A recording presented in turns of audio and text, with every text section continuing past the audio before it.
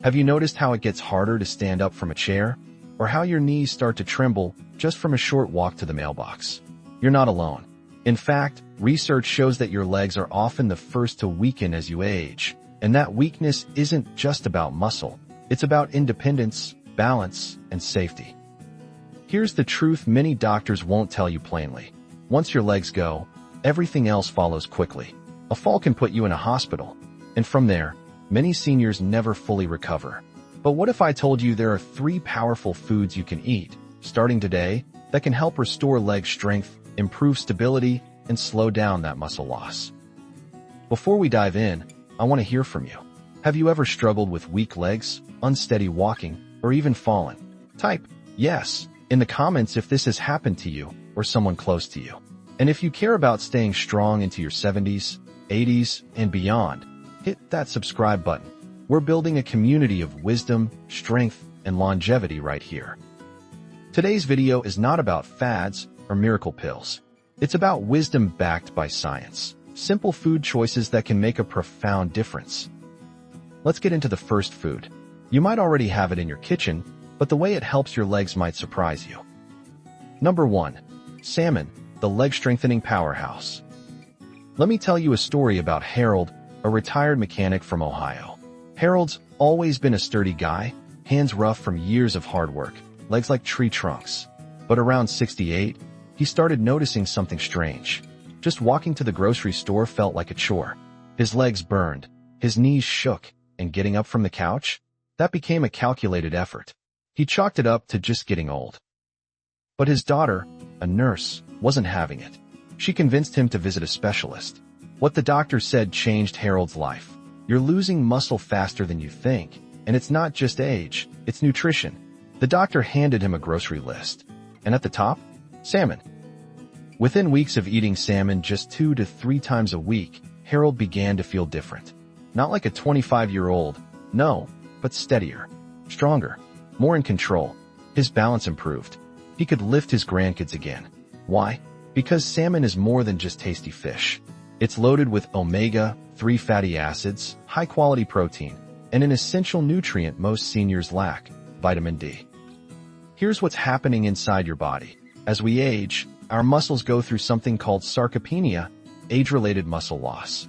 But omega-3s in salmon reduce inflammation in muscles and joints, helping you recover and build strength more easily. Meanwhile, the complete protein in salmon fuels muscle repair. Vitamin D?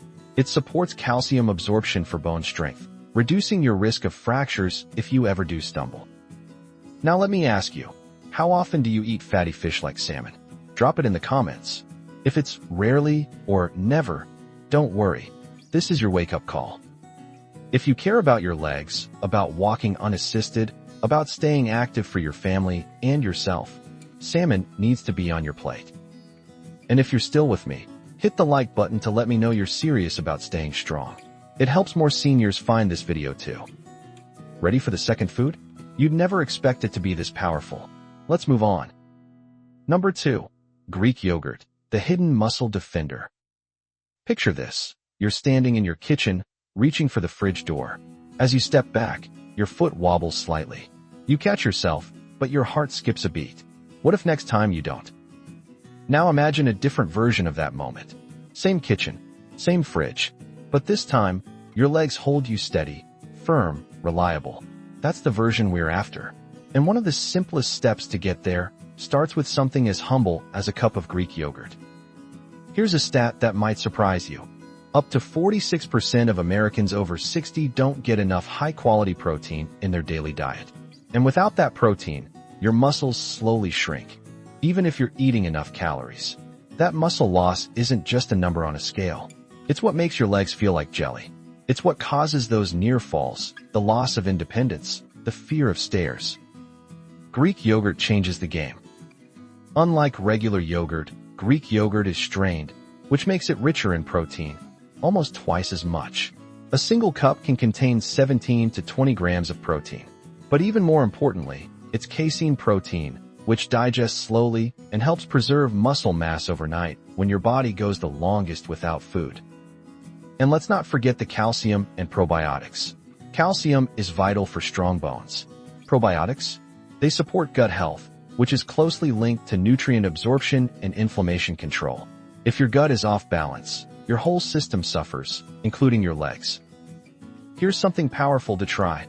Add a bowl of plain Greek yogurt into your breakfast or as a mid-morning snack. Top it with a few nuts or berries, and you've got a leg-loving powerhouse in a bowl. So, let me ask you this. When was the last time you had Greek yogurt? Comment GY if you already eat it, or trying it soon if you're planning to start after this. And remember, every comment helps push this wisdom out to other seniors who need it. So keep the conversation going. Now, you won't believe what the third food is. It's one most people ignore, but it might be the most important of all. Ready for it? Number 3. Beets, the natural leg energizer you're not eating. Let me take you back to a moment that happens more often than we care to admit. You're out for a short walk, maybe just around the block. At first, it feels nice, the fresh air, the movement. But halfway through, something changes. Your legs feel heavy, your calves tighten, breathing gets harder. You pause, hands on your knees, and wonder, why does this simple walk feel like a mountain climb? Now here's what's really going on. It's not just your muscles, it's your blood flow. You see, as we age, the arteries and blood vessels that carry oxygen to our muscles become less efficient. That means even if your muscles are technically fine, they're not getting the oxygen they need to perform. Weakness, fatigue, and leg cramps follow. But what if I told you there's a vegetable that helps reopen those oxygen highways? Enter the beet. Beets are rich in nitrates, and when you eat them, those nitrates get converted into nitric oxide in your body. This compound relaxes and widens blood vessels, improving circulation, especially to your legs. One study from the University of Exeter found that older adults who consumed beet juice could walk up to 18% longer before tiring out. That's not a tiny improvement. That's the difference between climbing stairs or staying on the couch. Beets also contain folate and antioxidants that fight inflammation, protect blood vessels, and support overall muscle function. You can eat them roasted, boiled, or even blend them into smoothies. And for those who can't stand the earthy taste, try beet powder or juice. The benefits remain. Here's your challenge. Incorporate beets into at least 3 meals this week. Roast them with carrots, mix them into salads, or sip on some beet juice in the morning. And if you're already a beet believer, let me know. Drop Beet Strong in the comments so others know this tip is worth trying. And hey, if you've made it this far, give this video a like to show your commitment to leg strength and lasting independence. Now, let's bring it all home with a final thought. So now you know, the battle for your independence doesn't start with your arms or your back. It starts with your legs. And when your legs weaken, everything else in life shrinks with them. Your confidence, your freedom, your mobility. But it doesn't have to be that way. You have real tools now. You've met salmon, your muscle-building ally packed with omega-3s and vitamin D. You've rediscovered Greek yogurt, the slow-digesting protein source that fuels overnight recovery. And you've unlocked the power of beets, nature's circulatory booster that delivers oxygen right where your legs need it most. 3 simple foods, 1 life-changing shift. But the truth is, knowledge only helps if it leads to action. So I ask you, which of these 3 will you try first this week? Comment below and make a commitment. Let the community know you're serious about staying strong. And if this video helped you, even just a little, please share it with someone you care about. A friend, a sibling, a spouse, someone whose legs might be whispering for help before it becomes a shout. Don't forget to subscribe. We're not just building stronger legs, we're building stronger lives, together. Stay steady, stay strong. I'll see you in the next video. When I was a boy growing up on my grandfather's farm, we started each morning with a bowl of oatmeal. Warm, hearty, dependable. Back then, we believed it was the very fuel that kept us going through the day. And in many ways, it still is. But times have changed, and so has our food. What you mix into your oatmeal today could do more harm than good, especially for folks like you and me, who've seen a few more seasons. Before you take another bite of your morning oats, I need to warn you about 3 very common foods that people over 60 often mix with oatmeal. not knowing they can trigger serious health problems. I'm talking about blood sugar spikes, hidden inflammation, even interfering with your medications. Yes, your breakfast might be working against you. Now, before we go any further, I'd like to ask you something. Have you ever added fruit, sweeteners, or dairy to your oatmeal? Share your breakfast habits in the comments below. Your story might help someone else in this community stay healthier. And if you care about your well-being or someone you love, I urge you to subscribe right now so you don't miss the rest of this series. One simple click could make all the difference. Let's get into it. The first dangerous combination might be sitting in your kitchen right now, and it could be hurting your heart without you even realizing it. Number 1. Bananas, a hidden spike for fragile hearts. Let me tell you about my old friend George. George was a strong man, retired fireman, the kind of fellow who still chopped his own firewood at 72. Every morning, without fail, he'd have his bowl of oatmeal. And on top, always a sliced banana. Said it gave him the potassium punch he needed. He believed it was the healthiest way to start his day. But what George didn't know was that for someone with high blood pressure and borderline diabetes, that banana oatmeal combo was a ticking time bomb. 2 years ago, George had a minor stroke. Not devastating, but enough to scare him into rethinking everything, especially his diet.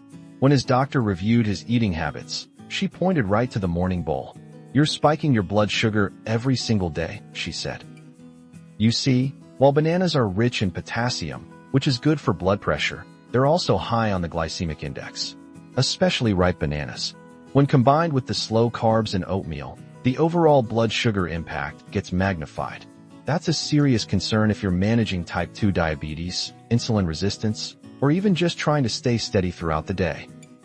And it doesn't stop there. Bananas contain something called resistant starch when they're green, but the riper they get, the more sugar they carry.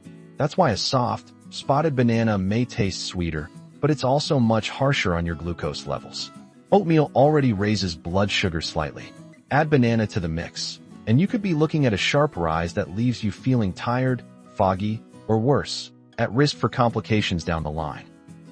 I want to know, have you been topping your oatmeal with banana for years like George? Let me know in the comments. And more importantly, let's talk about healthier alternatives. Berries, for example, are lower in sugar and packed with antioxidants. But don't worry, we'll go deeper into safe swaps in another episode. For now, I urge you, look at your morning routine with fresh eyes. That innocent banana might not be as harmless as you think. Stay with me, because the next food people add to oatmeal is even more surprising, and it may be affecting your bones. Ready for the next one? Number 2. Milk, the silent saboteur for aging bones. Picture this. It's early morning. You're sitting by the window, sunlight filtering through the curtains. You pour warm oatmeal into your favorite old bowl, the one with the chip on the side from 1982. Then you reach for the milk. Just a splash, maybe half a cup. It makes the oats creamy, smooth, comforting, like it always has been. But now imagine this. What if that splash of milk is silently leaching the strength from your bones? It sounds unbelievable, doesn't it? After all, we grew up being told milk was the holy grail of calcium, the very thing that would protect us from brittle bones and fractures. And yes, milk does contain calcium, but here's the part most people never hear. According to several studies, including one from the British Medical Journal, high milk intake, particularly cow's milk, has been linked to increased fracture risk and mortality in older adults. Yes, you heard that right. More milk, more problems. The reason lies in a compound called D-galactose, a sugar naturally found in milk. In animal studies, this compound has been associated with oxidative stress and inflammation, two major enemies of aging bodies. For people over 60, chronic inflammation is already a ticking clock. Adding fuel to that fire each morning? That's not the kind of good start we're aiming for. And if you're lactose intolerant, like roughly 65% of the world's population to some degree, milk can also interfere with digestion, trigger bloating, and even impact nutrient absorption. Not to mention, milk may reduce the availability of antioxidants in certain fruits or toppings when mixed in oatmeal, nullifying their benefits. There's more. Calcium absorption isn't just about what's in the milk. It's about whether your body can use it effectively. Without enough vitamin D or magnesium, which many older adults lack, the calcium in milk may go to waste, or worse, contribute to calcification in your arteries. So let me ask you, have you been pouring milk into your oatmeal all these years, believing it was the healthier choice? Share your experience below. I want to hear your story, because this issue affects so many people silently. Instead of cow's milk, try alternatives like unsweetened almond milk or oat milk fortified with calcium and vitamin D. They're gentler, especially on sensitive digestive systems. Stick around, because the final oatmeal pairing might be the most dangerous of all, and it's hiding in your pantry under the label healthy. Ready for the last one? Number 3. Dried fruit, the sticky trap for your heart and teeth. Now, let's walk into a common scenario. You're in your kitchen, spoon in hand, standing over that warm bowl of oatmeal. You reach into the pantry and grab a handful of raisins, maybe some dried cranberries or chopped dates. You sprinkle them in like seasoning, thinking, well, they're fruit. That's good for me, right? I hate to say it, but what you've just done is not far from tossing in a scoop of candy. Dried fruits are one of the most misunderstood foods in the American diet, especially for seniors.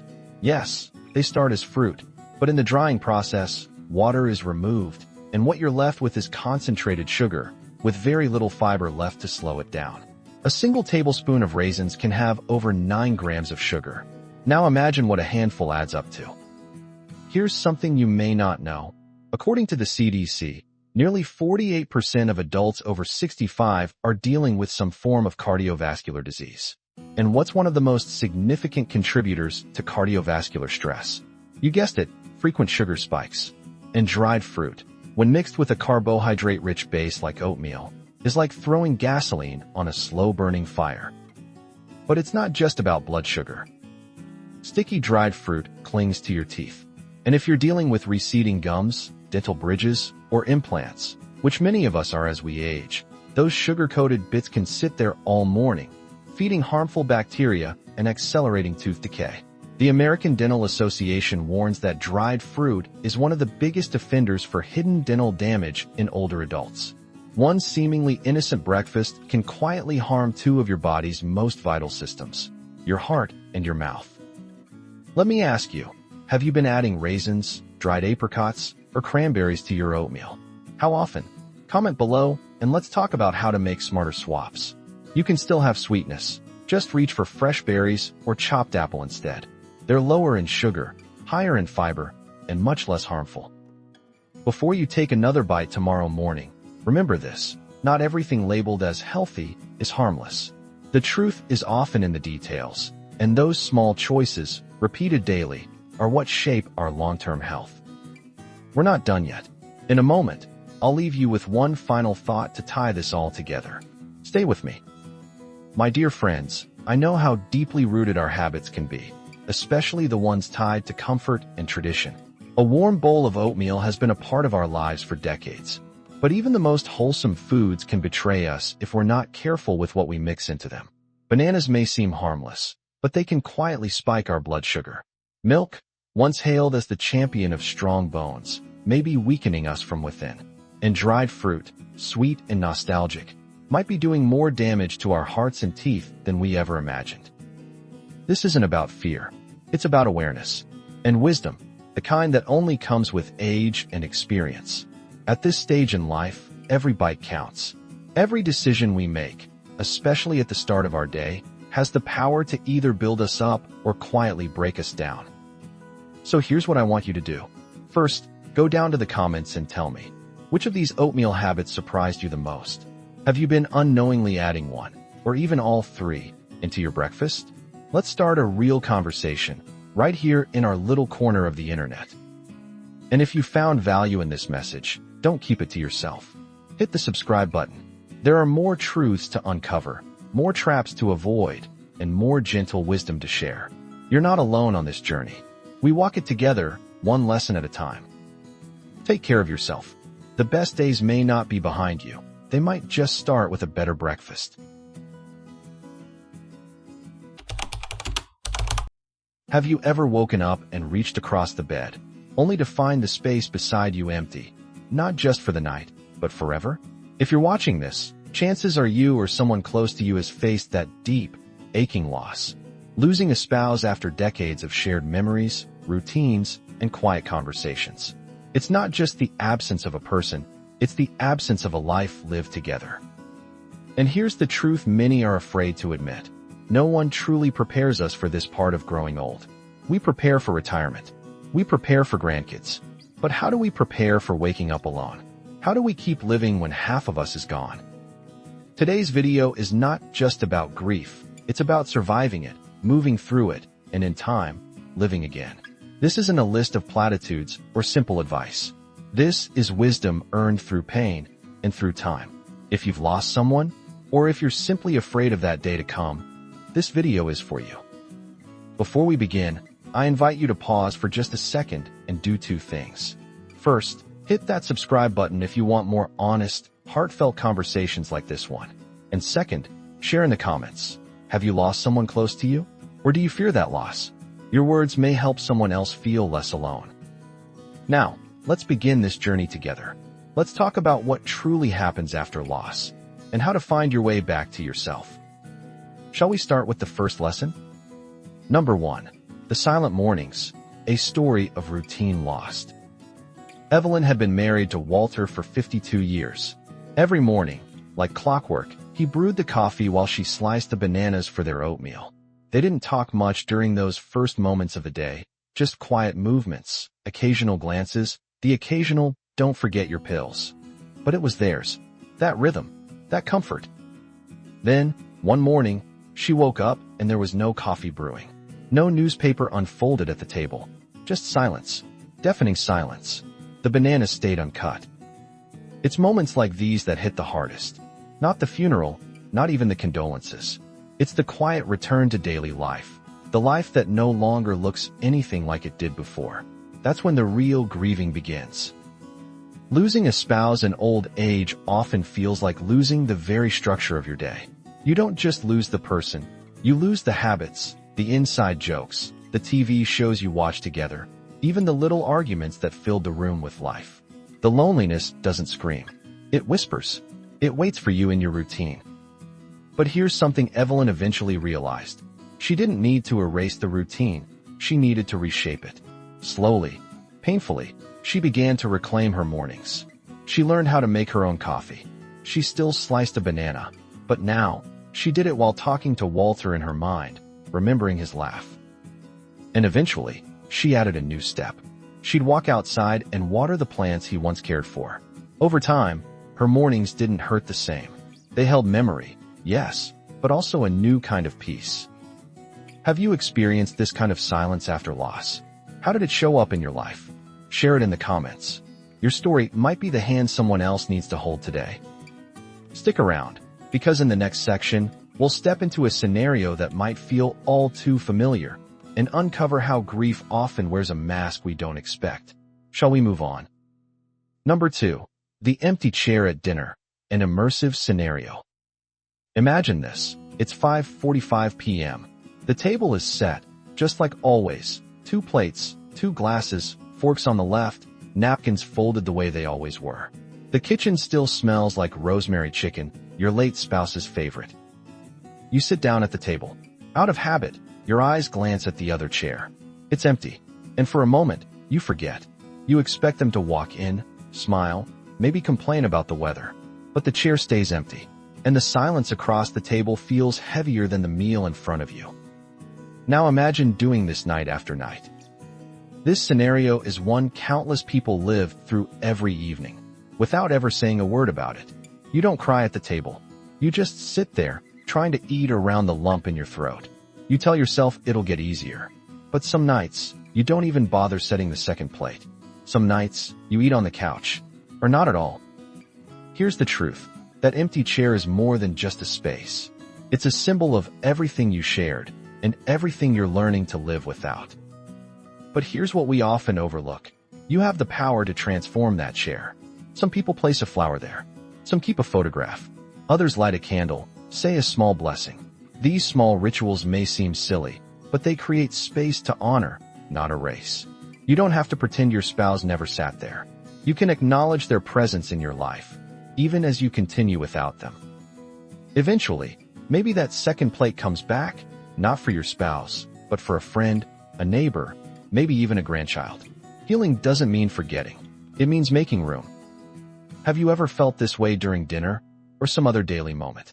Comment below and let others know. What did that emptiness look like for you? And how did you face it? Stick with me. In the next part, we'll uncover a number. Yes, a single number. That might just change the way you think about grief forever. Ready for it? Number 3, the 17-month shadow, a surprising statistic. Here's a number that might surprise you. 17 months. That's the average length of intense grief reported by surviving spouses aged 65 and older in a comprehensive U.S. study. 17 months of disrupted sleep, loss of appetite, sudden tears in the middle of the grocery store. 17 months of reaching for a hand that is no longer there. But here's the part most people don't hear. While 17 months is the average, many carry the weight much longer. Some feel guilty when the tears stop. Others feel broken when they don't. There is no one-size-fits-all grief. No stopwatch that tells you when to be over it. Let's look at that number again. 17 months. It's not just a statistic. It's a lifeline. It tells you that what you're feeling isn't unusual. It's not weakness. It's human. It means if you're struggling a year after your loss, you're not failing. You're healing. And healing is not a straight line. One good day doesn't mean you're done grieving. One breakdown in the middle of church doesn't mean you've gone backward. Grief moves in waves, not milestones. One widow I spoke with shared that her hardest moment came 14 months after her husband passed, long after the casseroles stopped coming, long after the sympathy cards faded. I thought I was fine, she said. Then I saw his handwriting on an old envelope, and I sobbed for an hour. That's grief. It arrives when it wants to. But here's what the 17-month shadow also tells us. It does change. The sharp edges dull. The fog begins to lift. And with time, and often with help, you begin to feel moments of light again. So let me ask you, where are you in your grief? Month 1, month 12, year 5? Comment below. Don't be afraid to say it out loud. You might find someone else right there with you. Don't go anywhere. Next, we'll explore why your brain may be working against you during grief and what science says can help. Ready to learn something that might just give you back a little control? Number 4, why your brain fights your healing. A scientific explanation. Grief isn't just something we feel, it's something our brain does. When you lose a spouse, your brain goes into a kind of shock. Neurologically speaking, it doesn't yet understand that the person is gone. In fact, studies using brain scans have shown that people in deep grief still activate the same regions of the brain that light up when we expect to see a loved one walk through the door. That's why you might still reach for the phone to call them. Or think, I need to tell her this, even months after the funeral. It's not just a habit. It's the brain trying to rewrite a relationship that suddenly has no physical presence. Now here's the catch. The brain is built to seek patterns. So, when you've shared a bed, meals, routines, and conversations for decades, your brain has wired itself around that person. That's called attachment circuitry, and it doesn't vanish overnight. And here's the hard truth. The very thing that made your love so strong, the daily reinforcement of shared life, is what makes the loss so devastating to your brain. But science offers hope. Neuroplasticity, the brain's ability to rewire itself, means that healing is possible. New routines, new social bonds, new daily activities can slowly help your brain build new pathways. It doesn't mean erasing memories. It means teaching your mind how to function without being caught in the loop of absence. Therapy, support groups, even writing letters to your lost spouse. All of these help your brain process the loss, not avoid it. And the more you engage, the more space you make for joy to return, not by forgetting your partner, but by remembering that you are still here. Have you experienced those moments where your mind forgot your spouse was gone? Maybe reached for their hand or waited for them to walk in. Share your story in the comments. There's healing in knowing we're not the only ones whose brain needs time. Next, we'll walk through 2 very different responses to grief and what we can learn from them. The contrast might surprise you. Are you ready to see the difference between surviving and truly living again? Number 5, 2 paths through grief. a contrast of choices. Let me introduce you to two men, Harold and James. Both lost their wives after over 40 years of marriage. Both lived in the same town. Both were 74 when they became widowers. But what happened in the months that followed couldn't have been more different. Harold retreated. He stopped attending church, declined invitations from his children, let his garden wither. "What's the point?" he would say, staring at the blank television screen. His house grew quiet. His world shrank. Grief became a kind of cocoon, safe, predictable, and isolating. James, on the other hand, made a different choice. The first few months were brutal, no one escapes that. But one Sunday, he forced himself to go to his grandson's Little League game. A week later, he went back to the diner where he and his wife used to have coffee and brought a photo of her with him. Over time, he joined a walking group for seniors, not because he loved walking, but because he needed people. Now let's be clear, both men loved their wives deeply. This wasn't about love. It was about response. Harold believed his life ended with hers. James believed his life changed, but didn't stop. Two paths, one of slow decline, one of painful, persistent movement forward. Studies show that social connection is one of the strongest protective factors against long-term grief-related depression in older adults. It doesn't mean ignoring your sadness. It means refusing to let sadness be your only companion. If you find yourself identifying with Harold, know this: it's never too late to shift. Start small. A walk around the block. A call to a friend. Watching this video is already a step. If you see yourself in James, share in the comments. What helped you keep going? Your experience might guide someone else toward light. And now, we've come to the end of our journey today. But before we close, let's sit together for one final reflection, because healing deserves a proper goodbye. Shall we finish this together? If you've made it to this point, I want to pause and say, thank you. Thank you for sitting with the heaviness, for not turning away, for facing something most people would rather avoid. Losing a spouse in old age is one of life's cruelest paradoxes. You spend decades building a shared world, only to be asked to continue walking in it alone. But within that sorrow lies a quiet truth. The very depth of your grief is proof of how deeply you loved. And love, real love, does not end at death. It lingers in memories, in gestures, in the way you still fold the towels just like they did. The journey through grief is not about getting over someone. It's about learning how to carry them differently. In your habits, in your stories, in your continued will to live, not just exist. If today's video spoke to something in you, don't let it end here. Subscribe for more reflections like this. Leave a comment sharing your story, whether you're still in the fog or beginning to see the light through the trees. Someone reading it might feel less alone because of you. And if this helped you in any way, share it with someone else who might need it. A neighbor, a friend, a parent. You never know who's quietly sitting across from that empty chair, waiting for a little light. You are not broken. You are grieving, and you are not alone. We'll be here, walking with you, every step of the way. There comes a time in life, often past 75, when silence speaks louder than conversations, and peace weighs more than company. At this age, many of us begin to realize a sobering truth. Not all friendships are meant to last forever. Some become burdens, not because we love any less, but because life has shifted, and so have we. You've probably felt it, that subtle discomfort in maintaining a connection that once brought you joy, but now only brings exhaustion.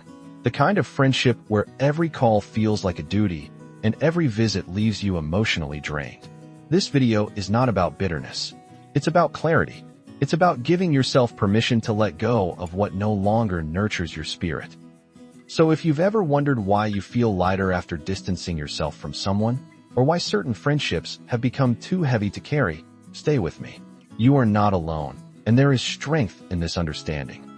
Before we dive in, I want to hear from you. Have you ever had to let go of a long-term friendship because it simply became too much? Share your experience in the comments.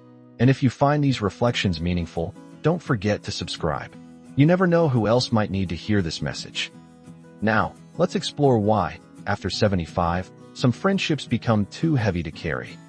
When I was 78, I reconnected with Carl, a friend I hadn't seen in over a decade. We used to be close, playing cards every Friday, fishing on weekends, sharing laughs over silly things. When we met again, I expected that old comfort to return. But it didn't. What came instead was bitterness.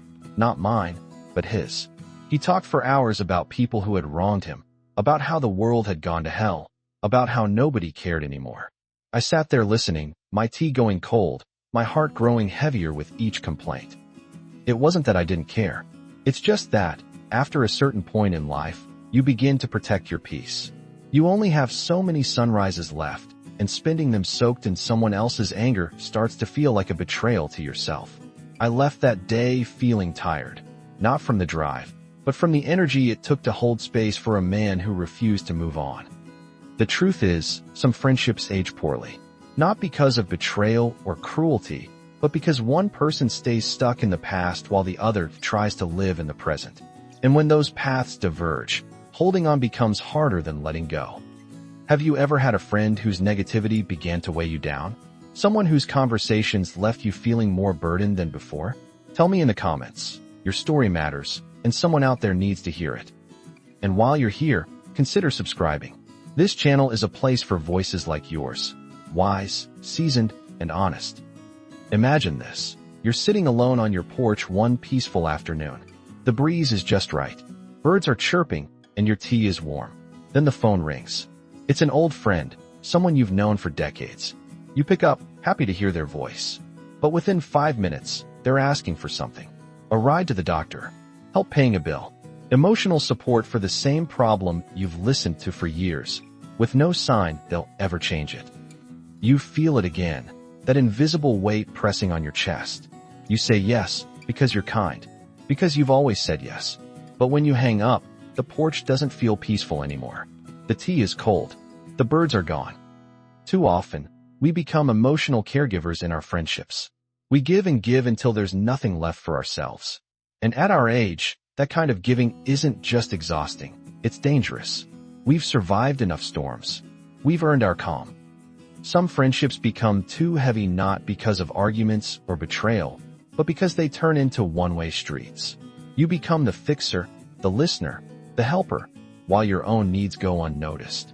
At 75 or 80, that's a road you no longer need to walk. Let me ask you, have you found yourself always being the one to give, while the other only takes? How did that affect your spirit? Leave a comment below. Your insight could be exactly what another heart needs today. And if this is resonating, don't just listen, join us. Subscribe for more conversations like this. We're building a space where the wisdom of age is not only heard, but deeply respected.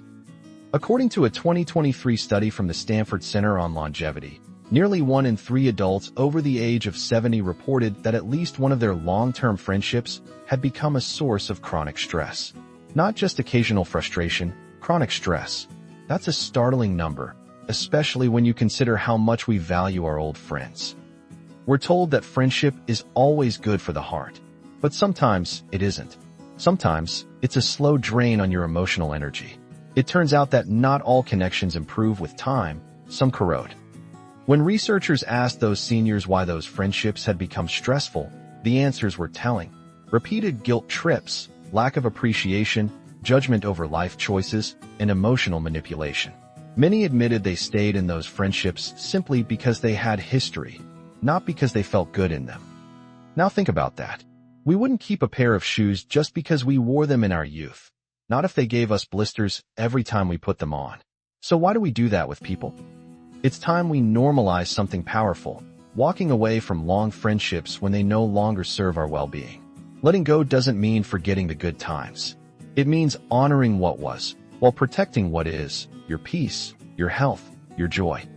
Have you ever felt guilty about ending a long friendship, even when it was hurting you? What helped you make that decision? Share your thoughts in the comments. Your story might be the light someone else is searching for. And if you haven't already, subscribe now. There's strength in this community, and we grow wiser with every voice that joins. Let's talk about the brain, not the heart, for a moment. Neuroscientists have found that as we age, our amygdala, the part of the brain that processes fear and emotional intensity, becomes less reactive to negative stimuli. In simpler terms, the older we get, The more our brains are wired to seek calm, not chaos. We crave emotional regulation, not emotional roller coasters. But here's the contradiction. Many of us continue to hold on to friendships that constantly activate stress, drama, conflict, jealousy, unresolved resentments. These relationships go against the very biology of our aging minds. Our brains are literally telling us, stop feeding me stress. Give me gentleness. Give me balance. Yet we sometimes override that natural wisdom out of guilt or loyalty. We think, I can't abandon her now, after all we've been through, even when every conversation leaves us agitated, tired, or emotionally numb. But loyalty without peace becomes self-neglect. Scientific studies also show that seniors who maintain low-conflict social circles tend to have lower risks of cognitive decline and better cardiovascular health. Emotional peace isn't just a luxury, it's essential for survival. Ask yourself this: are your current friendships supporting your natural need for peace, or are they disrupting it? I'd love to hear your thoughts. Have you noticed a shift in what you tolerate in relationships as you've aged? What kinds of friendships feel healthy to you now? Let's talk in the comments. And don't forget, every week we explore truths that others are often too afraid to say. If that sounds like something your spirit needs, hit that subscribe button. You belong here. Let's look at two people. Both are 80. Both have lived full lives. But the way they manage their friendships couldn't be more different. Margaret still hosts her monthly bridge group. The women laugh, talk about books, share stories from their grandchildren. They lift each other up. When one of them is going through a hard time, the others surround her, not with pity, but with presence. Margaret says those afternoons leave her feeling energized, lighter, even younger. Then there's Tom. Every Wednesday, he meets an old army buddy at the same diner. But instead of warmth, their lunches are filled with competition, one-upping each other's stories, bringing up old fights, disagreeing about everything from politics to the price of pancakes. Tom says he goes out of obligation. We've been meeting for 40 years, he shrugs. But every week, he comes home more bitter than before. Here's the truth. Some friendships are like sunlight. They nourish your soul. Others are like smoke. They cloud your vision and choke your joy. And the difference often comes down to this. Do they bring peace into your life, or do they stir the waters? Contrast reveals clarity. When you stand Margaret's joy next to Tom's resentment, the message is simple. Friendship should never be a punishment. History isn't enough. Shared years aren't enough. If it costs your peace, it's too expensive. Which side of the contrast do you find yourself on more often these days? Are you surrounded by lifters or drainers? Comment below. Your honesty might help someone else name what they've been feeling. And if you've been nodding along with these reflections, don't just watch. Join us. Subscribe now and be part of a space where wisdom, not noise, leads the conversation. By the time we reach 75, our lives are no longer defined by accumulation of things, of titles, or even of people. They're defined by what we choose to release. And sometimes, what we must release are friendships that no longer fit the person we've become. This isn't about resentment. It's about alignment. About choosing peace over obligation, clarity over confusion, and mutual care over one-sided weight. When a friendship begins to feel like something you have to survive instead of something that helps you thrive, it may be time to let it go, with grace, with love, but also with strength. You are not selfish for protecting your spirit. You are not unkind for choosing stillness over struggle. You've walked through decades of storms. You've earned your rest, and your relationships should reflect that. So here's my parting question for you. What does a nourishing friendship look like for you now? What do you value most in the people you keep close? Let's carry this conversation forward in the comments. And if you've found comfort, truth, or courage in anything I've shared today, I invite you to stay. Subscribe to this channel. This is not just a place for stories. It's a home for souls who've lived, lost, learned, and are still growing. You're not alone here. Thank you for spending your time with me. Until next time, be gentle with your heart. It's carried you far. There comes a time in every parent's life when the voices of our children grow quieter, not in volume, but in response. You call, and they don't answer. You offer advice, and it floats into silence. You speak, but they seem to be somewhere else, somewhere far from the lessons you once poured your heart into. It's a pain that cuts deeper than words, isn't it? If you've ever sat by the window and wondered why the calls don't come as often, why the conversations feel shorter, or why your wisdom seems to fall on deaf ears, this message is for you. Because you are not alone. Millions of older parents feel this ache every day, behind smiles, behind strong faces. But before you give up on being heard, listen to this. Today, we're going to talk about something no one really prepares us for. What to remember when your children no longer listen like they used to. Not out of spite, not always out of neglect, but because life has shifted and so must we. And if you've ever felt the sting of silence from someone you raised, someone you love, leave a comment below and share your story. You may just find someone else feeling the same. Don't forget to subscribe for more stories like this, where we reflect, remember, and sometimes just breathe together. Now let's begin, shall we? There was a man named Walter, 81 years old, widowed, and living alone in the same house where he raised 3 children. Every Sunday for over a decade, his family would gather for dinner, chicken pot pie, mashed potatoes, laughter echoing through the walls. But then one Sunday, his eldest son called and said, "We're busy this weekend." The next week, no call. The week after, just a text. One by one, those Sunday dinners turned quiet. The chairs remained empty, and Walter found himself eating alone, looking at the clock, hoping someone might still show up. He didn't lash out. He didn't complain. But one day, he wrote a letter, not out of bitterness, but clarity. He wrote, "I know your lives are full. I don't need all of your time. Just one moment now, and then, to hear how you are. Not because I'm old, but because I'm still your father." Weeks passed. One evening, there was a knock.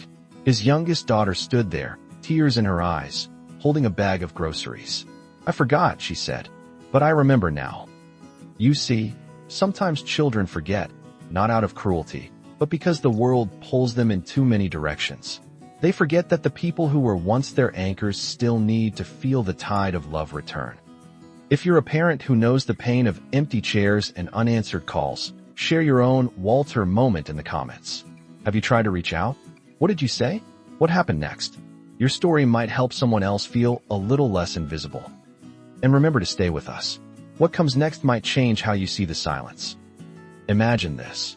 You're sitting in your favorite chair, the one that's molded to the shape of your back after decades of comfort. It's 5:12 p.m. Your hand reaches instinctively for the phone. You consider calling your son, but then you hesitate. You tell yourself, he's probably working late. She's probably dealing with the kids. I don't want to be a burden. So, you put the phone down, and dinner is quiet. Again. Now flip the scene. Imagine you're your child.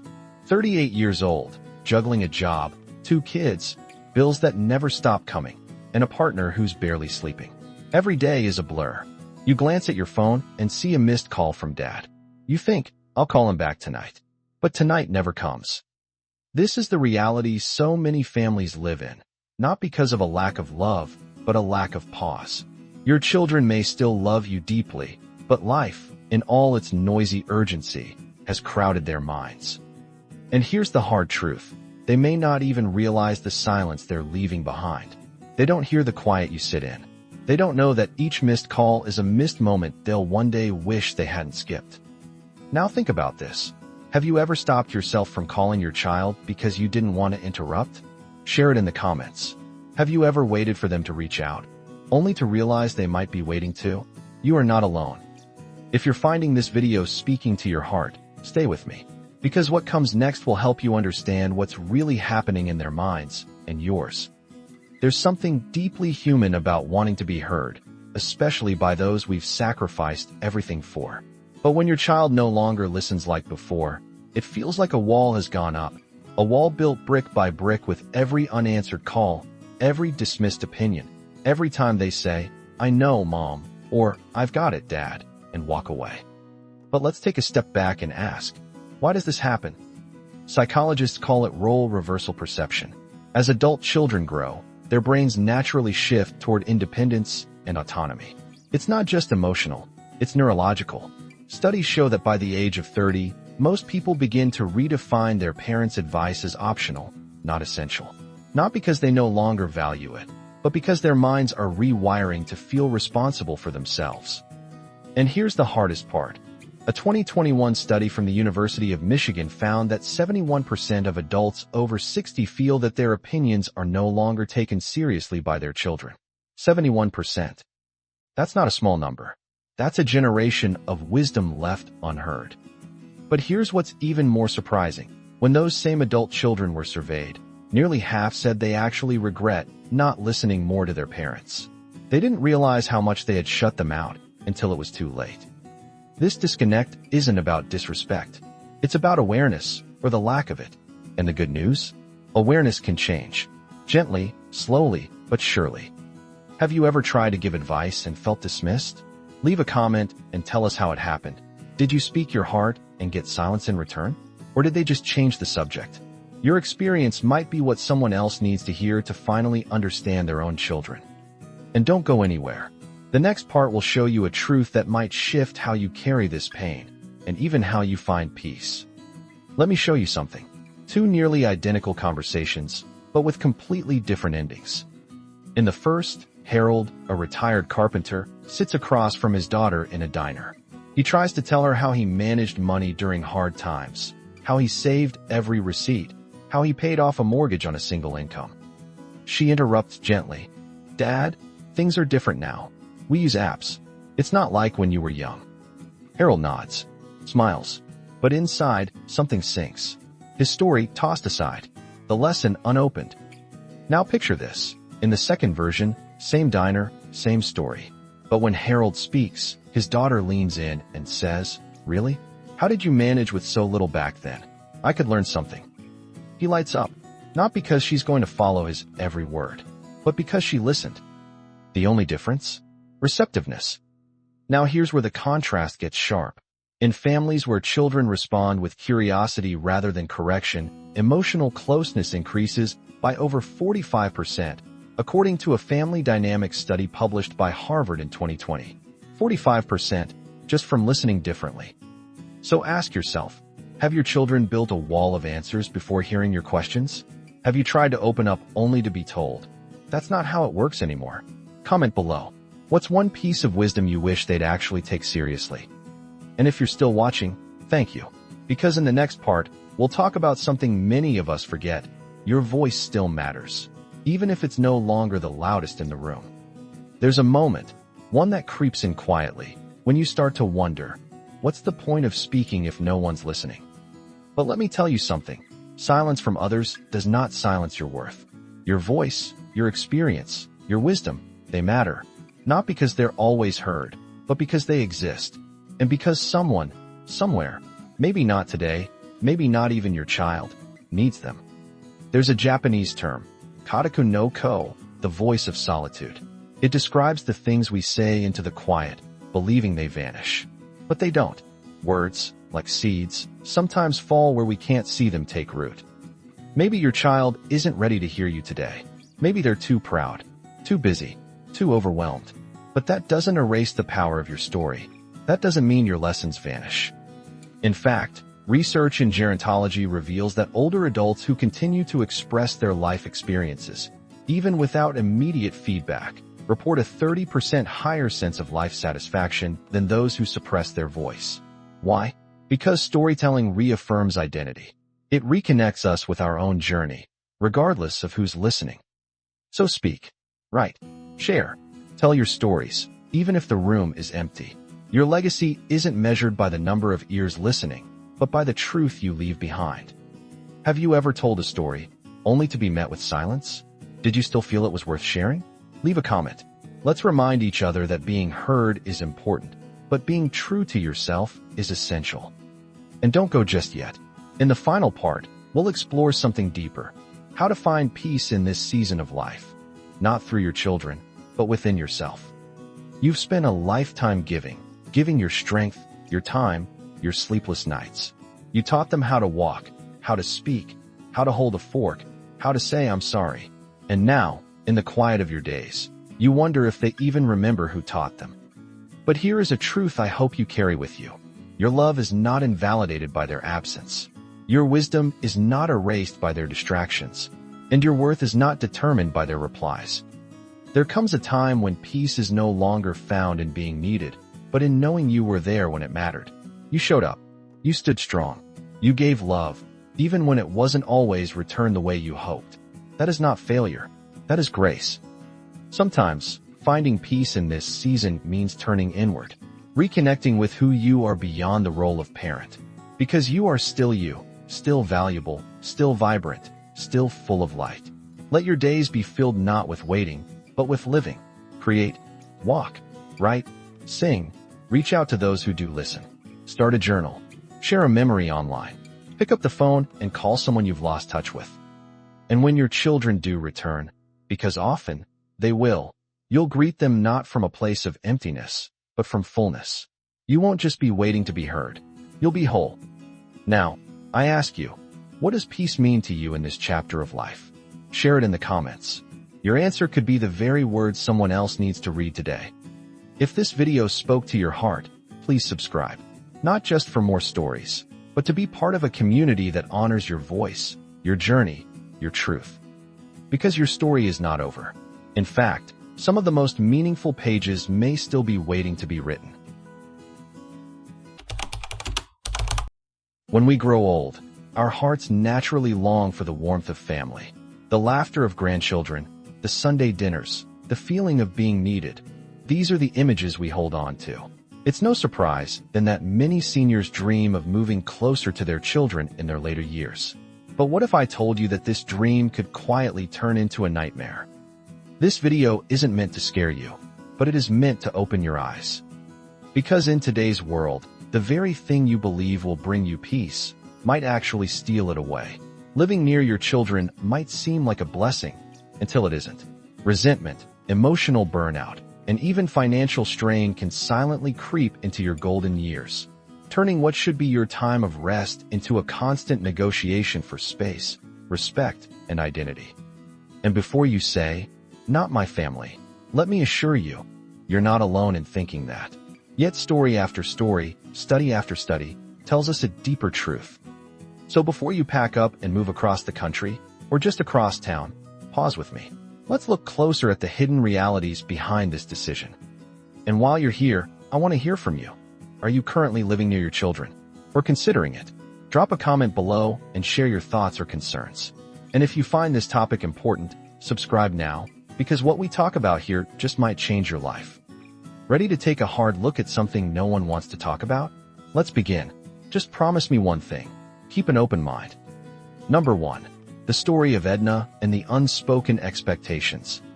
Edna was 72 when she left her peaceful condo in Arizona to move closer to her daughter, Karen, in Chicago. She had no major health issues, loved her quiet mornings, and had a close-knit group of friends. But as the years passed, loneliness crept in. Her daughter called often, encouraging her to come live nearby. "It'll be good for the kids to see you more, Mom," she said, "and we'll be there if you ever need anything." Edna imagined holiday dinners together, watching her grandkids grow up and feeling useful again. So she sold her place, said goodbye to her old life, and moved into a small apartment 5 blocks away from Karen. At first, it was exactly what she hoped for. Sunday brunches, birthday parties, and even the occasional sleepover with her grandkids. But slowly, something began to change. Karen's tone became sharper. The visits became less about joy and more about help, driving the kids to soccer, babysitting at the last minute, helping with errands. Edna didn't mind at first.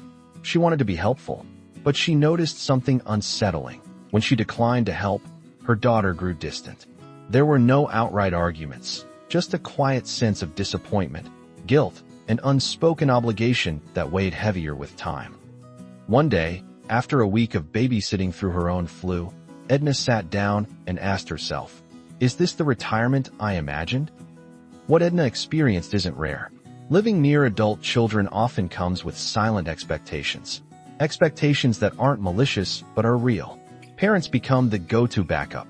Their time, once theirs to enjoy, is now a shared resource. Worse, when a parent tries to assert boundaries, it can be seen as selfish or ungrateful. But let's be clear, wanting peace, space, and autonomy in your later years is not selfish, it's healthy. And this raises a question I'd love for you to answer in the comments. Have you ever felt pressured, directly or indirectly, into becoming a support system rather than being supported?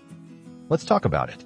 Because the more we speak openly about these experiences, the more empowered we become to protect our well-being. Stick with me. This is just the beginning. The next point might surprise you even more. Number 2, the illusion of emotional security and the loneliness that follows. Picture this. You've moved to be near your children. You're in the same city, maybe even the same neighborhood. You think, now I won't be alone. But weeks pass, then months. Your days are quiet. Your phone doesn't ring as often as you thought it would, and visits become short and rushed. You start to wonder, did I make a mistake? This isn't just a sad story. It's a common psychological trap.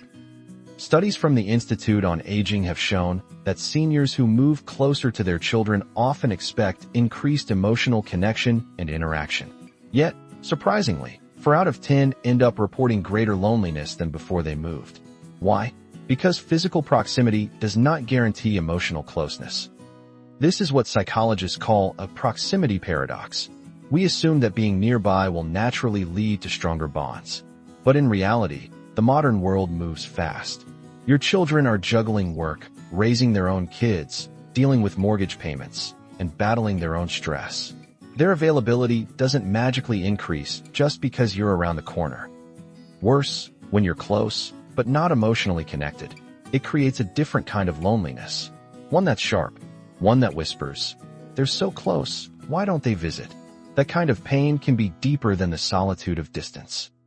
And here's the hidden cost. Because you've uprooted your old life, your old friends, your familiar places, you may find yourself with no support system nearby. You gave up a known world for a promised connection, and now you're more isolated than ever. So ask yourself this honestly. Are you seeking closeness, or are you seeking connection? Because they are not the same thing. I want to know your experience. If you've ever felt lonely even while living near family, share your story in the comments. You're not alone, and your words might help someone else feel seen. Stay with me. In the next part, we'll explore something even more surprising. How this decision could be quietly draining your finances. Number 3, the financial drain no one warns you about. When Harold retired at 68, he was confident he'd done everything right. A solid pension, no debt, and enough savings to live modestly but comfortably. His son, Mark, lived 2 states away, and after a particularly rough winter and a few health scares, Mark began encouraging Harold to move closer. "You'll be safer here, Dad," he said, "and we'll be around if you need anything." So Harold made the move. At first, everything seemed fine. He found a small apartment near Mark's house. But what began as a simple relocation quietly grew into a cascade of unexpected costs. Rent in the new area was almost double what he paid before. His health insurance didn't cover all local providers. Even small things, like holiday gifts for the grandkids or chipping in for family dinners, added up. Then came the favors. "Dad, can you help cover Emma's school trip? Can you co-sign for this loan? It's just temporary." Harold, like many parents, said yes, because saying no felt like betrayal. But within 2 years, his savings were half what they once were. And no one in the family really understood the silent erosion happening behind his steady smile. This scenario is far more common than you might think. According to a report by Merrill Lynch and AgeWave, nearly 60% of parents aged 60 and up are providing ongoing financial support to adult children or grandchildren, often at the expense of their own retirement security. The problem isn't always manipulation. More often, it's unspoken obligation. The closer you are, the harder it becomes to draw boundaries. You see the struggles, the emergencies, the missed bills, and your instinct is to help. But here's the reality. Your retirement is not a backup fund for your children's lives. And when you exhaust your resources trying to prop up theirs, you risk losing your independence entirely. That means fewer choices later on, whether it's in healthcare, housing, or even day-to-day living. Let's talk about this. Have you ever felt financially stretched since moving closer to your family? Or pressured to pitch in more than you expected? Share your story in the comments, and let's shed light on this silent sacrifice. Because the next point might be the most personal one yet, the loss of identity that comes from being just grandma or just dad again. And it runs deeper than most people realize. Number 4, the quiet loss of identity. and the role you didn't sign up for. Imagine waking up every day not as you, but as a role: grandma, dad, the babysitter, the emergency driver. It starts subtly, picking up the grandkids once or twice a week. Then it becomes daily. Then you're cooking, cleaning, organizing birthday parties, even managing the dog when your children are out of town. And slowly, almost imperceptibly, you disappear. This isn't just a complaint, it's a real psychological shift. In developmental psychology, there's something called role engulfment. It's when a single identity, like parent or caregiver, becomes so dominant that it overshadows all other aspects of who you are. You stop being seen as an individual with needs, goals, and limits. You become service. This happened to Joan, a retired teacher who once traveled the world, volunteered at her local museum, and led a book club. When she moved near her 2 sons in Seattle, she was excited to spend more time with her grandkids. But within a year, Joan was burned out. The museum was too far to get to regularly, the book club faded away, and her passport stayed in a drawer. She wasn't unhappy because she hated her family. She was unhappy because she missed herself. When seniors live too close to adult children, it's easy for boundaries to blur. The line between being helpful and being used, even unintentionally, can fade. What starts as a favor becomes a routine. And when you try to step back, you're met with confusion, maybe even guilt-tripping. But Mom, we need you. Let's be clear, supporting your family is admirable, but only if it's done with mutual respect and clear boundaries. I want to hear your voice on this. In what ways have you felt like your identity changed or was lost after moving close to your children? Did your sense of self shrink or grow? Share your story in the comments. It could be the mirror someone else needs. Because in the next section, we'll dive into the hardest part of all, when relationships that were once warm begin to crack under the weight of too much closeness. Stay with me. This next part is the emotional core of it all. Number 5. When love turns to tension, the erosion of family bonds. James and Carol had always been close to their daughter, Rachel. Holiday memories, weekly calls, warm letters. There was no drama, no history of conflict. When they moved to be near her in Oregon, it felt like the natural next step. We'll grow even closer, Carol told a friend. It'll be like the old days again. But something shifted. Rachel was busy, very busy. Her job was demanding. The kids were in every activity imaginable, and her husband traveled often. At first, the couple chalked up her stress to bad timing. Then the phone calls became shorter, the conversations more strained, and every get-together seemed to end in frustration. Small criticisms about how they loaded the dishwasher, how they handled the kids, how they hovered. One day, after a particularly tense dinner, Carol whispered to James, "I think we were closer when we were farther." This is not uncommon. According to a 2022 study from the American Psychological Association, 28% of older adults who moved closer to their adult children reported a decline in emotional closeness within 2 years. The reason? Familiarity breeds pressure. When you're around someone constantly, the natural imperfections of everyday life, moods, habits, even opinions, start to rub the wrong way. Worse, the generational gap becomes glaring. You may hold different views on parenting, lifestyle, or values. And suddenly, every conversation feels like a minefield. You're walking on eggshells, afraid to speak your truth. The love is still there, but the warmth has been replaced by tension. And here's the deeper tragedy. Many seniors blame themselves. They feel like intruders in the very lives they moved to be part of. They say things like, "Maybe I'm just old-fashioned," or, "I guess I should keep my opinions to myself." That self-silencing corrodes confidence and deepens isolation, even in a house full of people. Let me ask you something deeply personal. Have you ever noticed that since being closer to your children, the relationship feels more fragile than it used to? Are there things you don't say now, for fear of setting something off? Drop your story in the comments. Your courage could help someone else find clarity. Because in the final section, we'll talk about something most people overlook: the unexpected freedom that comes from not living close to your family, and why distance, when done right, can actually make your relationship stronger. Don't miss it. Number 6. The power of distance, and why it might save your most precious relationships. It might sound strange, maybe even ungrateful, to say that distance from your children could actually strengthen your bond with them. But for many seniors, this is not just true. It's life-changing. Let's look at two neighbors, Robert and Elaine. Robert lives 2 blocks from his son. He's constantly on call. Groceries, last-minute babysitting, dog-sitting while the family's on vacation. The closeness, once a comfort, has become a quiet obligation. He never feels fully off the clock. Elaine, on the other hand, lives 1,000 miles from her daughter. But every Sunday at 10 a.m., they video chat for an hour. Once a year, Elaine flies out to visit, and for a week, they do nothing but enjoy each other's company. No errands, no chores, just long talks, shared meals, and laughter. Elaine once told me, that 1 week brings us closer than a whole year of living next door ever could. This isn't an isolated case. In fact, research from the University of Michigan shows that long-distance parents who maintain regular, intentional contact with their adult children often report higher satisfaction in the relationship than those who live nearby but interact passively or out of obligation. Why?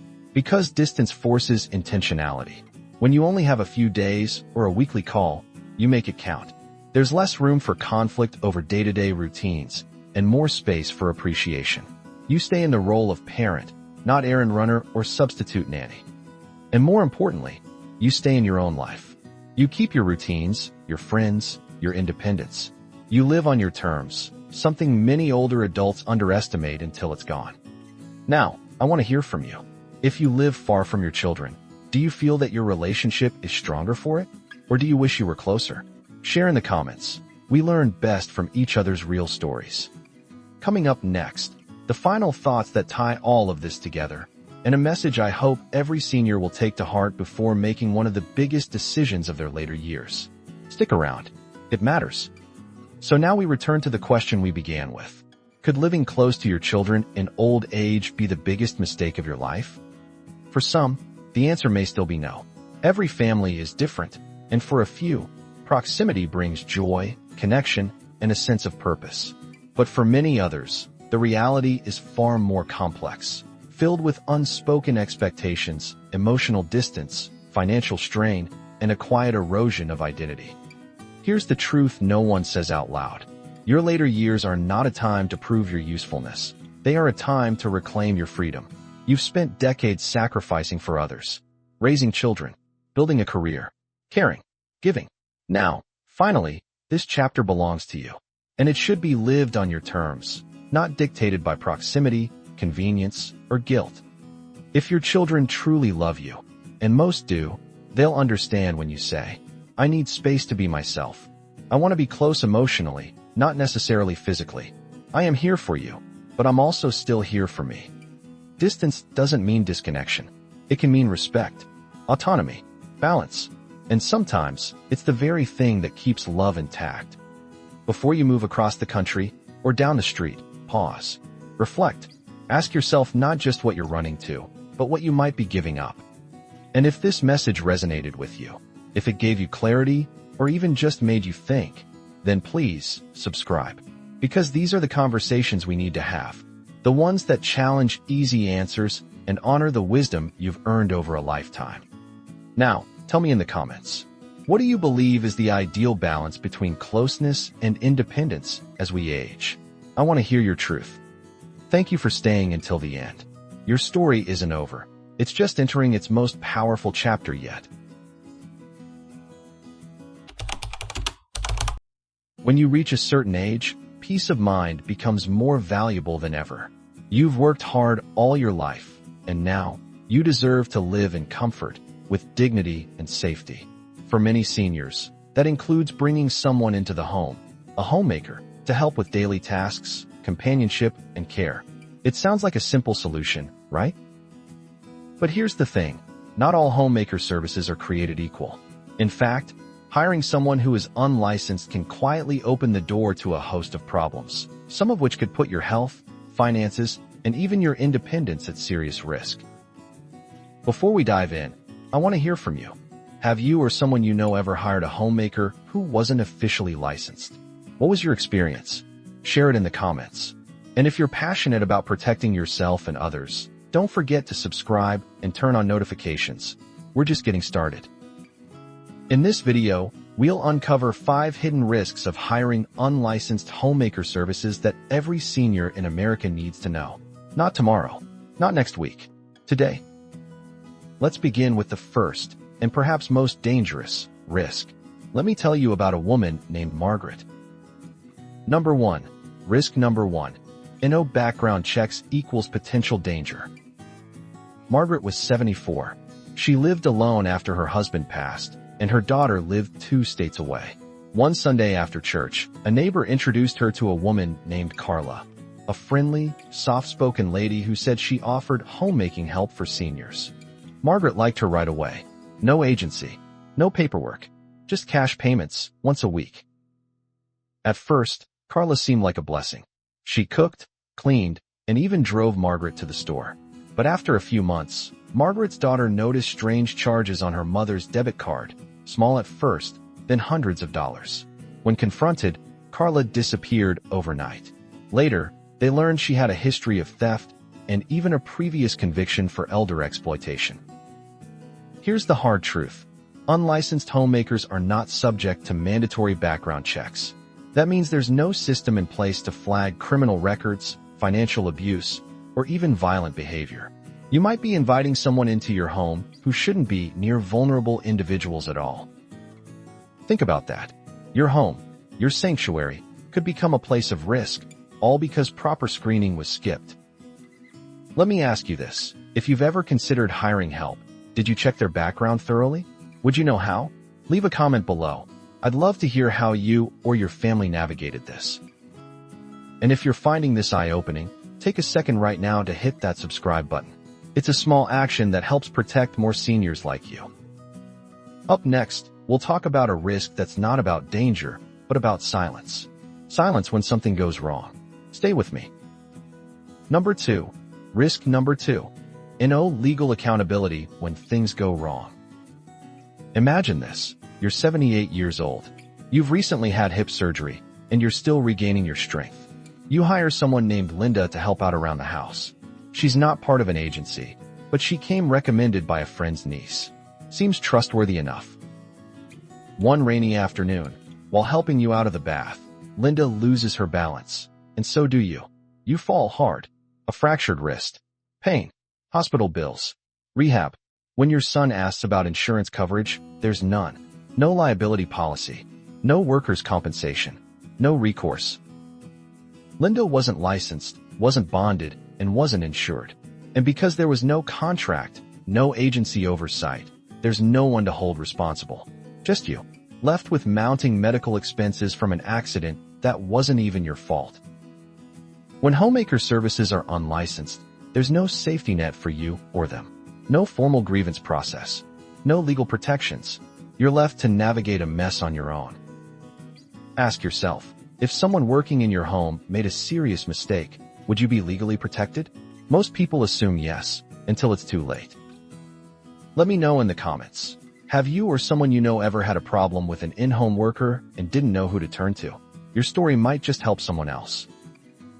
And if this got you thinking, don't stop here. Hit that like button so this message can reach more seniors before they face the same trap.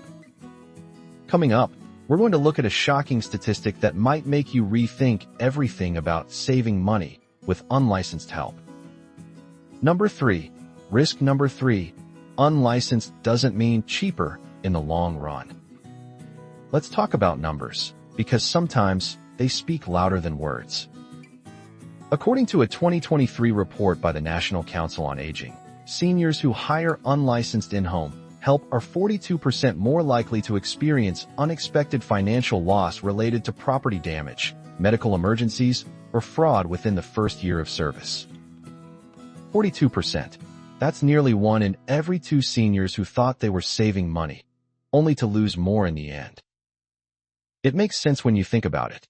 When there's no licensing, there's no training requirement, no oversight, no accountability.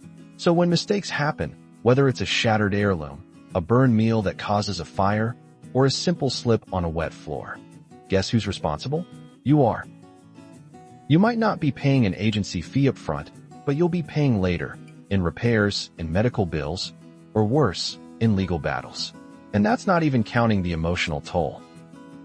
Here's a question worth pondering. If you were to add up the risks, physical, emotional, and financial, would a small savings still be worth it? Tell me in the comments.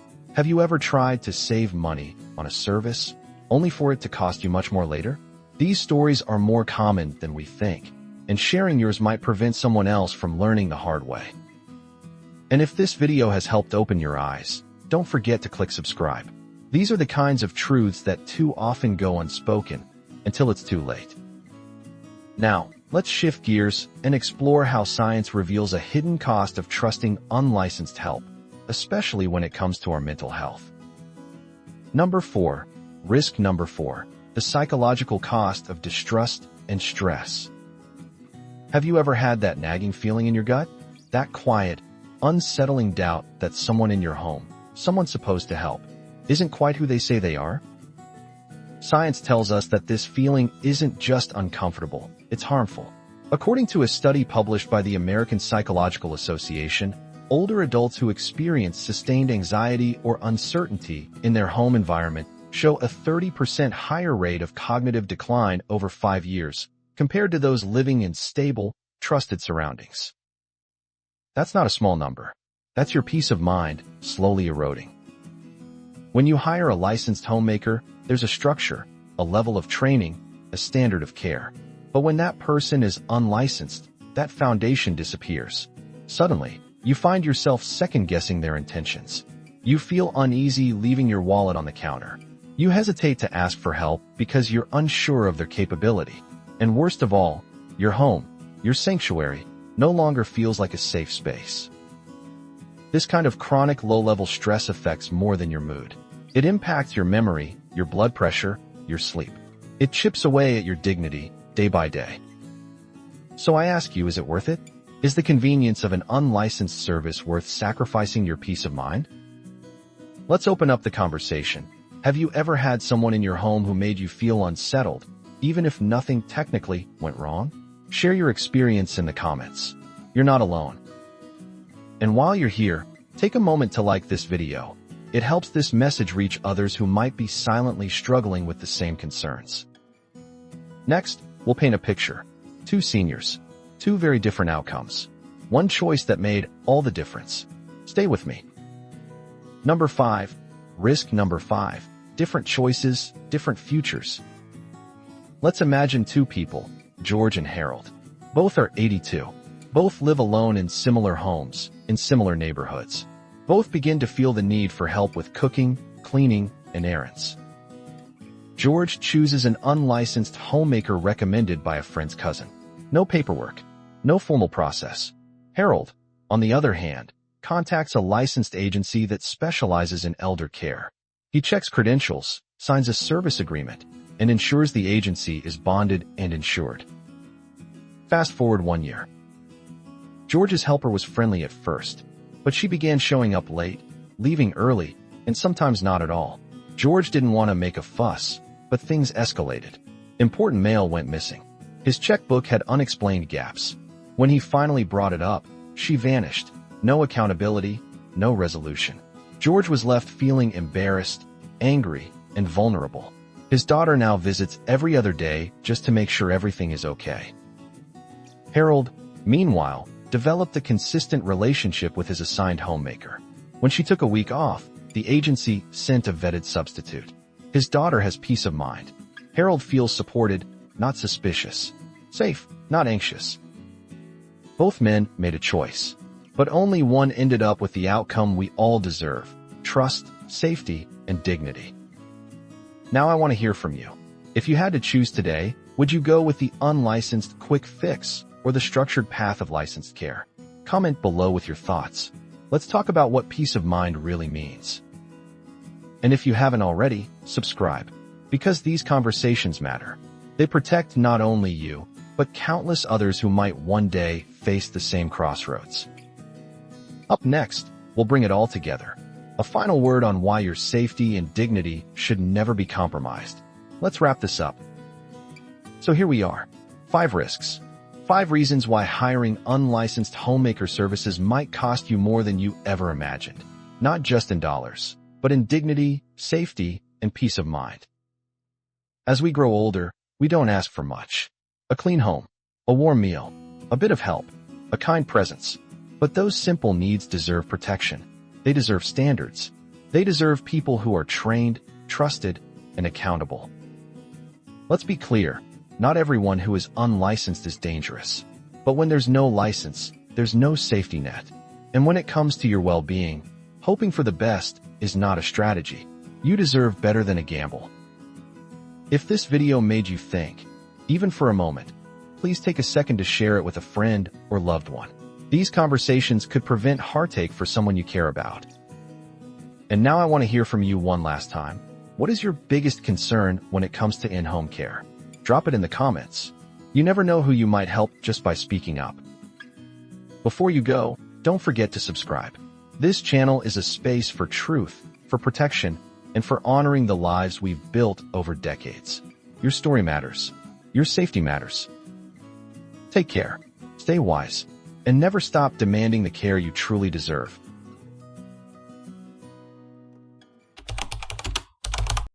It's 3 a.m. again. You stare at the ceiling in the silence of your bedroom, wide awake while the rest of the world sleeps. This isn't the first time, and it won't be the last. Maybe you've chalked it up to aging, or blamed that cup of tea you had too late. But what if there's more to this pattern than you think? If you're over 60 and finding yourself awake at exactly the same time each night, you're not alone, and you're not imagining things either. This isn't just a harmless quirk of getting older.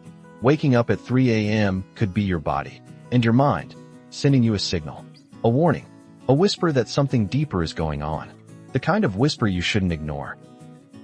In this video, we're going to explore why this happens, the real, science-backed reasons behind your disrupted sleep, and more importantly, what it means for your health. Because this isn't just about getting enough rest. It's about your heart, your brain, and your quality of life. Before we dive in, let me ask you something. Do you wake up at the same time each night? If so, what do you do? Get up, toss and turn, pray, or try to go back to sleep? Share your experience in the comments below. You're not alone in this, and your story might just help someone else watching.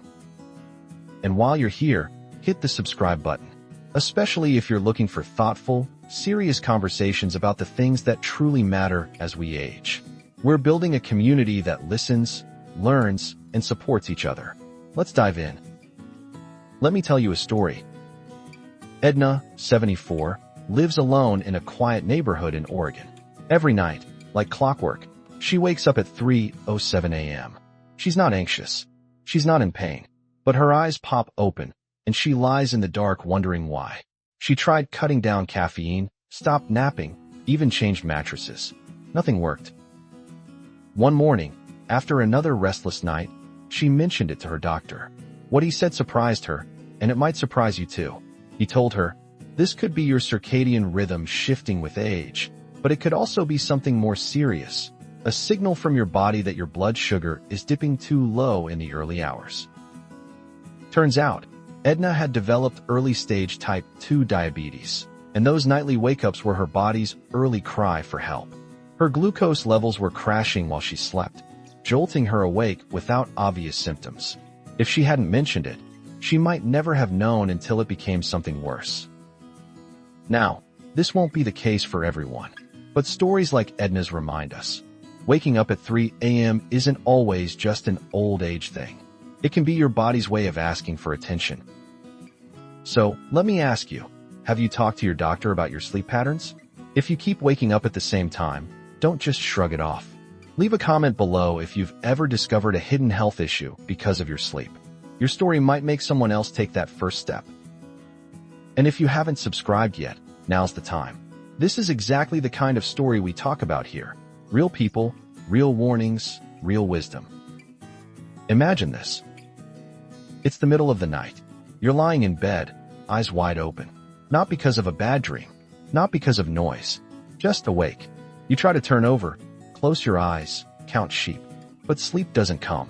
And then a thought creeps in. Why is this happening to me? Now, imagine instead that you're 30 again. Same you, Same room, same silence. But this time, you sleep through the night like a rock. Deep, uninterrupted rest. You wake up refreshed, mind clear, body calm. So what's changed? Here's the reality. As we get older, our bodies produce less melatonin, the hormone that helps regulate our sleep cycle. Not only that, but our brains become more sensitive to cortisol, the stress hormone that spikes early in the morning. When these two shift together, what you get is a perfect storm for 3 a.m. awakenings. You're not imagining it. You're not weak. Your body is actually wired differently now. And the cruel part? The moment you wake up, your mind kicks in with worries, memories, regrets. Suddenly, what started as a biological glitch becomes an emotional spiral. This is why older adults are twice as likely to experience insomnia than younger people. Not because we have less to do, but because our chemistry is working against us. Now I want to hear from you. When you wake up at night, what runs through your mind? Is it the to-do list? The past? The future? Drop a comment and let others know they're not alone in the silence. And if this is resonating, go ahead and subscribe. We're unraveling truths that too many people ignore, and your voice deserves to be part of the conversation. Did you know that nearly 40% of adults over 65 report waking up at least 3 times a night? That's not just a number, it's nearly half of us. And it raises a troubling question. Why is this happening to so many older adults? And what's the hidden cost? Here's something that might surprise you. Consistent sleep disruption, especially waking up in the early hours, has been linked to a higher risk of cognitive decline, including dementia. Studies from the National Institutes of Health have shown that fragmented sleep may interfere with the brain's ability to clear waste proteins like beta amyloid, which is strongly associated with Alzheimer's disease. Let that sink in. It's not just about feeling tired the next day. Every night of broken sleep could be adding stress to your brain, accelerating wear and tear you don't see until it's too late. But it doesn't stop there. Chronic early morning waking is also tied to weakened immune response, increased blood pressure, and mood disorders like depression. It's a silent chain reaction, one small break in the night triggering bigger health issues over time. This is why we can't afford to ignore it. That 3 a.m. moment may feel like nothing, but it's telling a much bigger story. Let me ask you something. Have you noticed changes in your memory, mood, or energy that seem to follow poor sleep?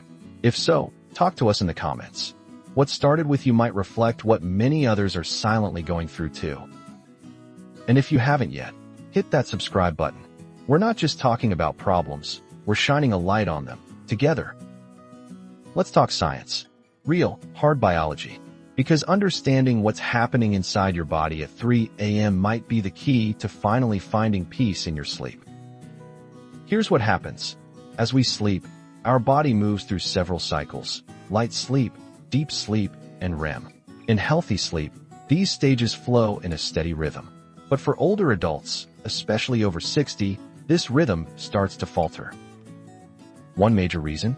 A decrease in something called slow-wave sleep, the deepest, most restorative stage. As we age, we spend less time in this phase. That means we're more likely to surface from sleep in the middle of the night. Even the slightest noise, a drop in temperature, or a shift in breathing can jolt us awake. And for many, that jolt consistently lands at 3 a.m. But there's more. At this time of night, your core body temperature hits its lowest point. Your cortisol levels, your body's natural stress hormones, begin to rise in preparation for morning. And if your stress levels are already high, that cortisol spike becomes even more intense, leading to sudden wakefulness, often with anxiety or racing thoughts. In other words, waking at 3 a.m. isn't random. It's biology, it's chemistry, and it's something that can be influenced, not controlled, but managed with the right lifestyle, environment, and support. Now here's something to reflect on. Have you ever noticed that your worst nights happen during times of stress? During loss, change, or uncertainty? Let us know in the comments. Your experience might help someone connect the dots in their own life. And don't forget to subscribe. When we understand the science, we reclaim the power to act together. Let's look at 2 very different mornings. In one, You wake up at 7 a.m. after a full night's sleep. You stretch, breathe deep, feel rested. You make a quiet breakfast, maybe take a walk, read the paper. The day feels calm, steady, possible. In the other, you've been awake since 3 a.m. You try to fall back asleep, but your mind wouldn't let you. Now it's 7 a.m. and you feel heavy, irritable, like you've aged 10 years overnight. The light hurts your eyes. Even simple tasks feel overwhelming. Same person, same home, same body. But the difference between these two mornings? A single, broken stretch of sleep. Sleep is more than rest, it's renewal. When it's interrupted, the ripple effects touch everything. How we speak to our loved ones, how we move through the day, how we see ourselves. One version of you moves with ease and grace. The other survives hour by hour, waiting for nightfall to try again. But here's the good news. Recognizing the difference is the first step toward choosing the life you want to live. Let me ask you, how do your mornings feel after a full night of sleep versus a broken one? Which you shows up more often these days? Share in the comments. You might help someone else see their own pattern more clearly. And if you're finding this video helpful, don't leave without subscribing. Sleep is personal, but healing it, that's something we can do together. So now we know, waking up at 3 a.m. isn't just a harmless habit or a funny quirk of aging. It's a message, a quiet, persistent whisper from your body and mind. Sometimes it's a health flag. Sometimes it's your brain chemistry changing. Sometimes it's emotional weight that rises in the silence. But the bottom line is this. You don't have to accept it as your new normal. There are steps you can take. Talking to your doctor, adjusting your evening routine, managing stress, making your bedroom a true place of rest, and most of all, listening. Listening to what your body is telling you instead of brushing it off. You've lived decades. You've seen the world change in ways no one else can fully understand. You deserve rest. Real, deep, healing rest. So tonight, when the clock strikes 3 a.m., don't panic. Don't feel defeated. Remember this video. Remember this community. And remember that you're not alone. Before you go, I want to hear from you. What's the biggest insight you're taking from this conversation? Leave a comment below. Your voice matters here. And if you haven't already, subscribe to this channel. We don't chase trends. We chase truth. We talk about what matters, especially in the quiet hours when most of the world isn't listening. But we are. Take care of yourself. And sleep well tonight. You've earned it. They say with age comes wisdom. But too often, with age also comes silence. If you're over 60, living in a world that constantly tells you to be polite, to be agreeable, to not make a fuss, then this message is for you. Today, we're talking about something simple but powerful, the word no. And why saying it more often might just be the key to reclaiming your time, your energy, and your peace of mind. Let me ask you something right from the start. When was the last time you said yes to something you didn't want to do? Was it a family favor you were too tired for? A social event you didn't care to attend? Or maybe a request that tugged at your guilt even though you knew it wasn't right for you? Tell me in the comments. When was the last time you wished you had said no? Because you're not alone, and this video might just open your eyes. Before we dive into why learning to say no more often is one of the smartest decisions you can make at this stage in life, do me a favor. Hit that subscribe button so you never miss a message like this one. Your voice matters. Your choices matter. Let's explore why no might be the most powerful word in your vocabulary from here on out. Let me tell you a story about James. He's 72, a retired firefighter from Ohio. Strong-willed, sharp as a tack, but like many of us, raised in a time where helping others was a virtue you didn't question. A few years ago, James's son asked him to watch the grandkids every weekday afternoon. At first, James said yes, of course. He loved his grandkids, and he wanted to be there. But as weeks turned into months, he found himself exhausted. He missed his walks. He skipped his weekly veterans meetups. And soon, he noticed something heavier, a quiet resentment building. He felt guilty for even feeling that way. But one day, his doctor said something that hit hard. James, stress at your age doesn't just feel bad. It takes years off your life. That's when James finally said no. Not because he didn't care, but because he realized saying no to others was saying yes to himself. Now he watches the kids once a week. He's back to walking, back to smiling, back to living. Can you relate to James? Have you ever said yes too often out of guilt, only to feel drained later? Leave a comment and share your story. We're building a space here where honesty is welcomed and respected. And if you haven't already, hit that like button so this message can reach more folks like James. Because saying no doesn't make you selfish. It makes you wise. It means you've learned the value of your time, your health, your peace. And that's a lesson too many learn too late. Imagine this. It's a quiet Sunday morning. You're sitting in your favorite chair, the coffee is hot, the paper's on your lap, the birds are singing outside. Then the phone rings. It's your neighbor asking for just a little help moving some furniture. You don't want to do it. Your back's been acting up. You've had a long week. But the words come out anyway. Sure, I can help. Now the coffee gets cold. The paper goes unread. And your quiet Sunday morning? Gone. How many times has a simple yes stolen your peace? How many quiet mornings, restful afternoons, or needed breaks have vanished because someone else's needs seemed more important than your own? You see, when we say yes to things that drain us, we're not just giving up time. We're giving away parts of ourselves that we may never get back. Now flip the scene. Same morning. Same chair. Same coffee. The phone rings. But this time you pause. You breathe. And you say, "I'm sorry, I can't today." You hang up. You feel a twinge of guilt, but then you exhale. You sip your coffee while it's still warm. You finish the crossword. And for once, your day belongs to you. Tell me in the comments, which version of that day feels more familiar? And more importantly, which one do you want more of in your life?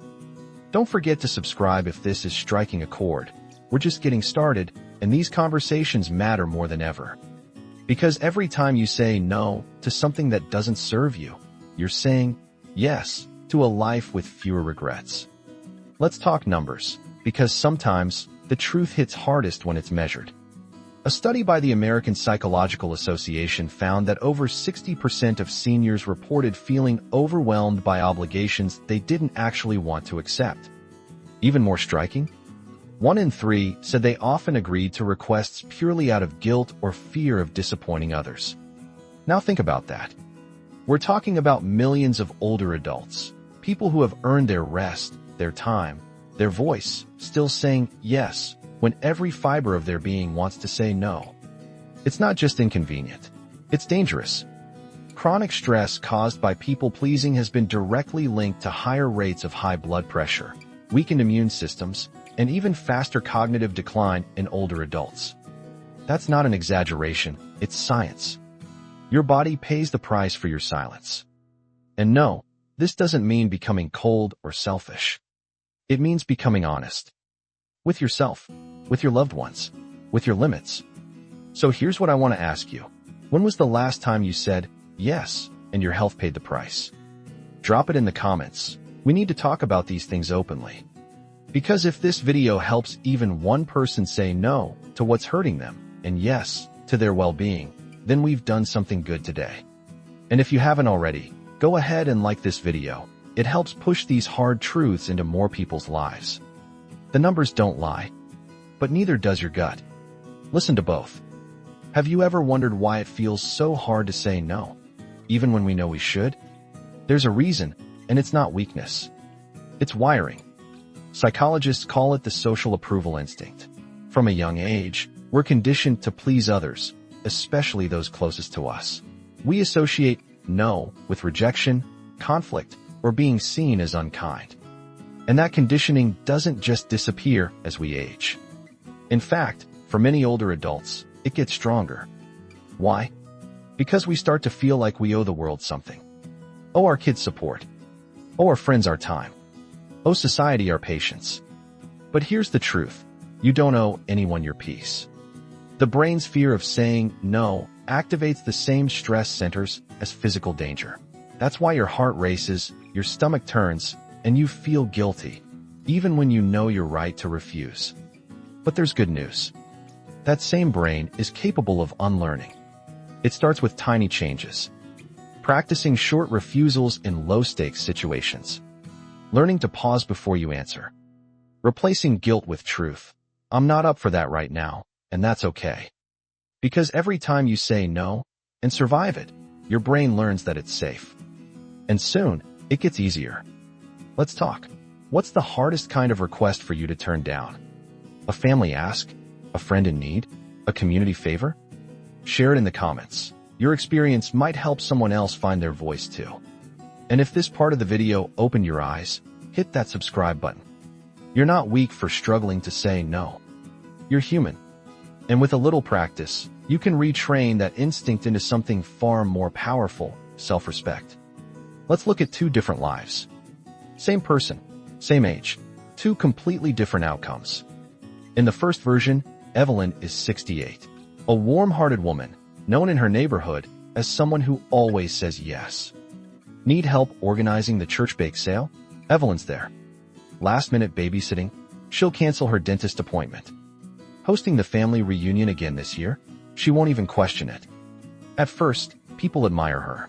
They call her generous, selfless.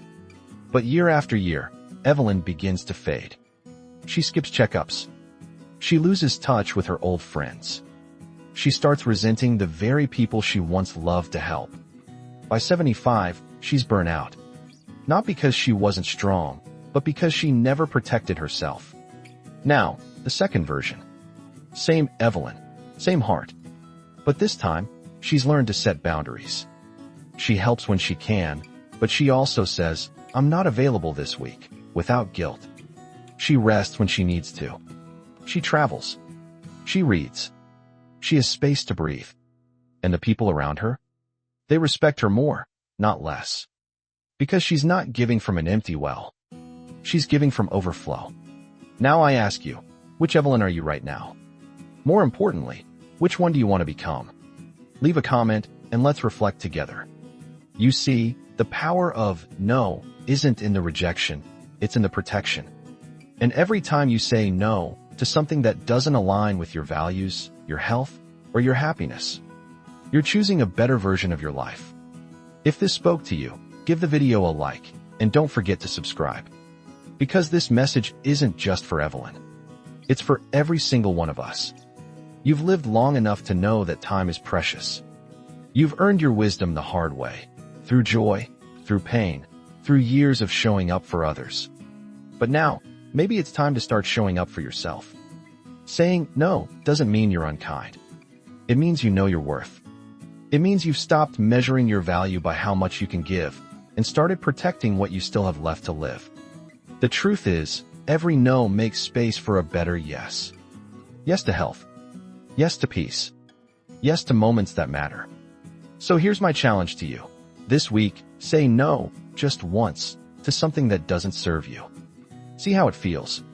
Then come back here and tell us in the comments how it went. Let's hold each other accountable. Because this isn't just a video, it's a community. And if this message found you at the right moment, subscribe. Share this with someone who needs the courage to choose themselves.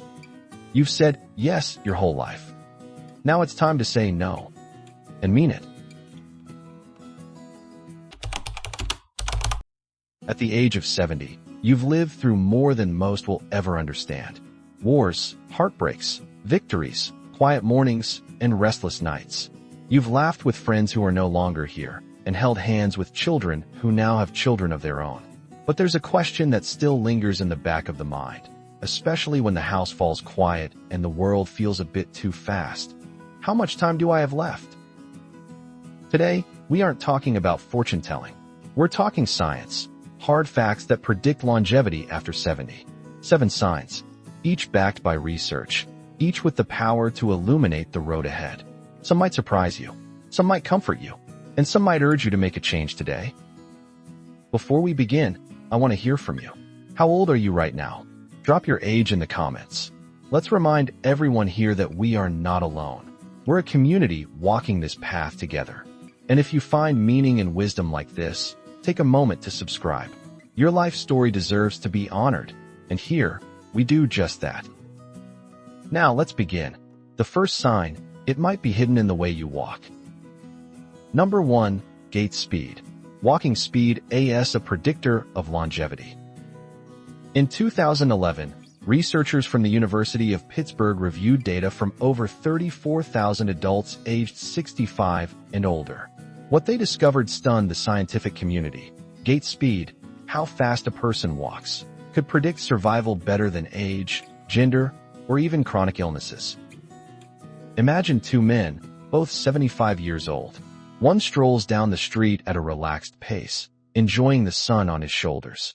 The other, though the same age, walks briskly, with purpose in his stride and alertness in his eyes. 10 years from now, the odds are that the one walking faster will still be with us. Walking speed is more than just a reflection of physical ability. It's a silent marker of the body's internal systems, your brain's coordination, your muscles' strength, your heart's efficiency, and even your mental sharpness. A gait speed of 1 meter per second or faster. That's a very good sign. Slower than 0.6 meters per second? That may be a warning bell worth listening to. But don't worry, this isn't fate carved in stone. Gait speed can improve. Physical therapy, balance training, and simply walking more each day can all make a difference. The body is always trying to heal itself, even at 70, 80, or 90. The question is, are you helping it?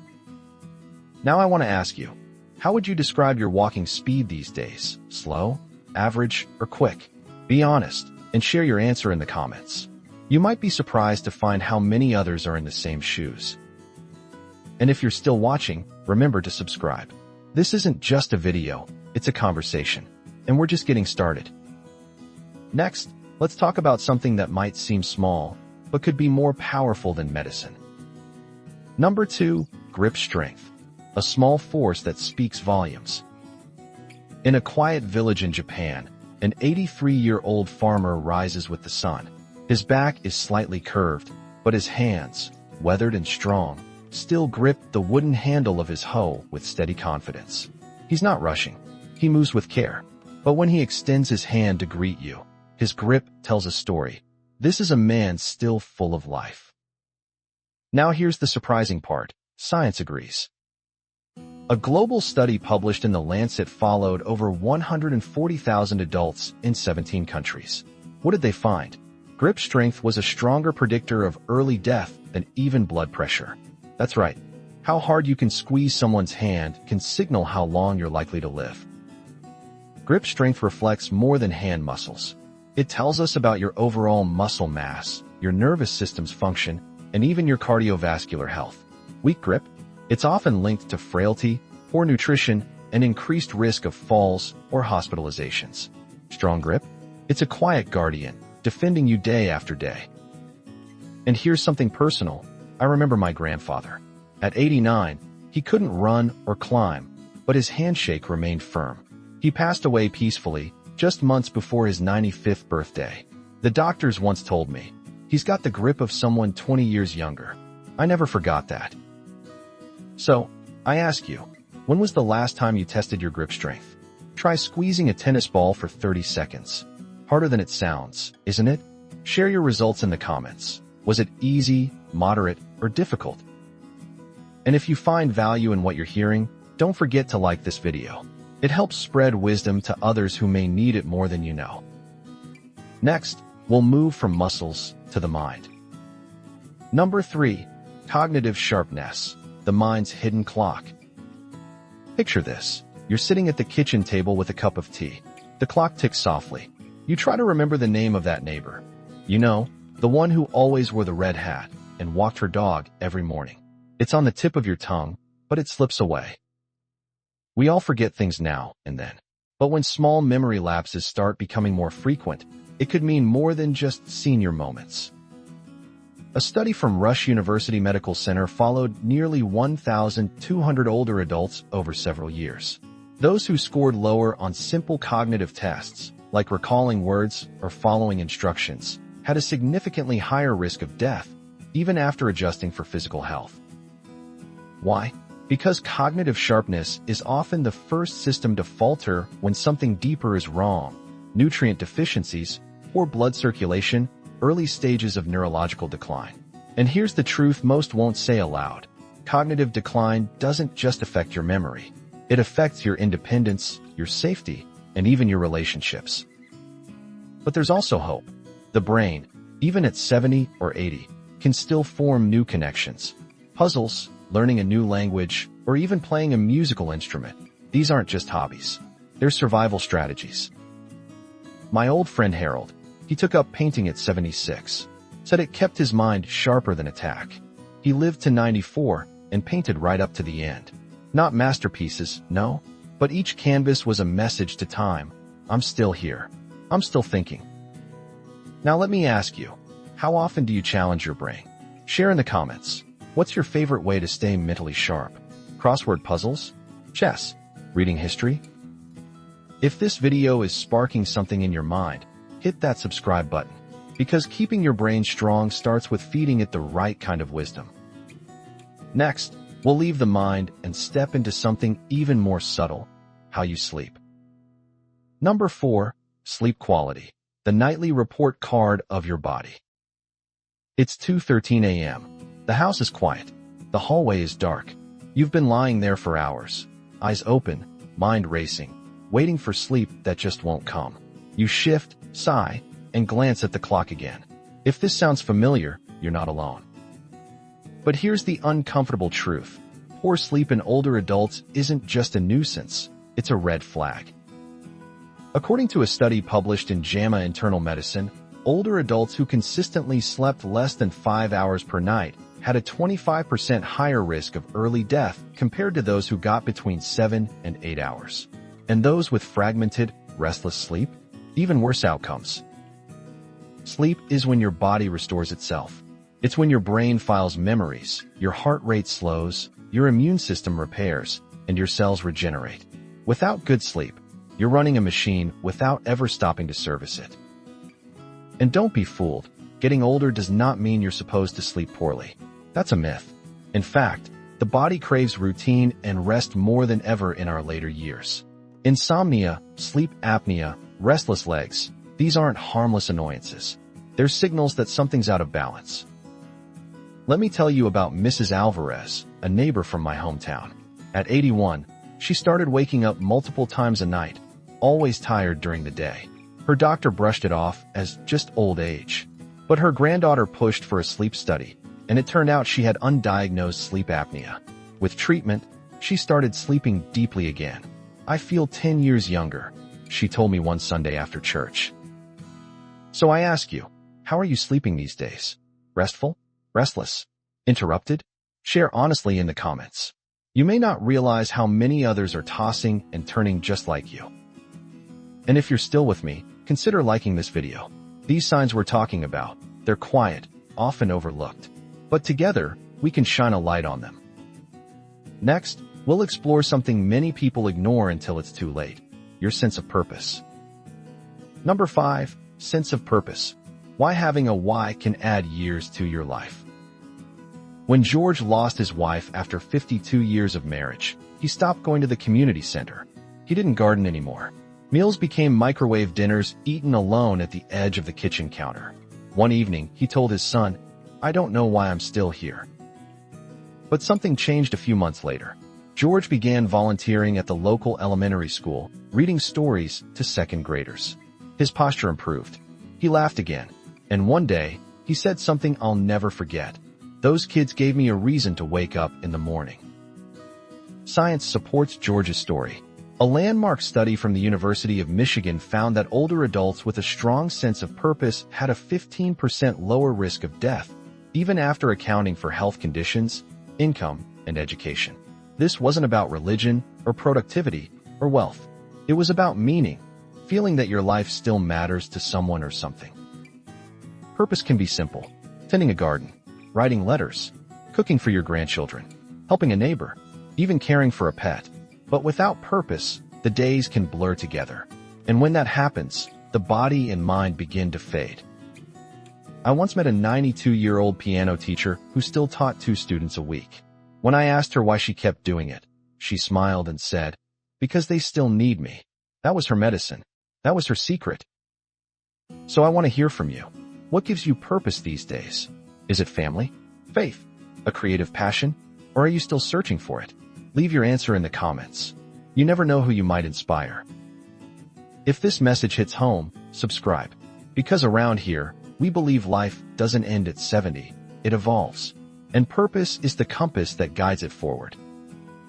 Now, let's move to something you carry every single day, but may not even notice, your waistline. Number 6. Waist circumference, the silent marker of health risk. You look in the mirror. You see a soft belly that's grown slowly over the years. It's just part of aging, you might think. Nothing I can do about it now. But that waistline, it's speaking volumes. And what it's saying could be more urgent than you realize. According to the National Institute on Aging, a waist circumference over 40 inches for men and 35 inches for women is linked to a significantly higher risk of early death, even in people with a normal body mass index, BMI.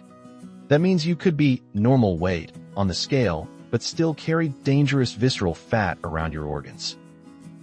This type of fat isn't the kind you pinch. It's hidden deep in your abdomen, wrapping itself around your liver, pancreas, and intestines. And it doesn't just sit there. It releases chemicals that cause chronic inflammation, insulin resistance, and damage to blood vessels. Over time, it contributes to heart disease, diabetes, and even cognitive decline. Now, let's compare two 74-year-old women, one with a round waistline and limited movement, the other who takes daily walks, eats whole foods, and maintains a healthy midsection. They both have gray hair and warm smiles, but their health trajectories? Opposite directions. You don't need to chase youth, but you do need to protect your center. Even modest changes, cutting back on processed foods, adding more vegetables, moving your body 20 minutes a day, can shrink visceral fat. It's not about appearance. It's about the quiet battle happening under your skin. Let me ask you this. When was the last time you measured your waist, not your weight? Be brave. Share your thoughts in the comments. Has your midsection changed over the years? And if you've made it this far, like this video. Every click helps bring this wisdom to someone else who might be silently struggling. Now, let's turn to our final sign. One that reflects not just your body or your habits, but your heart, your relationships. Number 7. Social connections. The invisible medicine that extends life. Let me tell you a story. Mr. Franklin was 88 when I met him. A quiet man. Lived alone. His son had moved to another state. His wife had passed 10 years earlier. "I don't get many visitors," he said softly, his eyes fixed on the faded photograph on his nightstand. "I used to be around people all the time." He wasn't sick, not yet, but he was shrinking in another way. Slowly, quietly, alone. And here's where science speaks volumes. A massive study by Brigham Young University found that social isolation increases the risk of early death by 29%. Even more shocking, the health risks of chronic loneliness are equivalent to smoking 15 cigarettes a day. That's not just emotional hardship. That's biological. Loneliness raises stress hormones, weakens the immune system, disrupts sleep, and increases inflammation. Over time, it chips away at life expectancy, quietly, mercilessly. But here's the power in this truth. Connection is a choice. It doesn't have to mean parties or crowds. It can mean calling a friend once a week, joining a local book club, volunteering, going to church, even having a regular coffee date with your neighbor. The goal isn't numbers, it's meaning. I knew another man, Tommy, 82 and widowed. He started hosting Sunday soup nights for anyone in his apartment complex who felt alone. Sometimes 3 people came, sometimes 10, but he said it gave him a reason to put on a clean shirt, to laugh, to matter. Now I ask you, who are your people? Who checks in on you? And who do you check in on? Drop a comment and share the name of someone you're grateful for.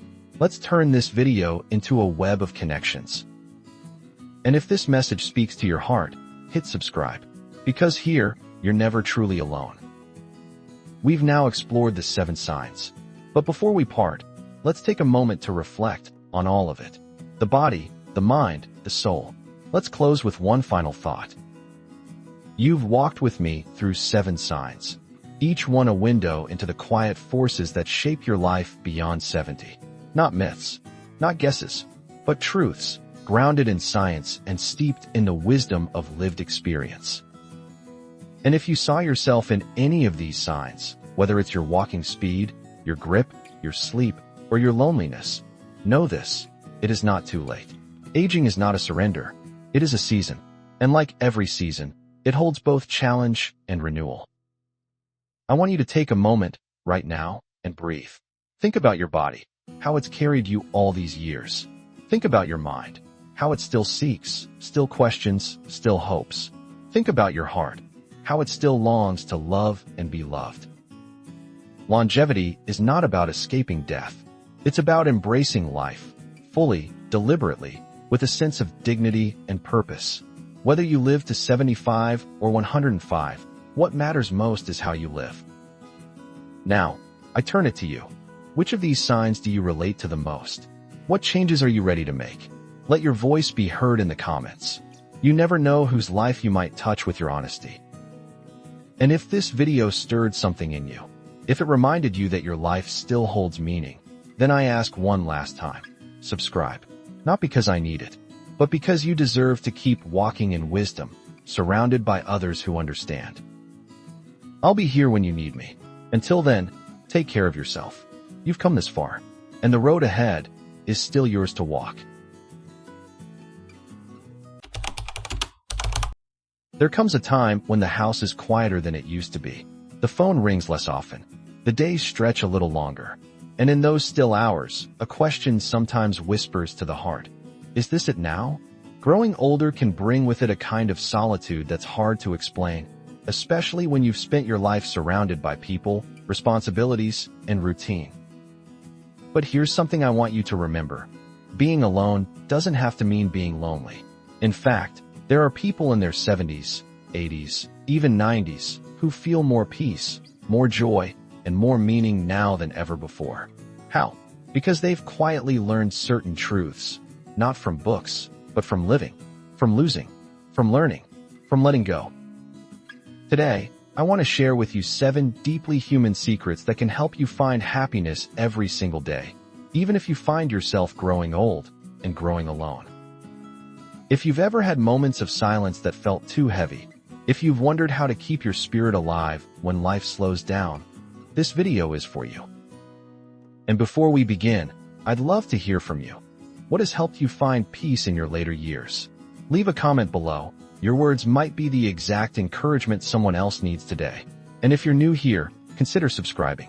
This channel is a quiet corner of the internet made just for you. Let's begin. Number 1. Keep a daily rhythm, no matter what. Imagine this. You wake up with no plans. There's no one expecting you. No alarm clock. No chores waiting. For a moment, it feels like freedom. But by noon, the silence sets in. By evening, the hours feel endless. And by nightfall, you wonder where the day went and why it felt so heavy. Now contrast that with another scene. You wake up at 7:30. You make your bed, stretch, and fix a cup of tea. You listen to your favorite music or read a chapter of something that makes you think. At 10 o'clock, maybe you take a walk. You water your plants. You call a friend. You eat lunch by the window. A small routine. Quiet. Predictable. But it holds you. That's the power of rhythm. Human beings are wired for structure. Our minds, and especially our moods, thrive on rhythm, even in solitude. According to the National Institute on Aging, seniors who maintain a consistent daily schedule experience significantly lower rates of depression and anxiety. Rhythm gives shape to the day. It replaces the aimlessness with intention. It's not about productivity, it's about stability. When your body and mind know what to expect, you feel safer inside your own skin. So if you've been drifting, start simple.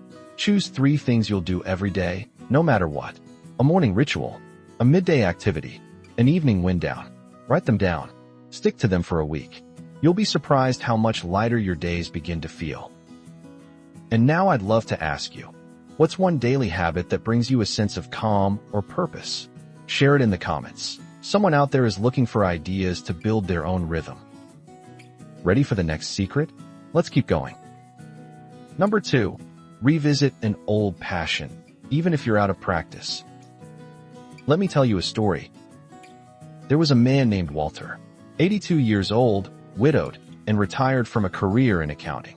Most of his days were spent in a quiet recliner, watching the same news cycle repeat itself. Until one afternoon, his granddaughter found a dusty violin in the attic. "Whose is this?" she asked. Walter paused. His hands trembled as he held it. "That used to be mine." He hadn't touched it in over 40 years. The next day, he tried playing. It was awful, scratchy, out of tune, but he kept going. 10 minutes a day, then 20. Then, one morning, something beautiful came out of that old wood, a sound that moved even him. Not because it was perfect, but because it was his. Walter didn't become a performer. He didn't start a YouTube channel. He just played for himself. And in that simple return, his days became full again, not with noise, but with meaning.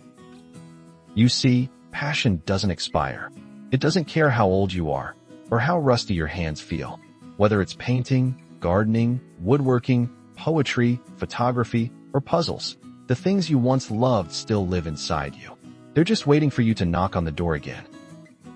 A surprising 2023 survey by AARP found that older adults who regularly engage in hobbies experience up to 45% higher emotional well-being than those who don't.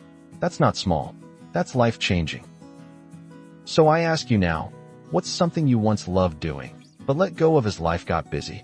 What's stopping you from picking it back up, just for the joy of it? Leave a comment below. Maybe your story will remind someone else of their forgotten spark.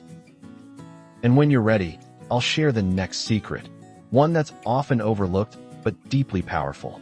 Shall we continue? Number 3, talk to strangers, because connection is closer than you think. Picture this. You're sitting at the park. A man walks by with a cane. A young woman sits on the bench across from you, scrolling on her phone. A couple pushes a stroller nearby. You're surrounded by people, and yet, you feel invisible. The world moves around you, but not with you. That kind of loneliness can feel heavier than being truly alone. But what if you said just one word? Good morning. That's all it takes to break the barrier. You see, many of us believe connection only comes from long, deep relationships. But studies show otherwise. A fascinating piece of research from the University of Chicago revealed that even brief conversations with strangers, yes, total strangers, can significantly increase feelings of happiness and belonging, especially in older adults. You don't need a best friend in every season of life. Sometimes, a chat with the grocery clerk, a compliment to a passerby, or a comment at the library can be enough to remind you, I am still part of the world. One woman I once knew, Eileen, 76 years old, made it a rule to talk to at least one new person every day. Sometimes, she said, it's just a hello. Sometimes it turns into a story. But every time, I leave feeling seen. Don't underestimate the power of your presence. People need your voice, your warmth, your wisdom, even if just for a moment. So here's my challenge to you. This week, speak to one stranger. Just one. Greet them. Ask a question. Share a smile. Then come back here and tell us in the comments what happened. Was it awkward? Beautiful? Uplifting? You never know who else might be inspired to try. If you're ready, let's move on to the next secret, one that's grounded in science and can quietly transform your days. Shall we continue? Number 4, tend to a living thing. It changes your brain. There's something ancient, almost sacred, about watching something grow under your care. It could be a tomato plant on your windowsill, a stray cat that starts trusting you, even a goldfish in a bowl. It doesn't matter how small. What matters is the act of tending, of giving life your attention, your time, your patience. And here's the remarkable part. Science backs this up. According to a study published in the Journal of Environmental Psychology, older adults who care for plants or pets experience measurable improvements in mood, memory, and cognitive function. In fact, therapeutic gardening programs have been shown to reduce stress hormones, lower blood pressure, and even delay the onset of dementia-related symptoms. Why? Because when you nurture something outside yourself, your brain receives a signal, I still matter. There's a neurochemical reward when we care. Dopamine, oxytocin. These aren't just names in a textbook. They're the invisible threads that weave happiness into our biology. Even feeding birds or watering herbs gives the brain a sense of purpose that no television show or crossword puzzle can replicate. One man I met, Harold, 79, adopted an old rescue dog after his wife passed. I didn't think I had anything left to give, he said. But that dog needed me. And suddenly, I needed to get up again. So if you feel like your days are slipping by without color, try bringing something living into your world. A small plant, a bird feeder, a rescued animal, or maybe just a cup of beans you sprout on the counter. It's not about the size. It's about the act. Now I want to hear from you. Have you ever cared for a plant or pet that brought meaning to your life? Share your story in the comments. You never know how your experience might inspire someone else to begin. And when you're ready, we'll move on to the next secret, one that might surprise you with its quiet power. Would you like to keep going? Number 5, reflect on your story and tell it to someone who will listen. Let me ask you something. When was the last time someone really asked about your life and truly listened? Not just the facts, but the feelings. Not just what happened, but what it meant. As we age, something strange happens. The world becomes more interested in youth, speed, and trends, and less interested in wisdom, memory, and lived experience. But here's the truth.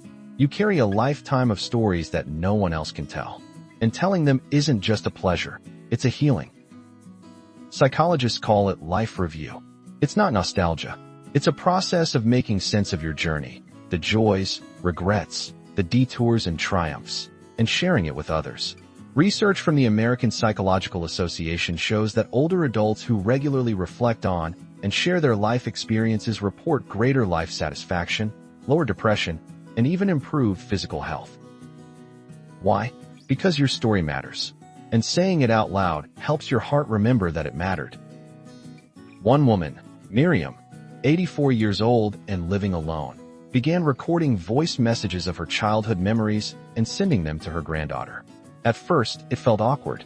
Who would care, she thought. But her granddaughter replied, "Grandma, I play your voice every night before bed. It's like a treasure box." And you? Yes, you have a treasure box too. Whether you write it down, record your voice, or simply tell a neighbor over tea, your life is not finished. It's unfolding, and your story might be the mirror someone else needs. So I ask you now, if you could share one life lesson, one moment you'll never forget, what would it be? Leave it in the comments. Even just a sentence. Someone is waiting to read your words. And if you're ready, we'll keep going, because the next secret is one you may not expect, but one your heart truly needs. Shall we? Number 6, learn something new, no matter how small. Imagine sitting in front of a screen, hands trembling slightly, unsure which button to click. You've never used this kind of device before. Maybe it's a tablet, or a new phone, or some strange app your nephew insisted you try. Your first instinct might be to say, "This isn't for me." But what if it is? There's a powerful, little-known truth about the aging brain. It craves challenge. Not stress, not chaos, but gentle, steady learning. According to research published in Psychological Science, older adults who engage in cognitively demanding tasks, such as learning a new language, instrument, or digital skill, show significant improvements in memory and mental sharpness, even after just a few weeks. Let that sink in. Learning doesn't just pass the time. It protects your brain. It lights it up. And the best part? It doesn't have to be big. One woman I knew, June, 73, taught herself how to bake sourdough bread from YouTube videos. At first, I burned everything, she laughed. But each loaf got better. And suddenly, I wasn't just waiting for the day to end. I was looking forward to the next bake. You could try anything. A new recipe. A simple phrase in another language. A puzzle game. A bit of family genealogy. Even watching documentaries on things you never learned in school. The point isn't mastery, it's curiosity. And curiosity is what keeps the soul awake. And here's a surprising detail. In a large study of Americans aged 60 and older, those who described themselves as lifelong learners were 43% more likely to report daily feelings of happiness and satisfaction. That's not just coincidence. That's neuroscience at work.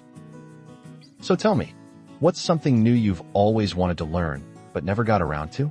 Drop it in the comments. And who knows, maybe someone reading this is learning the same thing.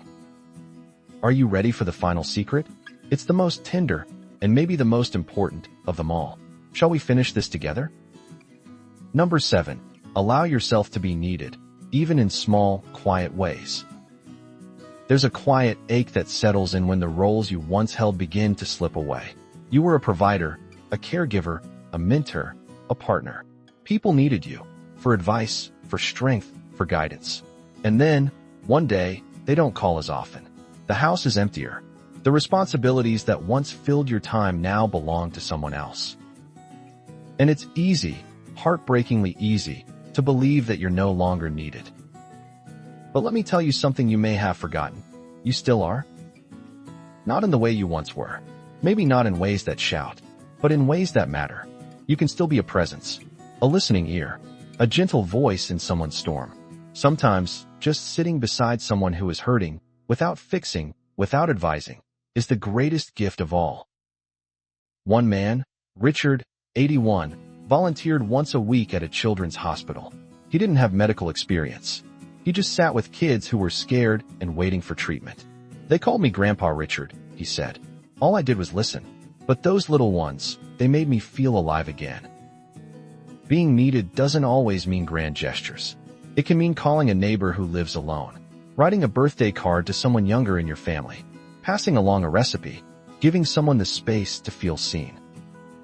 In a study conducted by Stanford University's Center on Longevity, older adults who volunteered, even just 2 hours per week, experienced reduced levels of isolation, improved physical health, and an increased sense of purpose. They weren't giving their youth. They were giving their presence. And that was more than enough. So ask yourself gently, who could use just a little of your time? Not your labor, not your money, just you. Now I want to hear from you. When was a time someone made you feel needed? Or when you made someone feel less alone? Share it in the comments. Your words might remind someone else that they still have something to give. And now, dear friend, let's close this journey together with one last reflection. Would you like to hear the conclusion? Growing old alone is not a failure. It is not a sentence. It is simply a chapter, and like any chapter, it can be meaningful, rich, and even beautiful if we choose to turn the page with intention. The truth is, solitude can be a sacred space. It gives you room to reflect, to return to yourself, to rediscover the person beneath all the roles you once played. But happiness in this season doesn't happen by accident.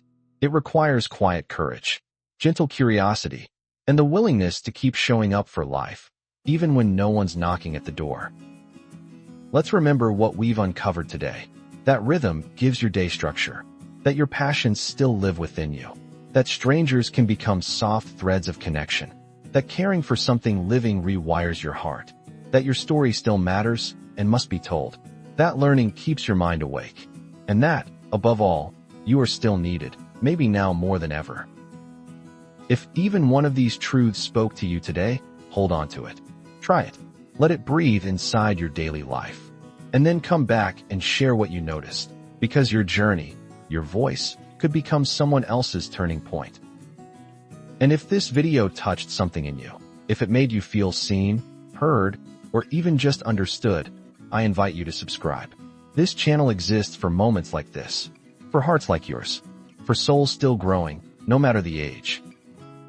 And one last thing, please leave a comment below. Which of the 7 secrets do you want to begin practicing this week? Let's keep this space alive together. You're not alone. Not here. Not now. Not ever. Until next time, take care of your heart. It's still beating for a reason. Have you ever walked into a room, only to forget why you went in there? Or maybe you found yourself trying to watch the news, respond to a text, and cook dinner at the same time, only to realize something got burned, and you didn't hear half of what the reporter said. If that sounds familiar, you're not alone. As we age, our minds deserve more care, more presence, more calm. But in today's noisy world, the temptation to juggle tasks doesn't go away just because we're over 70. In fact, With smartphones buzzing, grandkids calling, and life moving faster than ever, multitasking can feel like a necessity. But here's a truth that few talk about. Multitasking after 70 isn't just unproductive. It could be silently eroding your memory. In this video, we're going to explore why trying to do too many things at once might be accelerating memory decline for seniors. And more importantly, what you can do about it. So before we go further, I want to ask you something from the heart. Have you noticed your memory slipping when you try to juggle too much? Drop a comment and share your experience. Your story might help someone else feel a little less alone. And if you find value in these thoughtful discussions, I invite you to subscribe to this channel. Here, we talk honestly about the challenges of aging and the wisdom that comes with it. Let's begin this important journey together. Number 1. The day Ed forgot the groceries. Ed was always sharp. A retired engineer, he prided himself on remembering every birthday, every appointment, and every item on his wife's grocery list without writing a single thing down. But last fall, something changed. It was a Tuesday morning, just another ordinary day. Ed's daughter had called him while he was halfway out the door to the store. While talking with her, he started replying to a group message from his Veterans Club, all while mentally reviewing the shopping list. Eggs, bread, apples, laundry detergent. He thought he had it all under control. But 20 minutes later, standing in aisle 7 of the store, Ed froze. Not only had he forgotten half the list, he couldn't even remember if he had locked the front door. He drove home empty-handed and shaken. It wasn't just forgetfulness. It was the start of a pattern. When Ed told his doctor, he learned a difficult truth. Multitasking was putting his brain under pressure it could no longer handle. At 74, the mental flexibility he once took for granted had changed. And every time he tried to divide his focus, it chipped away at his memory, little by little. This story isn't unique to Ed. It's happening quietly in homes across the country, maybe even in yours. Now I want to hear from you. Have you ever had a moment like Ed's, where multitasking led to forgetfulness that left you unsettled? Share your moment in the comments. It's these real-life stories that help build a community of support. And if this is resonating, go ahead and tap that subscribe button. We have more to uncover, and it could change how you protect your mind every single day. Ready to keep going? Let me know when you'd like the next point. Number 2, the kitchen test. Imagine this. You're standing in your kitchen. The kettle is whistling. Your phone is ringing in the other room. At the same time, you're trying to remember if you added salt to the stew, and then suddenly, you smell something burning. You rush to the stove, pick up your phone mid-run, and try to silence the kettle all at once. After the chaos settles, you realize something disturbing. You don't remember turning off the burner. You're not even sure if you responded to the phone call, or just stared at it. This isn't just a stressful moment, it's a dangerous one, and it's happening more often than we'd like to admit. When our brains are pulled in multiple directions, especially after 70, something very specific happens. Our working memory, our brain's short-term memory pad, gets overloaded. It can't hold on to everything like it used to. So things start slipping. A pot left on, a missed call from the doctor, a forgotten appointment. Now, think back to your last hectic morning. Were you multitasking? How many things were you juggling? And how many of them do you actually remember now? Multitasking used to be seen as a sign of productivity, but after a certain age, it becomes a risk, not just to our memory, but to our safety. Let's pause here, and I'd love to know, can you recall a moment where you felt mentally stretched too thin, like the kitchen scenario? Comment below, and let's talk about it. Your experience could help someone recognize a warning sign in their own life. And if you're just joining us now, don't forget to subscribe. This is the kind of space where we speak plainly, share openly, and protect each other through knowledge. Shall we move to the next insight? Just let me know. Number 3, the 37% decline that no one warned us about. Here's a number that might surprise you. According to a 2014 study from Stanford University, people who multitask frequently experience a 37% decline in memory performance compared to those who focus on one task at a time. That's not a small difference. It's a sharp, measurable drop. And yes, this number holds even more weight for older adults. Think about that. More than a third of your memory performance, gone, just from the habit of juggling tasks. But it gets more unsettling. Researchers found that people who believed they were good at multitasking actually performed worse on memory tests. The more confident someone was in their ability to do many things at once, the more their memory suffered. That means multitasking isn't just a bad habit, it's a trap, a quiet one. It tricks you into thinking you're staying sharp, when in fact, it's doing the exact opposite. Let's put that into real life. You're sitting down to pay bills online. A friend texts you. You answer. Then an ad pops up for a cruise. You click out of curiosity. Before you know it, you forgot to pay the electricity bill, and it's already late. Not because you're forgetful, but because your brain was asked to switch too many gears too quickly. So here's my question to you. Have you ever been confident you could handle multiple things at once, only to later realize something important slipped through the cracks? Drop your story in the comments. These kinds of reflections are more valuable than you know, and someone else might see themselves in your words. And while you're here, if this kind of truth-telling resonates with you, hit that subscribe button. There's more to explore, and every insight brings us closer to protecting our minds and living with intention. Ready for the next chapter? Just say the word. Number 4. Why the aging brain resists multitasking.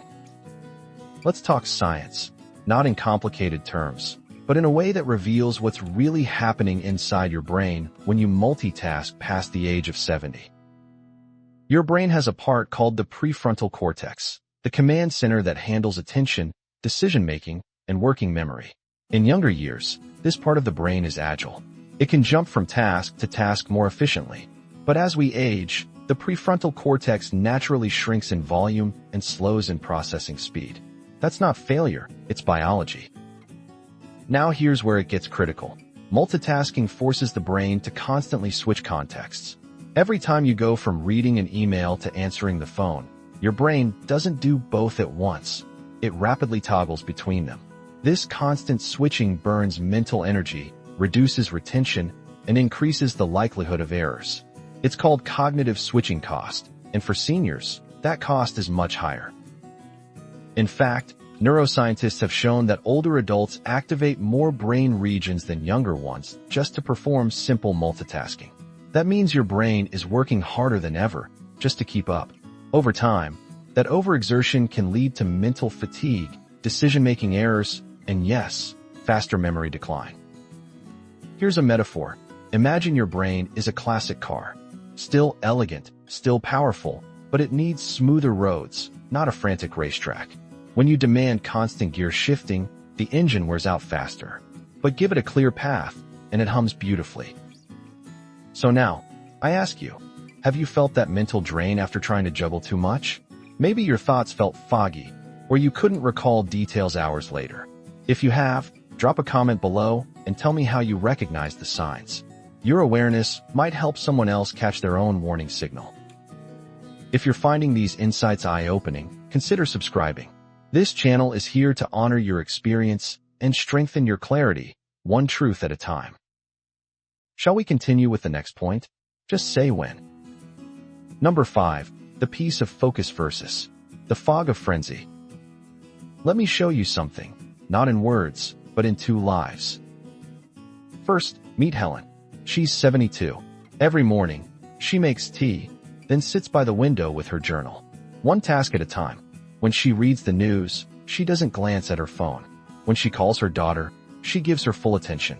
She forgets things now and then, sure, but her mind feels calm. Her thoughts have room to breathe. Now, let's look at George, 74. He wakes up to a blaring phone notification, tries to reply to 3 messages while brushing his teeth, eats breakfast while scanning emails, starts a puzzle, pauses to check the weather, then remembers he has a doctor appointment, but forgets the time. His days blur. By night, he feels mentally drained, even though he can't recall what he accomplished. Both Helen and George are smart, experienced, and capable, but the way they engage with their day makes all the difference. Multitasking is like static. It creates background noise in your brain. Over time, that noise builds into a fog. Focus, on the other hand, is like a clear bell. It rings. It resonates. it lasts. Scientific studies support this difference. Focused attention has been shown to activate deeper parts of the brain that support long-term memory. Multitasking, meanwhile, lights up surface-level areas that quickly fade. It's like writing in sand versus carving in stone.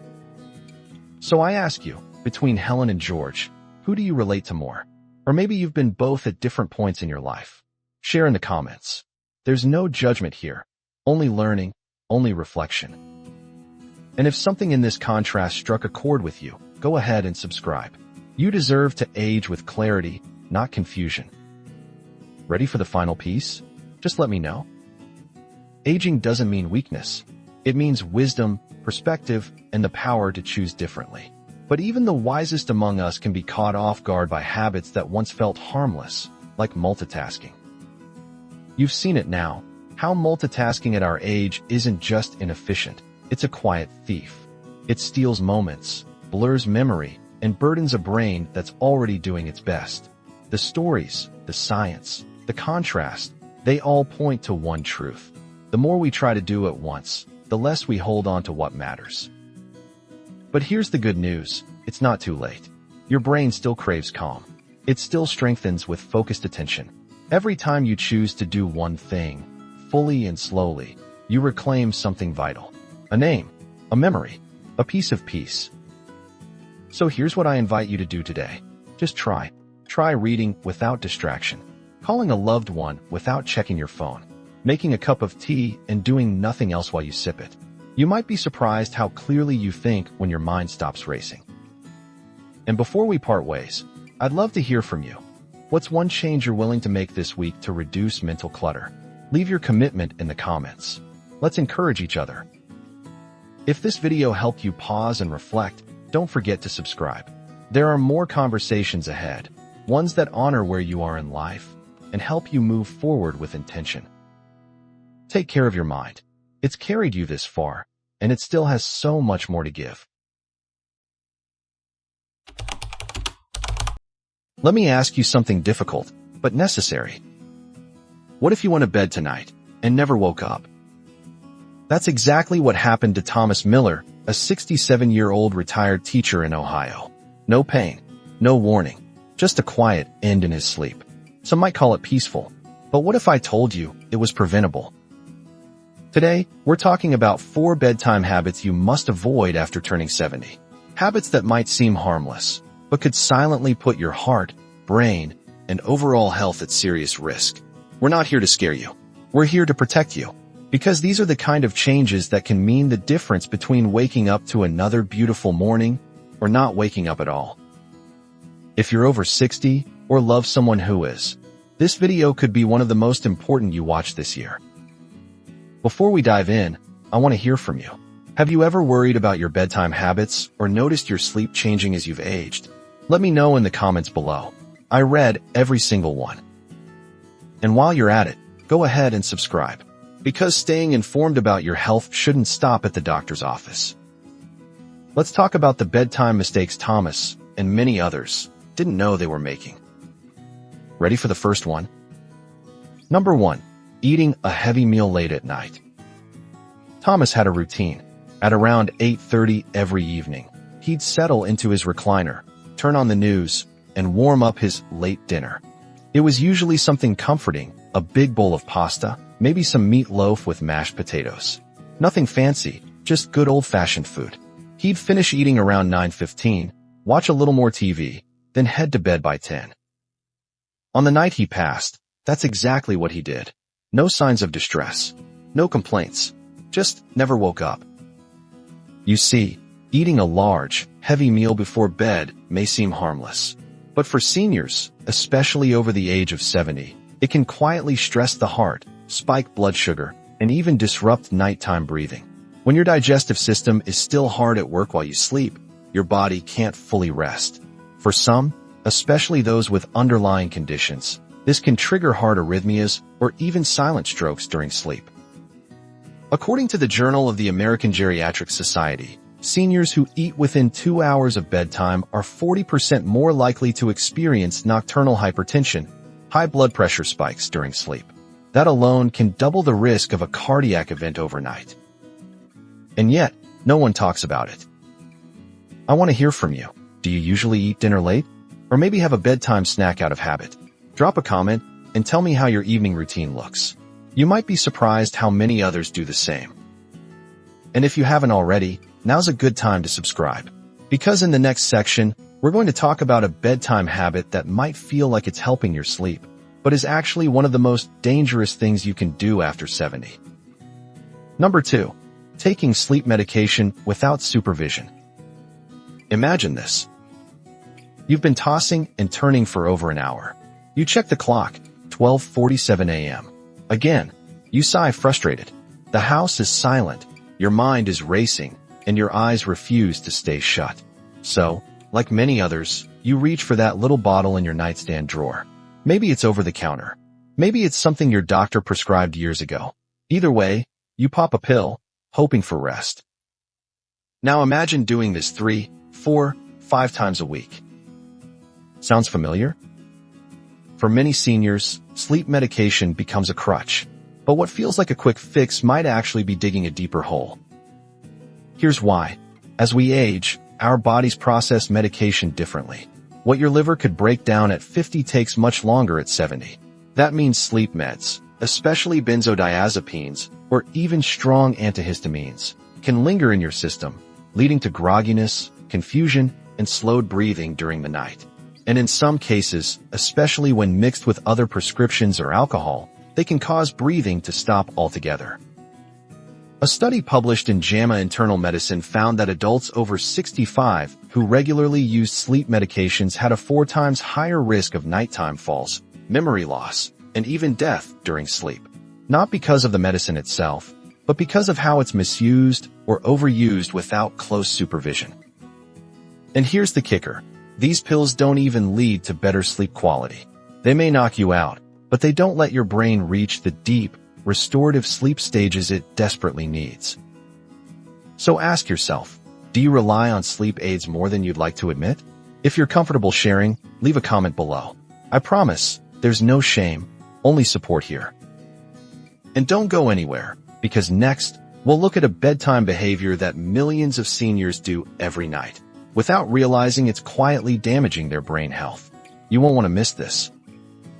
Number 3. Watching TV or scrolling on your phone right before sleep. Picture this. You're lying in bed, the lights are off, and the house is quiet. But your face is lit up by a glowing screen. Maybe you're catching up on the evening news, scrolling through family photos, or watching a few YouTube clips just to unwind. It feels harmless, even comforting. But what if I told you this simple habit could be damaging your brain? The average senior in the US spends over 3 hours a day in front of a screen, and many do it right up until bedtime. You might think, I've earned the right to relax however I want. And you have, but not at the cost of your long-term health. When your eyes are exposed to blue light from phones, tablets, or TVs late at night, it suppresses melatonin, the hormone your brain produces to signal it's time to sleep. Without melatonin, your body gets confused. Your brain thinks it's still daytime. As a result, you stay in the lighter stages of sleep longer and spend less time in deep, restorative sleep, the kind your brain needs to flush out waste and store memories. Harvard Medical School researchers have found that exposure to blue light before sleep can delay melatonin production by up to 90 minutes. That's an hour and a half of interrupted sleep rhythm every single night. Over time, that disruption adds up. Studies have linked chronic poor sleep to memory problems, anxiety, and even an increased risk of Alzheimer's. Not because of aging, but because the brain simply isn't getting the deep cleaning it needs while you sleep. Let me ask you, what's the last thing you look at before you close your eyes at night? Is it a screen? Be honest and share in the comments. You're definitely not alone if it is. And if this part has struck a chord with you, hit that like button. It helps us reach more folks who need to hear this. Up next, we'll uncover a surprising bedtime mistake that sounds relaxing, but can quietly increase your risk of stroke as you age. Number 4. Sleeping in a reclined position instead of a bed. Let me take you into a familiar scenario. You finish your evening tea. The living room is quiet. You slowly ease back into your favorite recliner. It cradles your back just right. Your legs are elevated. The TV hums softly in the background. Before you know it, you're asleep. And maybe, just maybe, you decide to stay there the whole night. After all, it's comfortable. It feels safe. Why bother moving to the bedroom? But here's the problem. Night after night of sleeping in a reclined position can be far more dangerous than most seniors realize. When you sleep in a chair, or even in bed but at a semi-upright angle, it puts unnatural pressure on your lower back and compresses your chest. That posture can restrict deep breathing, especially for seniors already dealing with sleep apnea or heart issues. The lungs don't fully expand. The heart works harder. And over time, this added stress increases the risk of a nighttime cardiac event or silent stroke. A recent study from the American Heart Association found that seniors who regularly sleep in reclined positions rather than lying flat in bed have a 60% higher chance of developing irregular nighttime breathing patterns and oxygen deprivation. That's a quiet danger because it doesn't always wake you up, but it can do real damage to your brain and heart over time. I get it. Some folks sleep in their chairs because of back pain or acid reflux. But there are safer ways to manage those issues. Adjustable beds, wedge pillows, simple positioning changes, anything that supports the body while still allowing your lungs and heart to function naturally. Let me know in the comments. Have you ever slept in your recliner overnight? Or do you know someone who does it every night? Let's open up this conversation because it might just save someone's life. And if you haven't yet, be sure to subscribe. The final part of this video is coming up, and it's the most important one. We're going to tie everything together, and I'll leave you with a message every senior deserves to hear. So let's take a moment to breathe and reflect. We've talked about late-night meals, the kind Thomas Miller never thought twice about. We've explored the hidden dangers of sleep aids, the silent damage of screen time before bed, and the all-too-common habit of sleeping in that cozy recliner. And all of it leads us here to a simple truth. Getting older doesn't mean giving up control. In fact, it's the exact opposite. It means becoming more intentional, more aware, more protective of the time we do have left. Because sleep isn't just about rest. It's when your body heals, when your heart resets, when your brain clears out the fog of the day. And one bad habit, repeated over weeks, months, years, can slowly rob you of that healing. But the good news? You can start changing it tonight. Don't wait for a warning sign. Don't wait for a doctor's visit or a scare that shakes you. Start now. Eat lighter. Power down the screens. Talk to your doctor before touching another sleeping pill. And please, save the recliner for naps, not your full night's sleep. Your future self will thank you. Your loved ones will thank you. Now, I want to hear from you. What bedtime habit surprised you the most? Which one do you think you need to change? Leave a comment. I read every one, and this community learns from each other. And if you found this video helpful, please hit that like button. Share it with someone you care about. And don't forget to subscribe. We've got more coming on how to stay sharp, strong, and safe through your 60s, 70s, and beyond. Because age doesn't define your health. Habits do. Sleep well, stay wise, and I'll see you in the next one. Have you ever sat alone in your living room, maybe in the quiet of the evening, and asked yourself, where did I go wrong? You gave everything, your time, your love, your sacrifices, and yet, somehow, your children speak to you with sharpness, ignore your calls, or treat your presence like an inconvenience. It hurts. More than physical pain, it cuts deep into the heart. If you're a parent over 60, especially here in the US, you may be feeling this more than ever. Times have changed, values have shifted, and what used to be respect now often feels like distance or even disrespect. But here's the truth I want to share with you today. This is not the end of the road. It's not too late to reclaim your dignity, your voice, and yes, your respect.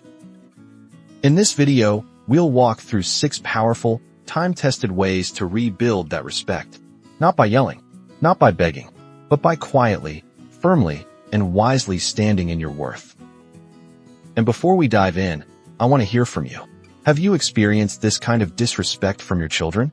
Type yes in the comments if you have. or share your story if you feel ready. You are not alone in this. Make sure you subscribe as well. We talk about real-life wisdom for those of us who've seen a few more seasons than most. Now, let's begin with the first way to regain the respect you deserve. Number 1. Set boundaries without guilt. Let me tell you about Margaret.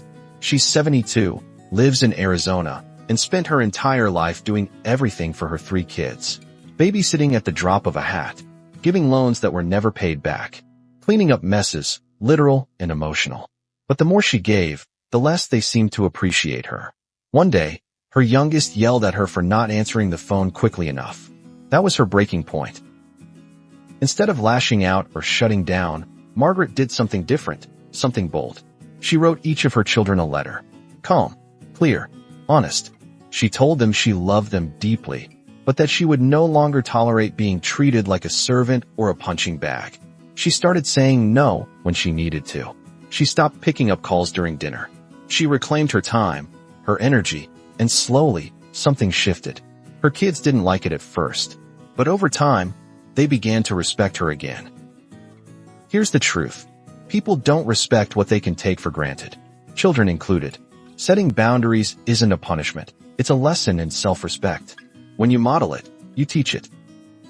Now I know some of you might be thinking, but isn't that harsh? Isn't family supposed to be about sacrifice? Yes, but not at the cost of your mental and emotional well-being. You deserve peace, too. I'd love to hear from you in the comments. Have you ever tried setting boundaries with your children? How did they respond? And don't forget, if this resonates, hit that subscribe button. We've got 5 more strategies coming that can truly change your relationship with your children.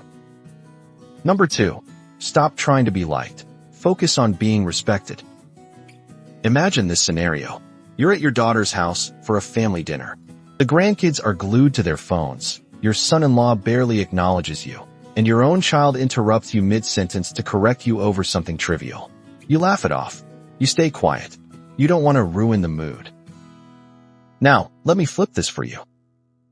Imagine instead that you calmly stand up, look your child in the eye, and say, I came here to be with family. If I'm being treated as a burden, I can go home. And then you follow through, not in anger, but with quiet strength. That moment changes everything. See, too many of us, especially as we age, fall into the trap of trying to stay relevant by being agreeable. We think that if we just stay quiet, smile, bake cookies, say yes to everything, they'll love us.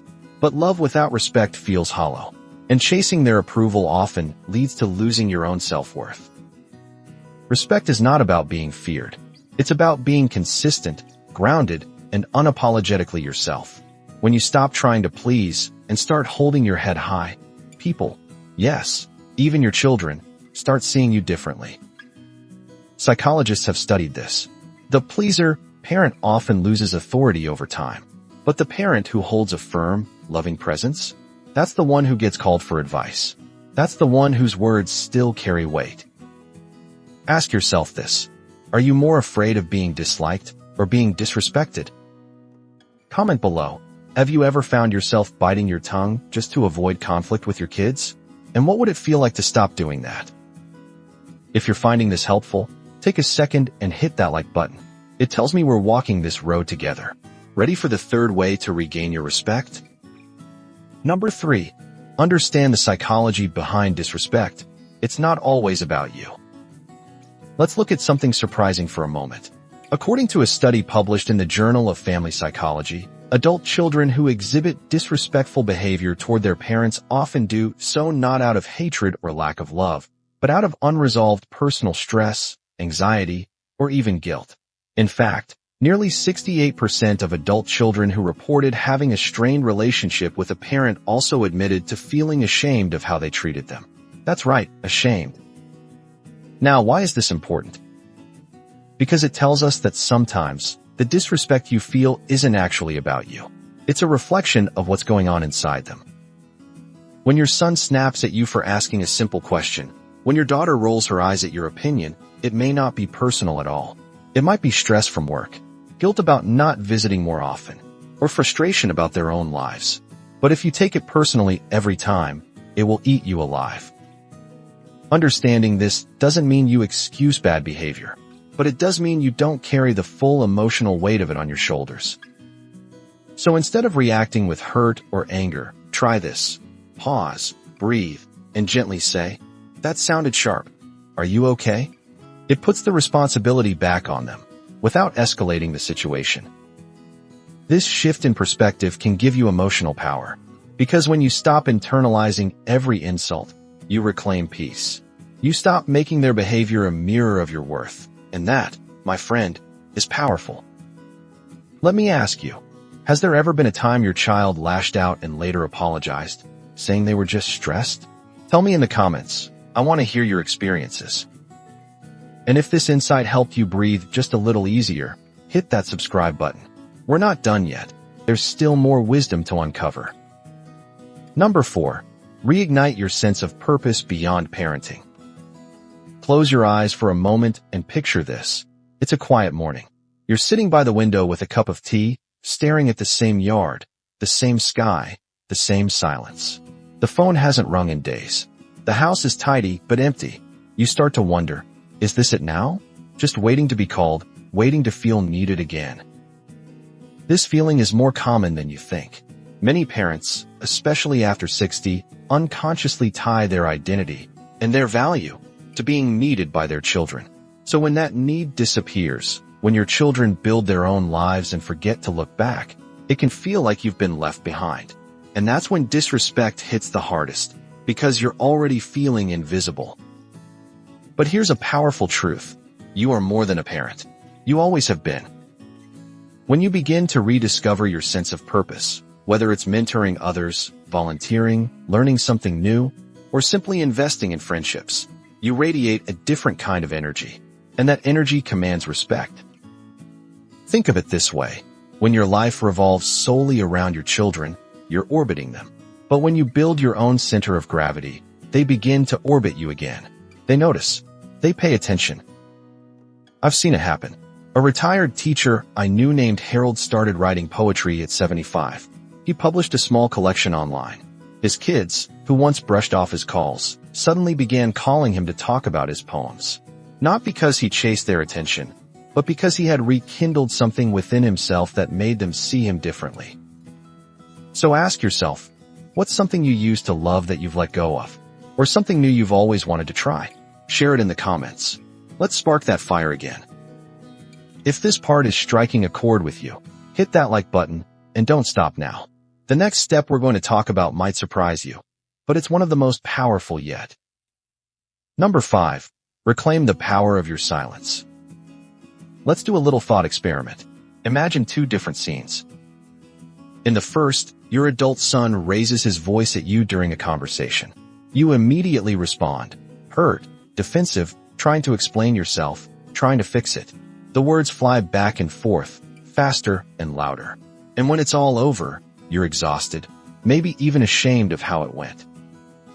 In the second scene, he raises his voice. But instead of reacting, you simply look at him. Calm, steady. You pause. Then you say, "We can talk when you're ready to speak with respect." And you walk away.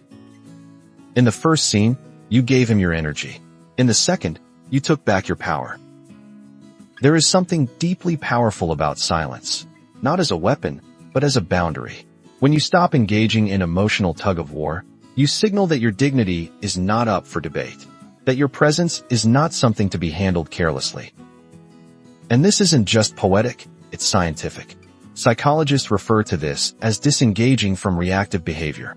It's one of the strongest ways to shift a power dynamic in a relationship. When someone expects a reaction and gets calm silence instead, it forces them to reflect, even if they won't admit it.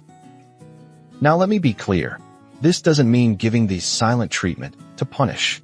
This is about choosing when and how you speak and refusing to match someone's disrespectful tone. You're not withdrawing, you're protecting your peace.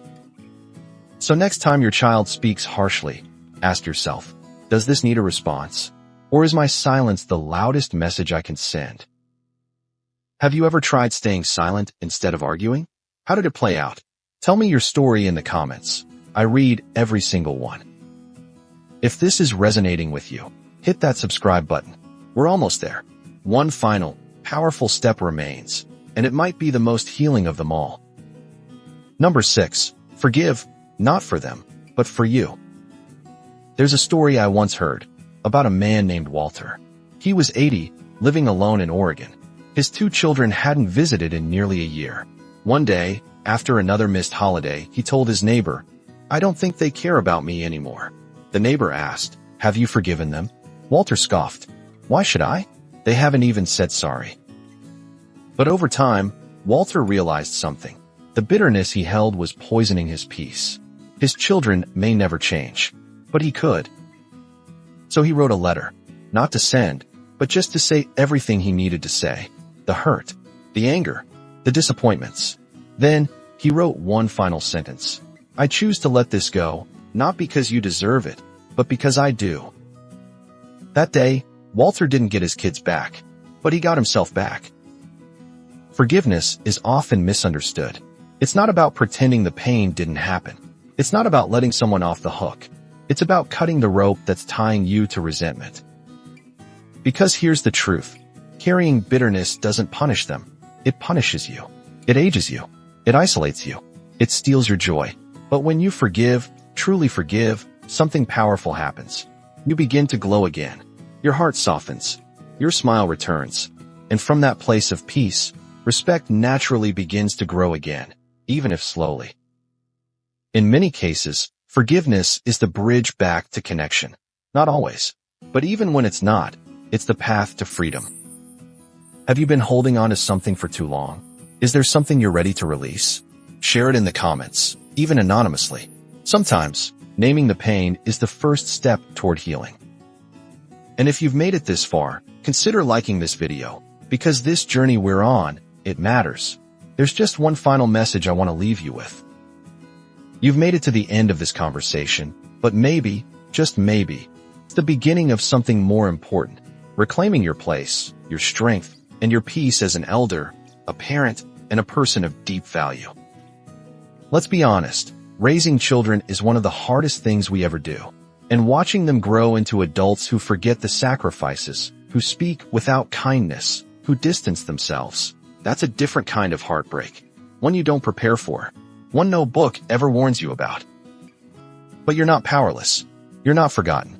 You're not done. You've now got 6 tools, real, grounded, powerful tools, to stand tall again. Boundaries, self-respect, understanding, purpose, silence, forgiveness.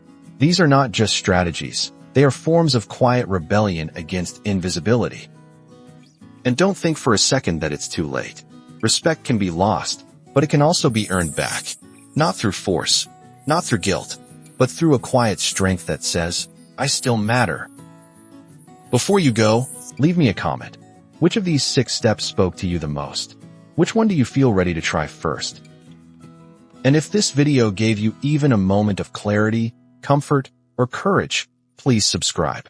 We're building a community here. A place where elder wisdom is not only respected, it leads the way. Because the world may have changed, but the power of your presence hasn't. Let's remind them who we are. Have you ever felt that strange heaviness in your chest? Not pain, exactly, but a kind of quiet sorrow that lingers when the house falls silent? Maybe it hits you when the phone doesn't ring for days, or when you're sitting by the window, watching people pass by, but not stopping in. If that sounds familiar, you're not alone. In fact, there's one quiet, creeping cause of depression among seniors that no one seems to talk about enough. And it's not illness. It's not money. It's not even grief, at least not in the way most people think. Before I tell you what it is, let me ask you something. When was the last time you truly felt seen? Not just looked at, but really seen and heard? I want you to think about that as we go through this video. And while you're here, take a moment to subscribe and comment below. What's the hardest part of getting older for you personally? You never know who else might read your words and feel less alone because of it. This video isn't about pity. It's about truth. Because the truth is, there's a silent thief that steals joy from the later years of life. And it often goes unnoticed until it's already done its damage. Today, we're going to uncover it. We're going to name it. And maybe, just maybe, take back a little piece of peace in the process. Let's dive in. Number 1. The story of Harold and the disappearing voice. Harold was 74 when he started to feel it. A retired school principal, father of 3, and proud grandfather of 7. He lived a life full of purpose and structure. He used to walk into a room and people listened. His advice mattered. His stories lit up family dinners. But lately, something had changed. His phone stayed quiet. Family gatherings turned into background noise. And when he tried to speak, felt like his words drifted off before they ever landed. One Sunday afternoon, Harold sat with his son, trying to explain how overwhelmed he felt about using the new phone his grandson had given him. His son smiled politely and said, "Don't worry, Dad, it's not that hard." Then he turned back to his screen. In that moment, Harold felt like he didn't just lose the conversation, he lost his place. That's the one thing we're talking about today, the feeling of no longer being needed. It sounds simple, doesn't it? But it cuts deep. When your sense of purpose starts to fade, it doesn't matter how many birthdays you've seen or how many people love you. If you feel like you're not contributing, not valued, something inside starts to shrink. That's when the sadness sets in, not the loud kind, but the quiet, lonely kind that creeps in between long silences. And here's the thing, this isn't about pride. It's about identity. When you've spent decades doing, leading, giving, and then suddenly you're just there, it can make life feel smaller than it should be. Have you ever felt like Harold? Like your voice was disappearing in a room that used to be full of your presence? Tell me in the comments. Let's make this space one where voices don't fade. And if this part resonates with you, stick around, because in the next section, we'll dive into something even more surprising. Something backed by science. Don't miss it. Number 2. The hidden biology of loneliness. Did you know that loneliness, yes, the simple feeling of being alone, can be as damaging to your health as smoking 15 cigarettes a day? That's not just a poetic statement. That's a real, documented statistic from a study by the former U.S. Surgeon General. Let that sink in for a moment. Being lonely can actually increase your risk of heart disease, stroke, dementia, and yes, depression. Not just emotionally, but physically. Your body responds to loneliness like it's under constant stress. You see, we humans are wired to connect. It's not just about being social for the sake of fun. It's about survival. When we don't feel seen, when we feel excluded, our brains interpret it as danger. Stress hormones like cortisol rise. Sleep quality drops. Immune systems weaken. And over time, it chips away at both the body and the spirit. Now here's where it gets truly serious for seniors. As we age, our social circles shrink. Friends pass away. Children move far. Physical limitations make getting out harder. So even if your heart is still full of life, your calendar might start looking emptier, and your health silently begins to bear the weight. And worst of all, many older adults feel ashamed to admit they're lonely. They fear sounding needy, or worse, being a burden. So they smile and say, "I'm fine," even when inside, they're not. That's why we need to talk about this openly, because silence only feeds the problem. Have you ever experienced this kind of quiet loneliness, the one no one sees, but you feel in your bones? Share in the comments. Not because you need to explain yourself, but because someone else out there might read your words and feel less alone in theirs. If this part struck a chord with you, don't go anywhere. Up next, we'll walk through a real-life decision, a moment where things could go two ways. And we'll see just how deep the impact of human connection can truly be. Number 3. A fork in the road, two very different paths. Picture this. Two seniors, same age, let's say 72. Both retired, both widowed, both living in the same quiet suburb. Let's call them Ellen and Marjorie. Ellen wakes up each morning, makes her coffee, feeds her cat, and reads the paper. Her children check in now and then, but their lives are busy. She doesn't want to bother them. Her days are quiet, predictable, isolated. Most days, she doesn't speak to anyone until the evening news comes on. Marjorie, she wakes up around the same time, makes the same coffee, but 3 times a week, she heads to the community center. She helps teach a knitting class. On Saturdays, she calls her neighbor to go for a short walk. She's part of a church group that meets for lunch once a month. She still has her quiet moments, sure, but they're interrupted by laughter, conversation, a sense of being part of something. Now fast forward 6 months. Ellen finds it harder to get out of bed. Her memory seems fuzzier. She skips meals sometimes. What's the point of cooking for one? Her world has quietly shrunk down to 4 walls and a television. She tells herself she's just tired lately. Marjorie, on the other hand, isn't without grief or struggle, but she has something powerful Ellen doesn't: connection. And that connection builds resilience. It's a buffer against the blues, a reason to comb her hair in the morning, a reason to get out the door. This is the power of contrasting paths. One leads to a quiet kind of fading, the other to a gentle but meaningful continuation. The difference? It wasn't money. It wasn't health. It wasn't even personality. It was choice and the willingness to stay connected. Now I want to hear from you. Which path feels more familiar to your life right now? Or maybe you've lived both. Share in the comments. Your story matters more than you think, and someone else might be waiting to hear it. Stick around, because in the next part, we're going to go deeper into the brain, into the psychology of feeling invisible. It's not just in your head. There's a reason why being ignored can feel like a wound. You won't want to miss this. Number 4, the psychology of being invisible.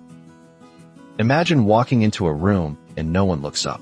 You say something, but no one responds. You offer a thought, a memory, a joke, and it floats, unanswered, in the air. That feeling, that hollow ache in your chest, that's not just emotion. That's psychology at work. You see, the human brain is hardwired for recognition. From the time we're born, we seek eye contact, facial expressions, vocal tones. They tell us, you matter, you exist. And when those signals stop coming, when we're no longer asked for our opinion, when we're left out of decisions, when others talk around us instead of to us, our brains register that as a kind of social rejection. And here's the powerful part. Studies have shown that social rejection activates the same areas in the brain as physical pain. Let me repeat that. Being ignored, dismissed, or excluded hurts your brain the way a burn or a punch might hurt your body. So when seniors say, "I feel invisible," they're not being dramatic. They're describing something very real. And over time, that invisible feeling can turn into something darker: shame, withdrawal, even hopelessness. Now think about this. In many cultures, age is honored. Elders are seen as the keepers of wisdom. But in modern society, especially here in the US, growing old can sometimes feel like fading out. The spotlight moves on. And unless we push back, unless we demand to be seen, it becomes too easy to disappear in plain sight. Have you ever had a moment where you felt invisible? Where you spoke and no one really heard you? I hope you'll tell me about it in the comments. Because naming that moment, sharing it, can be the first step toward reclaiming your voice. And hey, if you're still with me, don't forget to like this video. It tells the algorithm that voices like yours deserve to be heard. We've got one final piece to this puzzle. In the next part, I'll share a surprising truth that might just change the way you see aging, and yourself, forever. Number 5, the surprising truth about purpose after 60. Here's something they don't tell you enough. Your sense of purpose doesn't retire when you do. In fact, according to a 2019 study published in the journal JAMA Network Open, adults over the age of 50 who reported having a strong sense of purpose in life were significantly less likely to die over the next decade than those who didn't. Not just less depressed, not just happier, literally more likely to live longer. Think about that for a second. Purpose isn't just a nice feeling. It's a lifeline, a biological motivator. It tells your body, your mind, your entire system, we've still got something to do here. But here's where it gets tricky. Many people confuse purpose with productivity. They think, well, I don't work anymore, or the kids don't need me like they used to. And so they assume their purpose is gone. That couldn't be further from the truth. Purpose isn't just about what you do. It's about why you do it. It could be making a friend smile every day, teaching your grandchild how to bake your famous pie, volunteering once a month, writing down your life stories so they're never forgotten, or simply being a steady, loving presence in someone's life. One 85-year-old man once told me, "My job now is to be the memory keeper of the family. When they forget who they are, I remind them." That's purpose. That's power. If you've ever thought, "What's the point now?" I want you to know, there's one, and you get to define it. Not society, not your past title. You. Tell me in the comments, what gives your days meaning right now? Or what used to, that you might want to reclaim? And if you're getting something from this video, tap that like button. It helps more people, especially those who feel forgotten, find this message. We're almost there. In the final part, we'll pull everything together. And I'll leave you with a message I hope you carry into tomorrow. Stick with me. So, what truly makes seniors depressed? It's not just the physical aches, not just the losses we've endured. It's that quiet erosion of meaning, of connection, of feeling like we no longer matter. It's the silence after the door closes, the glance that passes through you, not at you, the creeping thought that maybe your time of being needed has passed. But here's what I want you to remember, and I mean this from the deepest place in my heart. You are not invisible. You are not done. You are not a chapter that's already been read. You are a living library, a source of strength, a beacon of experience in a world that's forgetting how to slow down and listen. The world may not always hand you your place. You might have to stand up and claim it. Start small. Reach out. Tell your story. Ask a neighbor to coffee. Offer your wisdom. Demand space where it's missing. And most of all, believe that your presence still carries weight. If this video meant something to you, please subscribe. Leave a comment. Share your voice. That's how we build this space, together. One comment, one connection, one real moment at a time. Let this be a reminder. Depression may whisper that you're alone, that you've been left behind, but the truth? You're still here. And as long as you're here, your life still matters. See you in the next video. Have you ever sat alone in your room, staring at the walls, and wondered, am I just getting in the way now? Have you felt the silence after a busy family gathering? Not because anyone said anything unkind, but because you sensed it, that weight in your chest, that thought you tried to brush off. Maybe they'd be better off without me needing so much help. If that sounds familiar, I want you to know you're not alone. Many older adults, even those surrounded by loving families, wrestle with the quiet pain of feeling like a burden. It's a heavy feeling, one that doesn't always have words, settles into your bones. And here's the truth. These feelings don't just hurt you. They keep you from fully embracing the deep, irreplaceable role you still hold in your family, your community, and your own life. In today's video, we're diving deep into this emotional struggle. Why do we feel like this? Where does it come from? And more importantly, how do we begin to break free from it? Stay with me as we explore 5 powerful truths that can shift the way you see yourself. And before we begin, I'd love for you to do 2 quick things. First, hit that subscribe button if these kinds of honest, heartfelt conversations matter to you. And second, drop a comment below. Have you ever felt like a burden to someone you love? You don't need to explain. Just a yes or me too is enough to remind others they're not alone. Number 1, the forgotten story of Edna. Edna was 78 when she moved in with her daughter's family after a fall left her needing help walking. She had been independent all her life, a nurse for 40 years, a Sunday school teacher, the kind of woman who baked bread from scratch and always remembered birthdays. But in her daughter's home, surrounded by the sounds of teenage grandkids, busy schedules, and doors that were sometimes closed, she began to shrink into silence. One night, after dinner, Edna overheard her daughter whisper, "I'm just so tired," and that was it. The thought struck her like lightning. I'm the reason she's tired. I shouldn't be here. From that moment, Edna pulled back.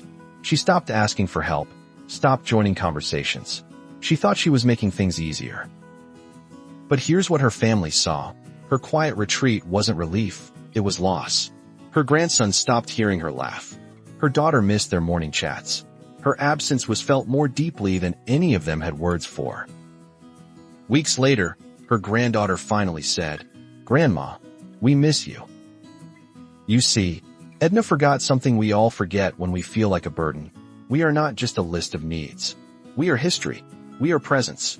We are love, wrapped in stories that younger generations can't get anywhere else. And when we go silent, when we hide, we don't become less of a burden.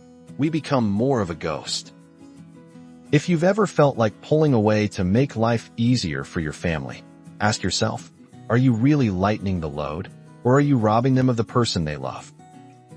Leave a comment if Edna's story hit close to home. Have you ever tried to become invisible in your own family? Let's talk about it. Number 2, the silent trap of comparison. Imagine this. You're sitting at the dinner table, watching your son rush to clean the dishes, while your daughter-in-law checks her phone for work messages. The kids are already back in their rooms, and the house feels like a train running at full speed. You glance down at your hands that once held careers, built homes, raised children, and you think to yourself, look at them go. Look at me now. And then it happens. That silent comparison. That voice that says, they're doing everything. I'm just here. But here's the thing. Comparison is a liar. It doesn't look at the full picture. It only measures what's visible, what's loud, what's moving fast. And it convinces you that value comes from doing instead of being. Psychologists call this the productivity identity trap. As we age and do less of what society deems productive, we're tricked into thinking our worth is fading. That if we're not helping in some obvious, measurable way, then we must be taking up space. But here's a surprising truth. A study by the National Council on Aging found that older adults who stayed emotionally engaged through storytelling, listening, sharing wisdom, contributed significantly to the emotional stability of multi-generational households. Not through tasks, but through presence, through being.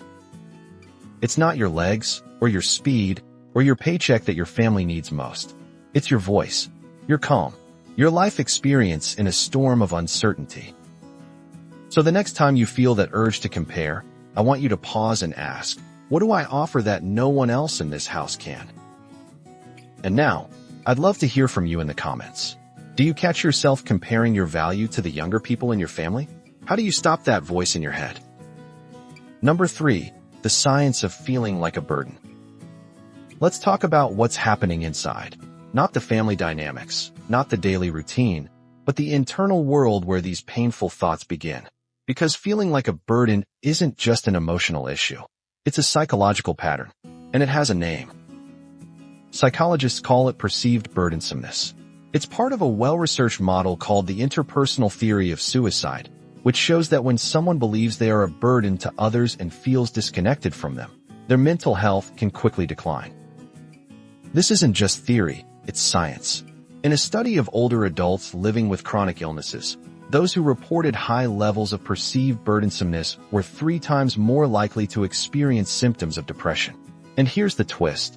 Their families often didn't see them as a burden at all. The feeling came from within, fed by guilt, shame, and isolation. This shows us something crucial. The feeling of being a burden often has little to do with what your family thinks, and everything to do with how you see yourself. It's an internal script, one that says, I'm too much. I'm holding them back. And like any script, it can be rewritten. The brain has a remarkable ability called neuroplasticity, the capacity to rewire itself based on repeated thought patterns. This means that if we consistently replace self-blaming thoughts with self-affirming ones, we can shift not just how we feel, but how our brain operates over time. So next time that voice whispers, you're in the way, try answering with this. I am still valuable. I am still needed. I belong. It won't feel true at first, but say it anyway. Rewire anyway. I want to hear from you. Has that inner voice ever told you that you're too much for your family? What did it say? And what would you say back to it now? Share your thoughts in the comments. Number 4, 2 very different afternoons. Let's picture 2 afternoons. In the first, you're sitting on the couch, TV playing in the background. Your son comes home from work, nods politely, says he's tired. You smile, say nothing. Later, your daughter-in-law walks by, asks if you need anything. You say, no, I'm fine. You always say that. Dinner comes and goes. You eat quietly, then go to your room early. You didn't want to bother anyone. Now imagine a second afternoon. Same couch, same house. But this time, your granddaughter walks in from school and you call her over. You ask about her day. She shrugs, says, "Nothing much." You press gently, and she tells you a story about a boy in her class who got in trouble. You laugh together. Later, your son comes home, looks tired, but this time you say, "I made some notes for that tomato sauce you like, from your grandma's recipe." At dinner, there's a new energy. A story gets told. A memory is shared. And when you go to your room, it's not to hide, but to rest. Same people, same house. What changed? You chose to show up. We often think being less of a burden means being quieter, smaller, more invisible. But that's a myth. When you pull away to protect your family, you don't ease their stress. You remove a source of connection. When you engage, when you offer your presence, your stories, your humor, your listening, you create something priceless, emotional oxygen, the kind that makes a house feel like a home. One small change, speaking up, asking questions, telling a memory, can shift the atmosphere of an entire evening. So here's what I want to ask you. Which afternoon have you been living lately? And what's one small way you could show up differently tomorrow? Tell me in the comments. I read every one. Number 5. The hidden strength in asking for help. We're taught our whole lives to be strong, to stand on our own 2 feet, to not trouble others. So when the time comes that we need help, whether it's a ride to the doctor or just someone to open a jar, it doesn't feel like asking. It feels like failing. But what if I told you that asking for help isn't a weakness, it's an invitation? There's a story I heard once about a man named Walter. He was 82, a retired mechanic, tough as nails. After a stroke, he had trouble with speech and balance. His instinct was to push everyone away. He didn't want pity. He didn't want to be someone's chore. So he did everything he could alone, until the day he fell in the garage and lay there for hours.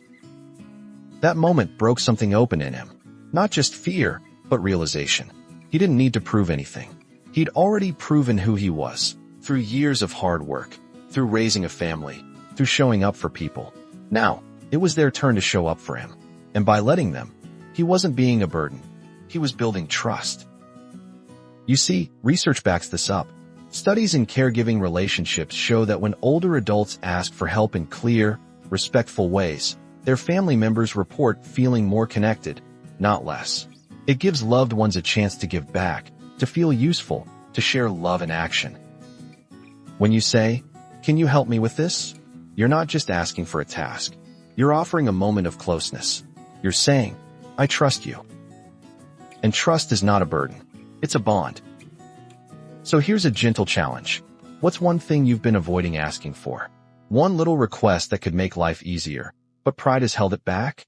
Say it out loud. Or even better, share it in the comments. Let's practice asking together. If you've made it this far, take a breath with me. We've walked through some heavy, honest truths today. Stories that might have reminded you of yourself. Thoughts you've quietly carried. Feelings you maybe never said out loud. And now, let me say something to you, clearly and directly. You are not a burden. You are a human being in a different season of life. A season that asks for gentleness, that invites connection, that holds memories and meaning that nobody else in your family, nobody else in this world, can offer in quite the same way. The lies we tell ourselves in silence. Asterisk. I'm in the way. I don't matter anymore. They'd be better off without me. Asterisk. Those lies lose their power the moment we speak them out and replace them with truth. And here's the truth. You matter because of who you are, not because of what you can do. You are loved, not for being useful, but for simply being you.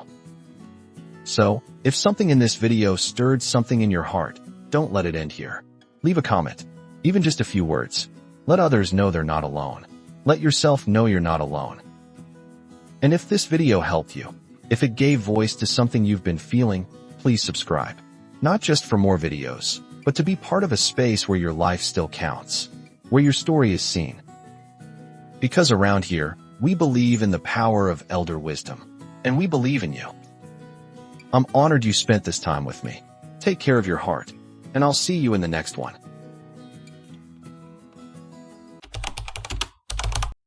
Have you ever wondered why some people live to be 100, while others don't make it past 70, even though they exercised, ate their veggies, and followed all the so-called rules?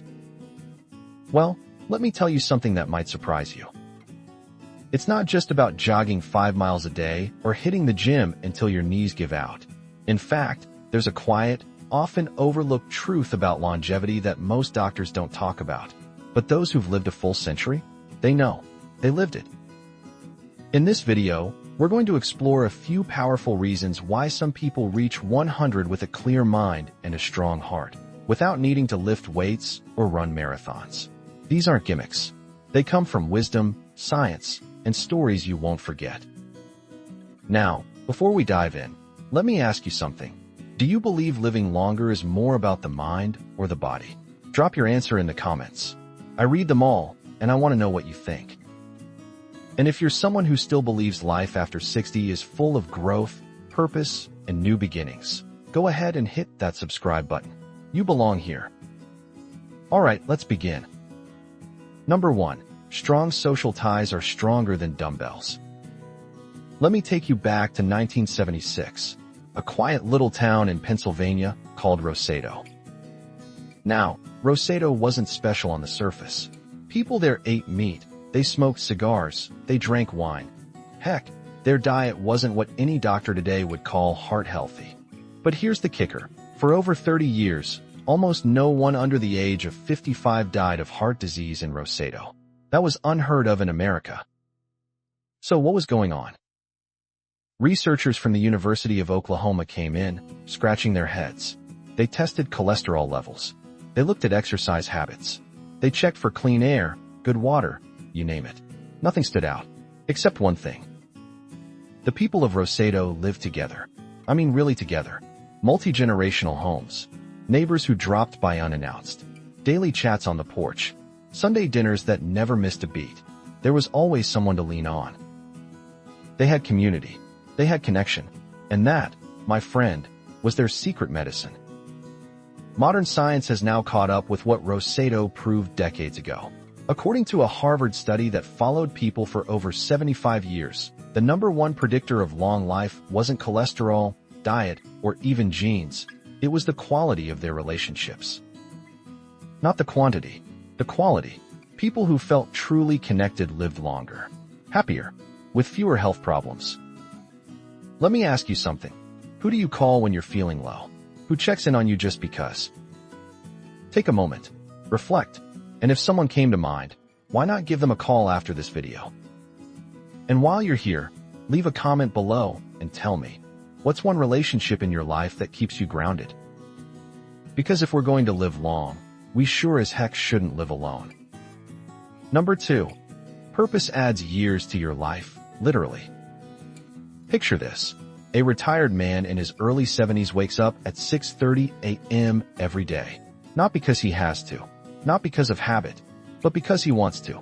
He grabs his old canvas bag, heads to the local elementary school, and greets every child by name as they walk in, rain or shine.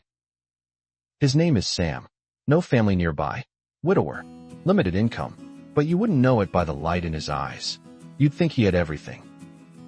Now here's the part that gets me. Sam just turned 96. Still sharp. Still smiling. Still showing up. When someone asked him why he does it, he said, because they need me, and I need them. You see, science backs him up.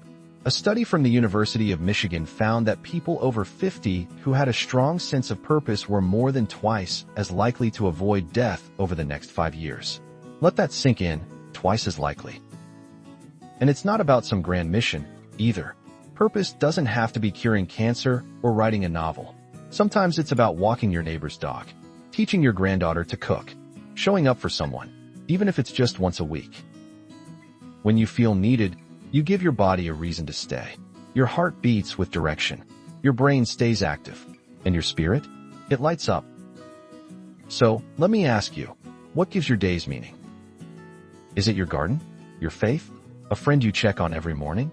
Share it in the comments. I want to know what gets you out of bed in the morning. And if this part struck a chord with you, take a second to like the video. It tells me to make more stories like Sam's.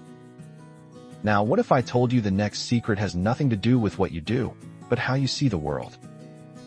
Number 3. Your mindset can save or shorten your life. Let's imagine two people. Both are 70 years old. Both are retired. Both have a few aches, a few pills, and a pair of reading glasses. But here's where things start to split. The first wakes up thinking, I'm old. I'm slowing down. I probably shouldn't try anything new. He watches the news, worries about his health, declines invitations, and says, that's for the young folks. The second one wakes up and says, I've still got time. I want to try that painting class. I might take a road trip. Maybe I'll finally learn to play piano. He keeps showing up, trying, laughing, failing sometimes, sure, but living. Fast forward 10 years. Who do you think is still around?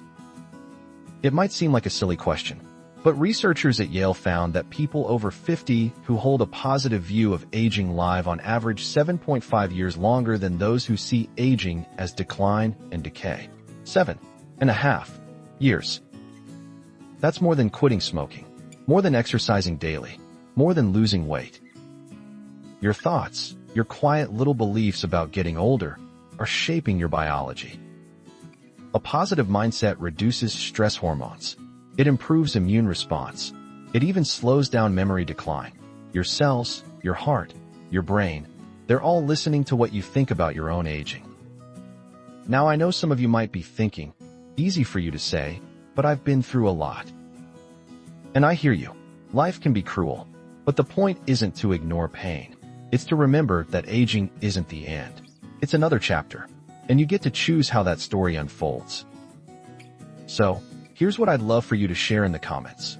What's one thing you still want to try, no matter your age, big or small? Let's inspire each other. And if you're enjoying this, don't forget to subscribe, because this community, we believe in living, not just lasting. Want to hear something that might shock you next? It's a stat, one that might change the way you see your daily routine forever. Number 4, too much sitting isn't the problem, too much loneliness is. Here's a number that might stop you in your tracks. According to a recent report from the U.S. Surgeon General, chronic loneliness increases your risk of early death as much as smoking 15 cigarettes a day. 15. Now think about that for a moment. You could be eating kale, walking daily, taking all the right pills, but if you're going to bed each night feeling invisible, unheard, or forgotten, your health knows it. Your body feels it. Loneliness isn't just an emotion. It's a biological stressor. It raises your blood pressure. It weakens your immune system. It triggers inflammation. And over time, it chips away at your heart, not just emotionally, but literally. And here's the sad part. In a country as big and loud as the U.S., millions of older adults feel completely alone. The phone doesn't ring. The holidays are quiet. And the silence becomes suffocating. But here's the good news. This isn't irreversible. One genuine connection, a neighbor you wave to, a volunteer group, a book club, even an online forum, can start to shift things. It's not about being surrounded by people. It's about being seen, being known. You might be thinking, but I'm not good at meeting new people. That's okay. Start small. Ask someone a question. Offer a compliment. Join a group with a shared interest. Or, hey, leave a comment here and tell us what helps you feel less alone. Maybe your words will help someone else who's scrolling through in silence. And if you've ever battled with loneliness, you're not weak. You're human, and you deserve connection just as much now as ever before. If this part of the video speaks to you, don't scroll past it. Drop a comment. Let someone reply. You never know the power of one simple exchange. Ready for the final, perhaps most surprising piece of this longevity puzzle? Number 5, movement matters, but not the way you think. Let's get one thing straight. Moving your body is important. But the idea that you need to spend hours lifting weights or running 5 miles a day to live longer, that's a myth, and one that's doing more harm than good. Let me tell you why. In Okinawa, Japan, a place known for having some of the longest living people on Earth, you won't find many gyms. You won't see 85-year-olds in spandex doing squats or pounding treadmills. What you will see, gentle movement all day long, tending to gardens, walking to the market, sitting down on the floor, and getting back up several times a day, cooking, sweeping, playing with grandchildren. It's not exercise in the way we've come to define it in the West. It's life. Movement isn't scheduled. It's woven into their daily routine. And that low-intensity, high-frequency motion does wonders for the body. A study published in the American Journal of Epidemiology found that older adults who simply stayed lightly active throughout the day had a 30% lower risk of early death compared to those who were sedentary, even if they didn't do any formal workouts. 30%. That means standing up and walking during commercials, tidying up the house, dancing to a favorite song. All those little movements, they add up. In fact, they might add years. And you know what? This should be good news, because it means you don't need a gym membership or a fitness app. You don't have to go big or go home. You just need to keep moving a little bit every day. Let me ask you this. What's your favorite way to stay active without calling it exercise? Share it in the comments. You might give someone else an idea they'd actually enjoy. And if you've been sitting for a while watching this video, stand up for a second. Stretch. Walk around the room. Let your body know you're still here. Still moving, still living. Now, we've talked about connection, purpose, mindset, and movement, but what does it all mean when you put it together? The real secret to reaching 100. So, after everything we've explored, what's the truth behind living to 100? It's not about running marathons. It's not about counting every calorie or memorizing the latest supplement trends. The real secret? It's how you live. And who you live it with. Strong relationships, a sense of purpose, a mindset that embraces aging, daily movement that feels natural, and above all, the courage to stay connected to life, to others, to yourself.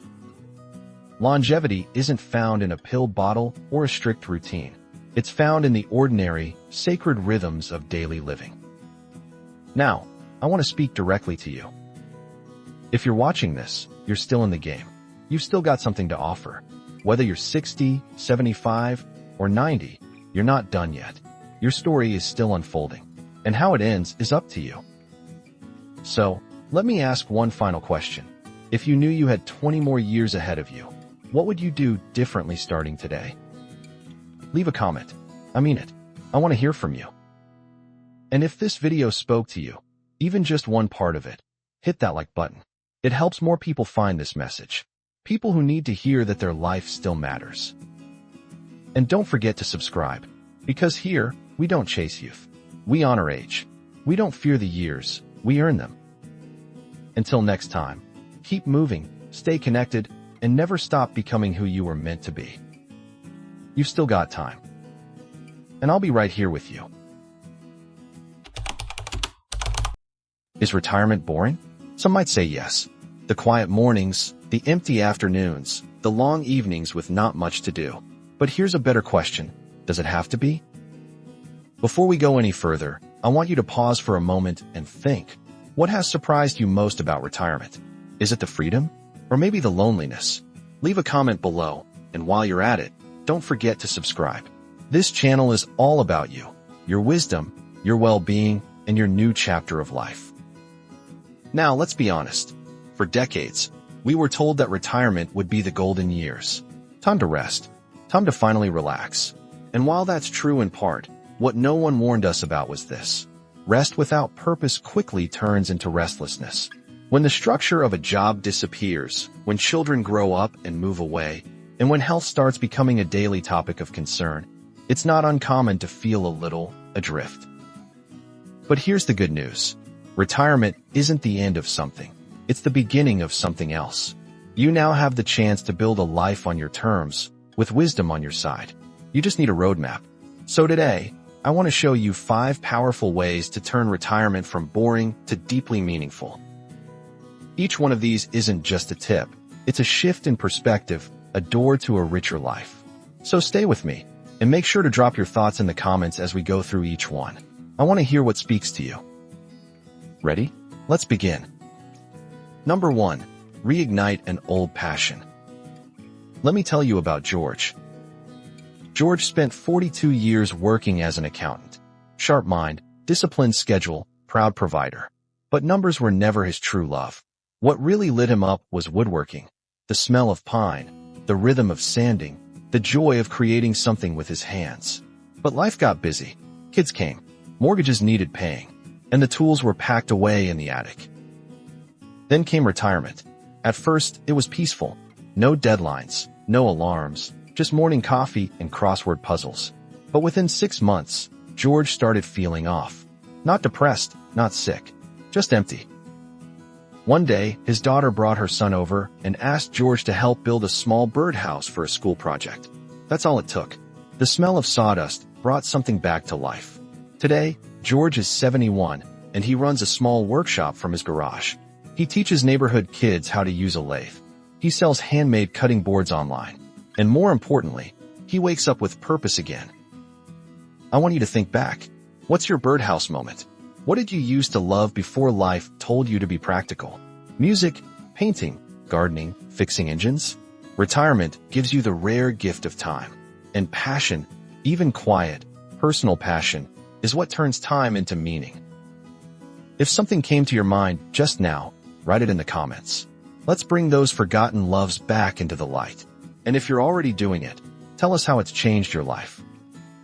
Don't forget to subscribe, especially if you want more stories like George's. You never know which one might spark your own next chapter. Shall we move on to the second way? Just say the word. Number 2, redefine your routine through volunteering. Now, close your eyes for a second and picture this. It's Monday morning. The sun is just rising. You're not in bed scrolling through the news or wondering what to do today. Instead, you're putting on a clean shirt, grabbing a cup of coffee, and heading out the door. Not for a job, but for a mission. A place where people are waiting for you, counting on your experience, your presence, your voice. That's what volunteering can do. A surprising statistic from the Corporation for National and Community Service shows that retirees who volunteer regularly report higher levels of life satisfaction, by as much as 25%, compared to those who don't. That's not just about feeling good. It's about having a reason to get up in the morning, a place where your wisdom matters. Take Eleanor, for example.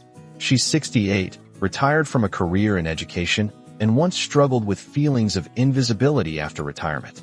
Then she started reading to children at her local library twice a week. Within a month, she was being called Grandma Ellie by half the kids. She became a fixture in their lives, and they in hers. That weekly routine became her new heartbeat. Volunteering doesn't have to be big or formal. It could be helping out at the local animal shelter, mentoring young people, joining a community garden, or even lending your voice to civic discussions in your town. The key isn't the where, it's the why. Tell me in the comments, have you ever volunteered before? If not, what kind of cause would move you to get involved? Helping veterans? Supporting education? Environmental work? I'd love to hear your thoughts. And hey, if this part resonates with you, hit that like button. It lets me know you're out there, listening, and ready to make your retirement count. Ready for the third way? Let me know, and we'll keep going. Number 3, embrace travel, even if it's local. You might think travel means expensive plane tickets, packing bags, and long lines at the airport. But that's not always the case. Sometimes, the most meaningful travel doesn't require a passport, just a willingness to explore. Let's look at 2 different retirees. First, we have Harold. Harold's been retired for 3 years, and his days are predictable. He wakes up, watches TV, makes lunch, takes a nap. His world is safe, familiar, but small. And truth be told, he feels a bit stuck. Then there's Linda. She's 72, living on a similar budget. But twice a month, she picks a spot on the map, no more than 50 miles from home, and treats it like an adventure. A historic town, a local trail, a museum she's never visited. She takes the bus sometimes, or carpools with a friend. She even keeps a little journal of the places she's explored. Same age, same retirement, but 2 very different experiences. Psychologists say that novelty, the experience of doing something new, triggers dopamine in the brain. It helps maintain cognitive flexibility, memory, and emotional well-being. In short, exploring keeps you sharp, and you don't need to go far. Even trying a new cafe, joining a walking tour in your own city, or revisiting a childhood spot can breathe fresh life into a routine. So let me ask you, when was the last time you went somewhere just to discover something? Write it down in the comments. Or better yet, share a place you've always wanted to visit, even if it's just a small town an hour away. And if you're someone like Linda, already doing this, tell us about it. Your story might be the inspiration someone else needs to take that first small trip. Don't forget to subscribe if you're finding this helpful.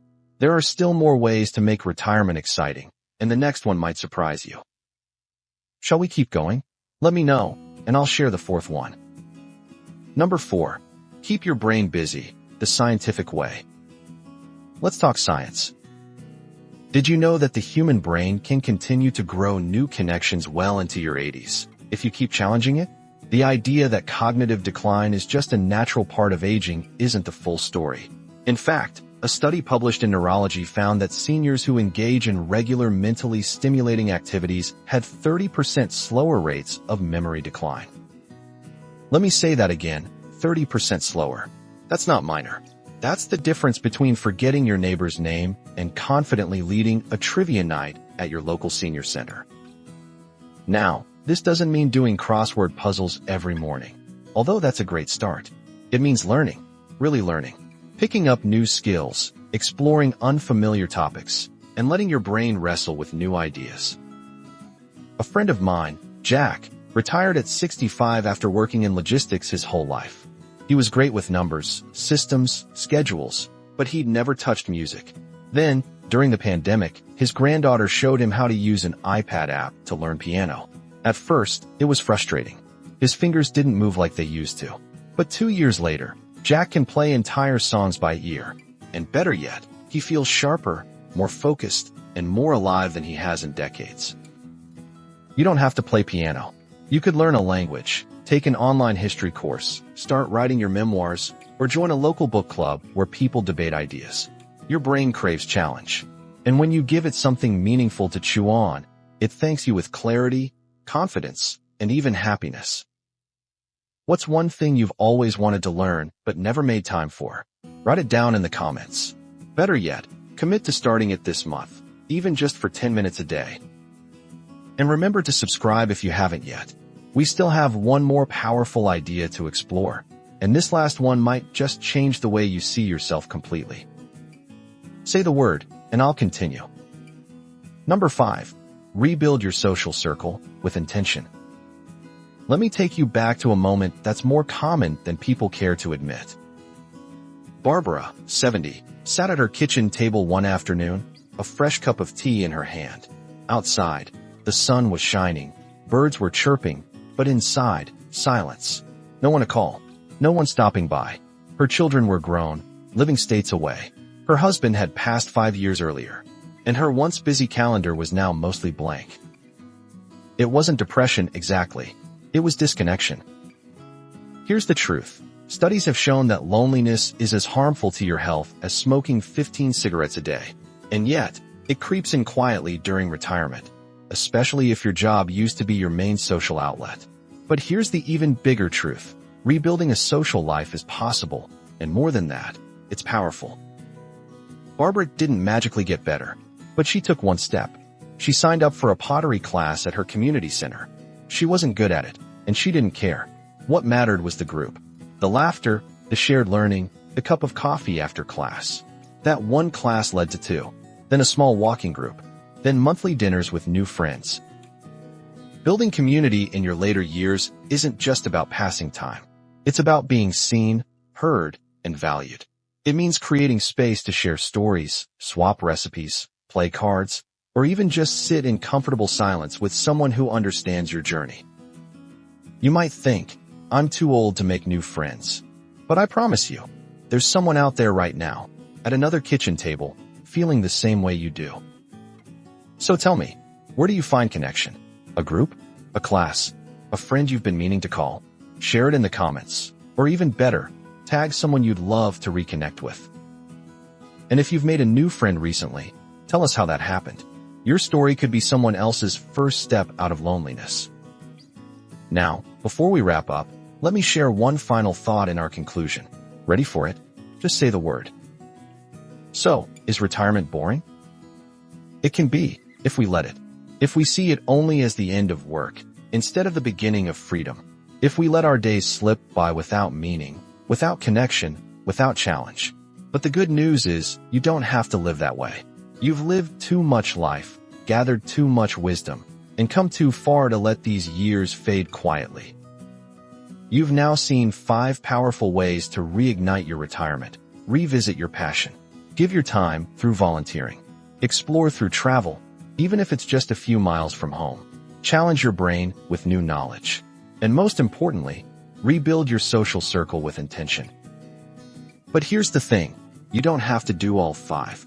Just start with one small, meaningful shift, and then build from there. Let this be your reminder that retirement isn't a retreat from life. It's a return to you, to your curiosity, your values, your joy, and you're never too old to begin again. Now, I'd love to hear from you. Which one of these ideas spoke to you the most? Which one are you going to try first? Leave a comment below. I read every single one, and I'd love to know your story. And if this video helped you see retirement in a new light, please give it a like, share it with a friend, and don't forget to subscribe. We're building a community here, one where age is not an ending, but a beginning. Until next time, keep living, keep learning, and keep choosing purpose. After the age of 65, life has a different rhythm. The noise of ambition fades, and in its place comes a quiet craving for peace, dignity, and simplicity. But if you've lived long enough, you know peace isn't something that just arrives one day. It has to be protected, and sometimes it starts with knowing what not to say, even to those closest to you. Today, we're talking about something many avoid, the 5 secrets you should never share with your family after 65 if you want a peaceful life. These aren't petty secrets. They're lessons carved from experience. Lessons that could save you from unnecessary stress, judgment, or even betrayal. Before we go on, I want to ask you something. Have you ever shared something with your family and later regretted it?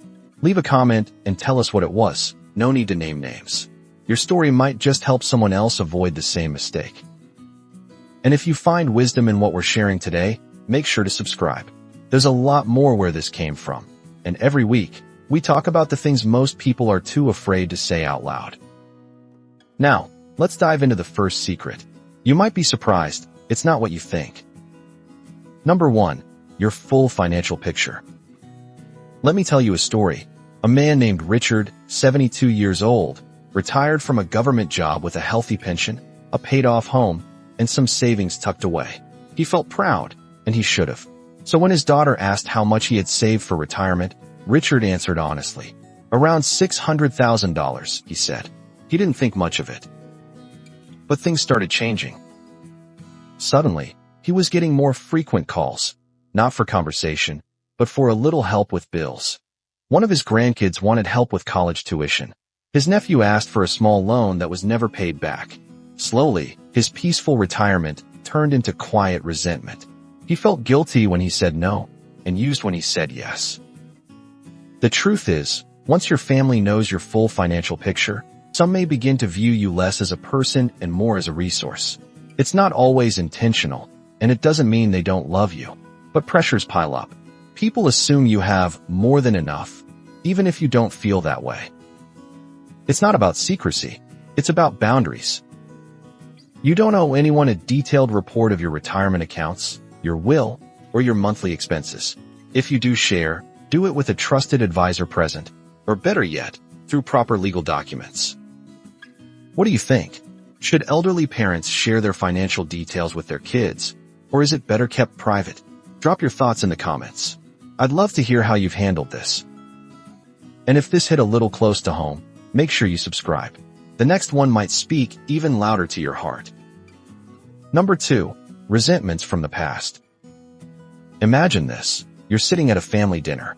The grandkids are laughing, someone's carving the roast, and the air feels warm. Then, out of nowhere, a conversation drifts toward the past. Someone says something about your younger days, how strict you were, or how you favored one child over the other. And suddenly, you find yourself blurting out, "Well, Maybe if your mother had supported me more back then, I wouldn't have had to be that way. Silence. What began as a peaceful moment turns cold. Old wounds reopen. And even though the past is long gone, it now lives fresh again in the room. Holding on to resentment is like carrying a hot coal in your hand, hoping to throw it at someone. But when you finally let it go, especially after 65, you often just burn yourself. You see, sharing unresolved pain with your family might feel like you're finally speaking your truth. But without the right timing, intention, or setting, it often leads to confusion, guilt, or conflict. Your children may not understand the full context. Or worse, they may feel blamed, even if they weren't the cause. Instead, choose healing over rehashing. Process those emotions in a private space, with a counselor, a journal, or a trusted friend your age who's walked a similar road. Peace isn't just about silence. It's about choosing what to say and what to release quietly. Have you ever brought up something from decades ago, only to realize it didn't land the way you hoped? Share your experience in the comments. You're not alone, and your story might help someone else rethink what they choose to revisit. If this speaks to you, stay with us. The next secret is something many seniors don't talk about, but it can change how your family sees you forever. Number 3. Plans for inheritance distribution. Here's a number that might surprise you. According to a 2023 survey by Caring.com, 67% of American adults have no estate plan in place. But among those who do, nearly 1 in 3 say discussing it with family led to tension or arguments. And these aren't just casual disagreements. These are lasting, relationship-altering rifts. Why? Because money has a way of exposing things we didn't even know were there. Insecurities, jealousy, entitlement. And when you reveal how your estate will be divided before you're gone, you're not just handing out numbers. You're unintentionally assigning worth. Why did she get more? Why not me? What did I do wrong? Even if your intentions are pure, even if your reasons are fair, your choices might be interpreted through decades of sibling rivalry, emotional wounds, or family politics. Now, does this mean you shouldn't have a plan? Absolutely not. You must. But sharing the details before your passing? That's optional, and dangerous if done too early or without care. A will should speak when you no longer can. And if you feel strongly about explaining your choices, do it in writing, quietly, clearly, and privately. Let the message be about love, not justification. What do you think? Is it better to tell your kids in advance about the inheritance, or let the will speak for itself? Leave your thoughts in the comments. You might help someone facing that very decision. And if you're still with me, thank you. We've still got 2 more secrets, and the next one? It's deeply personal and often overlooked. Number 4, private health struggles. Picture this. You're sitting in your recliner, feeling a little more tired than usual these days. Your hands tremble slightly when you hold your coffee cup. You've noticed some memory lapses, not serious, but enough to make you wonder. Do you tell your children? Many seniors believe in being honest about everything, especially with their health. But here's the hard truth. Sharing every health concern, especially the early signs of decline, can unintentionally trigger fear, control, and even loss of independence. Your children might mean well, but the moment they hear words like memory loss, dizziness, or chronic pain, some may jump into action. Suddenly, you're no longer in charge of your life. They're researching nursing homes, talking about power of attorney, or suggesting you stop driving, even if you're still fully capable. Science tells us something important. Perceived vulnerability in older adults can cause family members to overcorrect. A 2022 study in the Journal of Aging and Health found that nearly 40% of seniors felt a loss of autonomy after disclosing early-stage health conditions to family. Not because they were forced, but because decisions were made for them, not with them. That's why it's important to discern what to share, when to share it, and how. Some things are better first discussed with your doctor, a trusted friend, or a support group of people your age who truly understand the nuances. And when the time is right, you can bring your family in, with clarity, not fear. Have you ever held back from telling your family about a health issue out of concern for how they'd react? Tell us in the comments. Your honesty might give someone else the courage to handle their situation more wisely. Stick around. Our final secret is one that could protect your dignity in ways most people don't even consider. Number 5. Your deepest regrets. Let's walk through two very different scenes. In the first, an elderly woman, let's call her Margaret, sits quietly on her porch with her daughter. The sun is setting. Margaret, overwhelmed by emotion, says, "I should have never stayed in that marriage. I wasted my best years." Her daughter, caught off guard, stares back in silence. That night, she lies awake, questioning everything she believed about her parents, her childhood, and her family's story. Now picture this. In the second scene, the same woman writes a letter to herself. She puts into words the choices she made, the ones she didn't, and why. She ends it with forgiveness, for herself, and for those who hurt her. She doesn't need anyone to fix it. She just needs to release it. Both versions are real, but only one leads to peace. You see, after 65, regret becomes a quiet companion for many. We think about the things we didn't do, the people we hurt, the chances we missed. And while speaking your truth is important, not every truth needs to be handed over to your children or grandchildren. Why? Because your regrets are yours. Sharing them with family can often create more confusion than connection. They may feel burdened, or worse, blamed. They may try to make it right when it's not theirs to fix. What was meant as a release for you becomes a weight for them. Instead, reflect with intention. Talk with a counselor, a spiritual guide, or someone who's lived a long life and understands the complexity of it all. Healing doesn't always require an audience. Have you ever shared a regret and wished you hadn't? Or maybe you kept something to yourself and found peace through silence. Share your thoughts in the comments. Your reflection might help someone else find clarity in their own story. Now, before we close, let's bring it all together with one final thought. Reaching 65 and beyond is not just a milestone. It's a sacred chapter, one filled with wisdom earned through trial. And perhaps the greatest wisdom of all is knowing when silence brings more peace than speaking ever could. We often grow up thinking that honesty means saying everything. But in truth, honesty doesn't mean oversharing. It means being true to yourself. And sometimes, that truth is best held gently, privately, not out of shame, but out of love, for yourself, and for those you care about. So let these 5 secrets be not a call to hide, but a guide to protect what you've spent a lifetime building, your dignity, your peace of mind, and your ability to walk through these years with grace. I'd love to hear from you. Which of these resonated most deeply with you?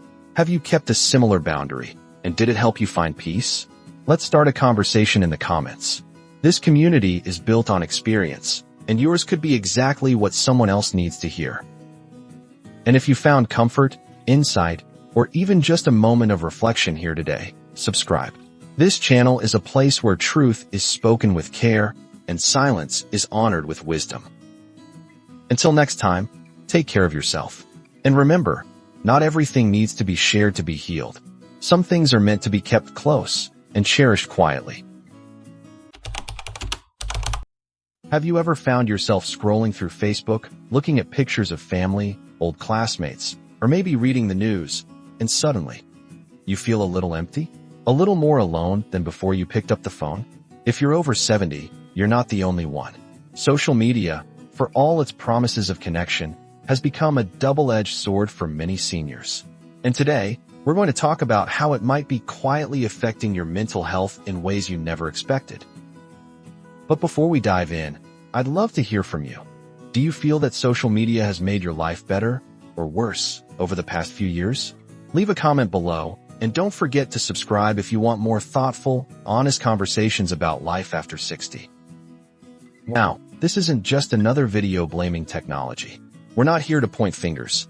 We're here to reflect, to understand, and to share the kind of wisdom that only comes with age. Because when you've lived through wars, raised children, and seen the world change before your eyes, you deserve a space where your experiences matter. And today, that space is right here. Let's take a closer look at the hidden impact of social media on the mental well-being of people over 70. You might be surprised at what we uncover. Shall we begin?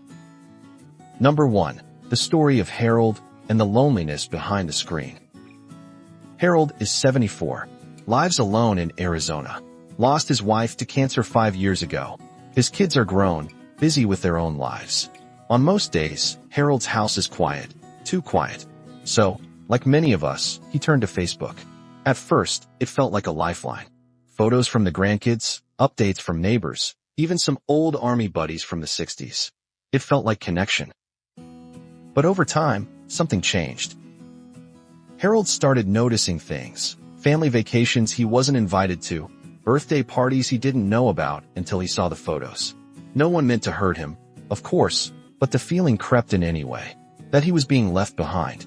That life was moving on, and he was just watching from the outside. He'd scroll for hours sometimes, thinking he was staying in the loop, but he'd close the app feeling lonelier than when he started. The more he saw, the more invisible he felt. And Harold isn't alone.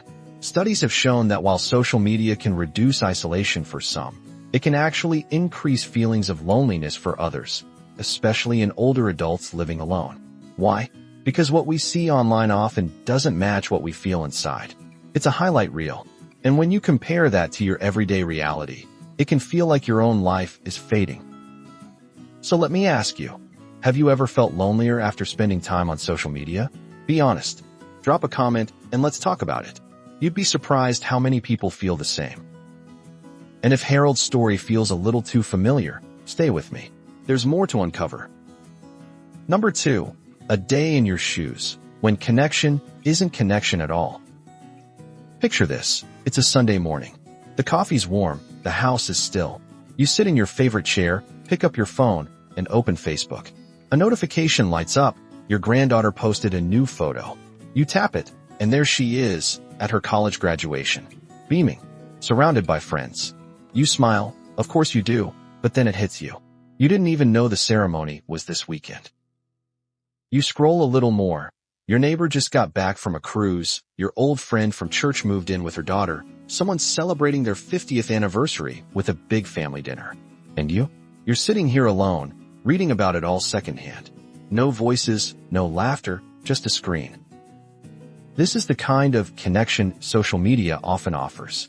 It feels like you're part of something, but more often than not, it reminds you of what you're missing. Especially after 70, when the pace of life slows down and relationships start to thin out, these moments can hurt more than we realize. And here's the hard truth. Digital connection isn't the same as human connection. A like isn't a conversation. A comment isn't a hug. Scrolling isn't visiting. Psychologists call this the social comparison trap. You see other people's lives, edited and filtered, and without even meaning to, you start measuring your life against theirs. That comparison can lead to sadness, irritability, even depression, especially in older adults who are already navigating loneliness, grief, or physical limitations. But here's a thought. What if we used social media differently? What if, instead of just scrolling, we actually reached out, called someone, wrote a letter, invited a friend for coffee? Real connection, not just digital noise. Have you ever caught yourself falling into this kind of routine, where you thought you were connecting, but felt more alone than ever?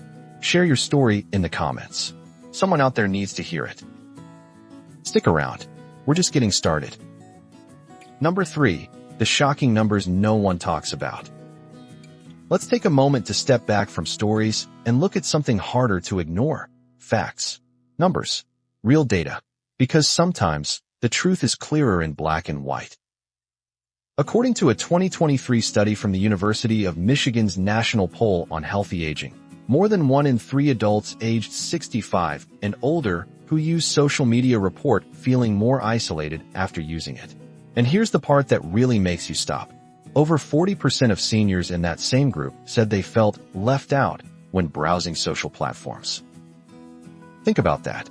These are people who turned to social media hoping to feel more connected, but nearly half of them walked away feeling excluded instead. It gets more serious. A 2022 review in the Journal of Geriatric Psychiatry found a strong correlation between excessive social media use and symptoms of depression among seniors. particularly those living alone or recently retired. Not because the platforms are inherently evil, but because they often replace deeper, more meaningful forms of engagement, like in-person conversations, phone calls, or community involvement. And it's not just about feelings. These emotional shifts can have real consequences. Seniors experiencing chronic loneliness have a 50% higher risk of developing dementia. They're also more likely to face heart disease, mobility issues, and even early mortality. Yes, that's how serious it is. So what do we do with these numbers? We talk about them. We stop pretending everything is fine when we feel something's off.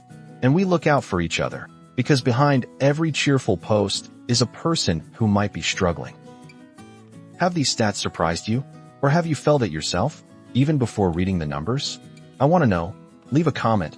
Share what's been on your heart. Let's not let silence win. Up next, we'll dive into what's actually happening inside our brains when we scroll, and why it matters more than you think. Number 4. What happens in the brain when we scroll? Let's get into the science of it.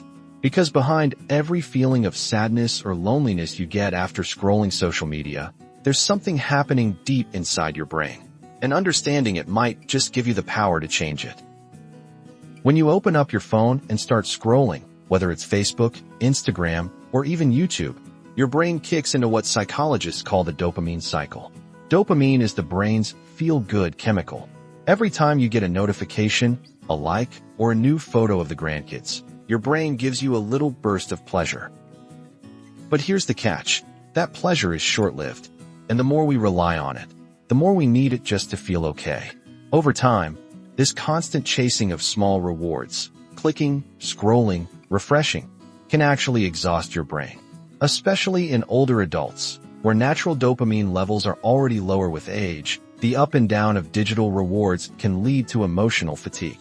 That means more mood swings, more irritability, and yes, more feelings of depression. Even more concerning, studies using brain scans have shown that prolonged exposure to curated social media content, like seeing only the best moments of other people's lives, activates parts of the brain linked to comparison and self-worth. And when you're over 70, living with loss, retirement, or physical changes, that comparison hits even harder. You might start questioning your value, your purpose, even your identity. But here's the hopeful part. Knowing this gives you a choice.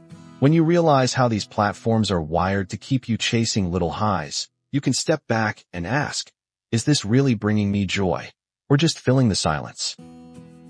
The brain is powerful, but so is your wisdom. You've lived long enough to know when something doesn't sit right. So trust that feeling. Give yourself permission to pause, to reflect, and to reconnect in ways that nourish you, not drain you. Have you ever felt more anxious or emotionally drained after spending time online? Leave a comment and share what goes through your mind when you're scrolling. You're not alone, and your story might be exactly what someone else needs to hear today. Now, let's look at what life could look like when we step away from the scroll. Number 5. 2 lives, 2 paths, a tale of contrast. Imagine 2 mornings. In the first, Margaret, 76, wakes up, pours herself a cup of coffee, and sits in front of her tablet. She opens Facebook, just like she does every day. She scrolls for an hour, maybe more, sees family pictures, political arguments, vacation posts from people she barely remembers. She chuckles at a few things, but mostly, she just watches. She doesn't comment, doesn't message, and when she puts the tablet down, the house feels even quieter than before. In the second morning, we meet Rosa. She's also 76, lives just a few blocks from Margaret. Rosa wakes up, makes her coffee, and instead of grabbing her tablet, she picks up the phone. She calls her church friend. They talk about the book they're reading. Later, she heads to the senior center for a painting class. She's not the best painter, but it's not about the art. It's about the laughs, the voices, the feeling of being seen. Both women are the same age. Both are widowed. Both live alone. But one is slowly drifting into digital isolation, while the other is building something real, something solid. That's the power of choice. Social media isn't evil, but it can quietly pull us into a version of life where watching replaces doing, and scrolling replaces living. Especially after 70, when every day is a precious gift, we must ask ourselves, what kind of life do I want to live? Now I'd love to hear from you. Which of these 2 mornings feels more familiar to you?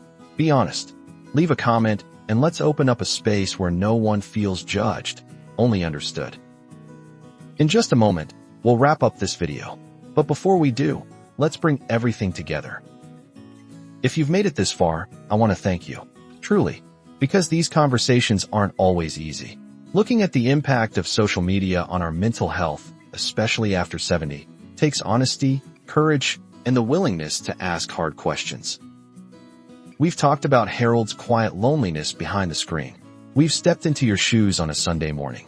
We've looked at the numbers, the science, and the subtle ways scrolling can reshape our emotions and our sense of self. And we saw, through Margaret and Rosa, just how different our lives can feel, based on where we choose to put our attention.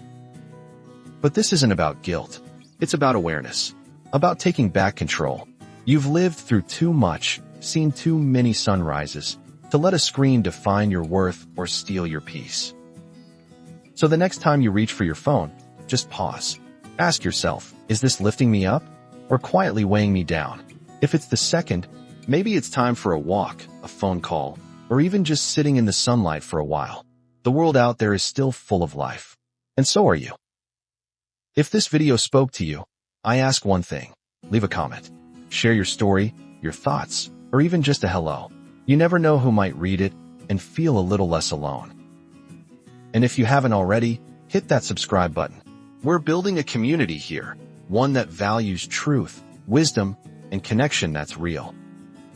Because after 70, life doesn't end. It just gets more honest. Until next time, take care of your mind, your heart, and each other. When you reach a certain age, people assume you've made peace with loss. They think you've grown used to saying goodbye. But the truth is, you never do. Not really. I lost my best friend at 80, a man I'd known for over 50 years. We raised our kids in the same neighborhood, fixed up old cars in his garage, drank coffee on his porch every Sunday morning for decades. We didn't talk every day, but we never needed to. The bond was just there, solid, quiet. And then, one morning, it wasn't. The phone rang, and just like that, my world got quieter, colder. Losing a friend at this age feels different. It's not like when you're young and think you have time to meet new people. It's not like losing someone in your 20s or 30s, when the world still feels full of chances. At 80, friendships like that don't grow back. But in the silence that followed, I learned things I wish I'd known sooner. About grief, about love, about the kind of friendship that shapes a life.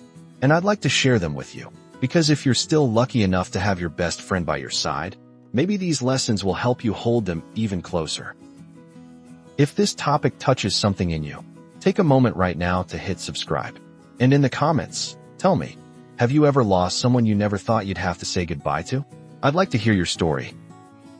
Let's begin. Point 1. The quietest mornings are the loudest in your heart. The morning after his funeral, I woke up before the sun. It was automatic. My body still thought we had coffee plans on his porch. For over 30 years, every Sunday at 7 a.m., we sat together with chipped mugs and talked about everything and nothing. We didn't need a reason. It was just what we did. That morning, I made the coffee out of habit. I even reached for my keys before I remembered. And when I sat down, alone, it hit me, not like a thunderclap, but like a slow, heavy fog that wrapped around my chest. Grief at this age doesn't scream. It whispers. It seeps into the everyday. It turns routines into reminders. And in those small, silent moments, drinking coffee alone, hearing an old song on the radio, seeing a photo from a fishing trip in '83, you feel the full weight of what's gone.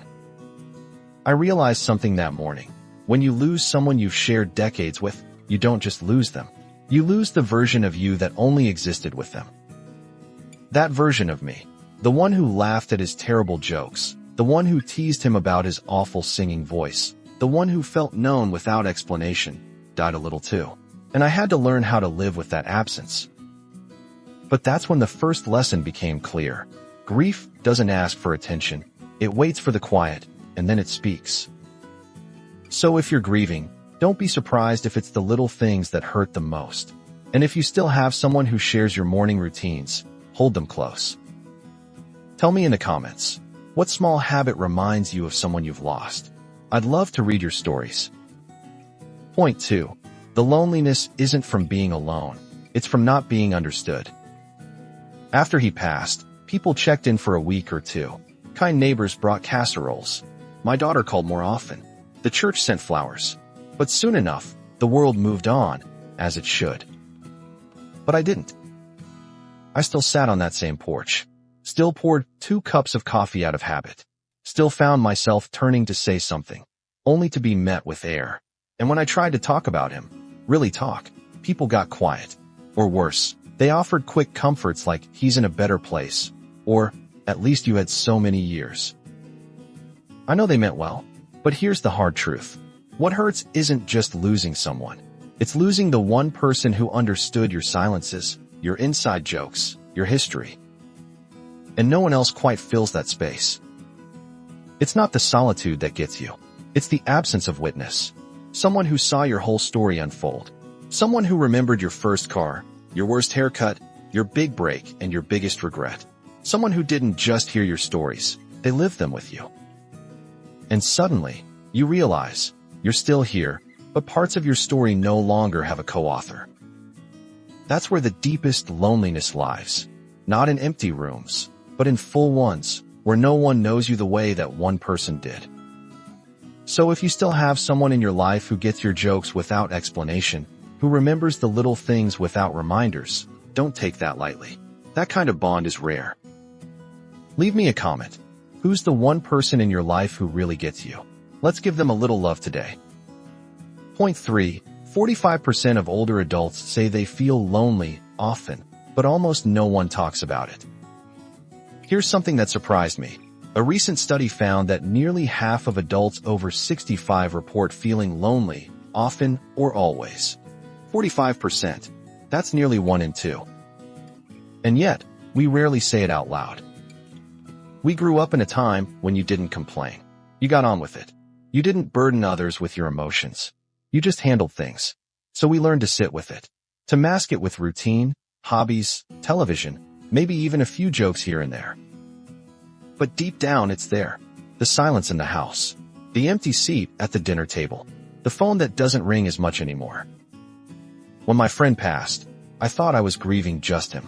But slowly I realized, I was also grieving the shrinking of my world. We don't talk enough about this kind of grief, the kind that builds over time, with every goodbye. We think loneliness means having no one around. But in truth, you can be surrounded by people and still feel utterly alone, especially when the one person who made you feel truly seen is gone. The hard part? No one wants to admit it, especially us men, especially at this age. We say we're doing fine.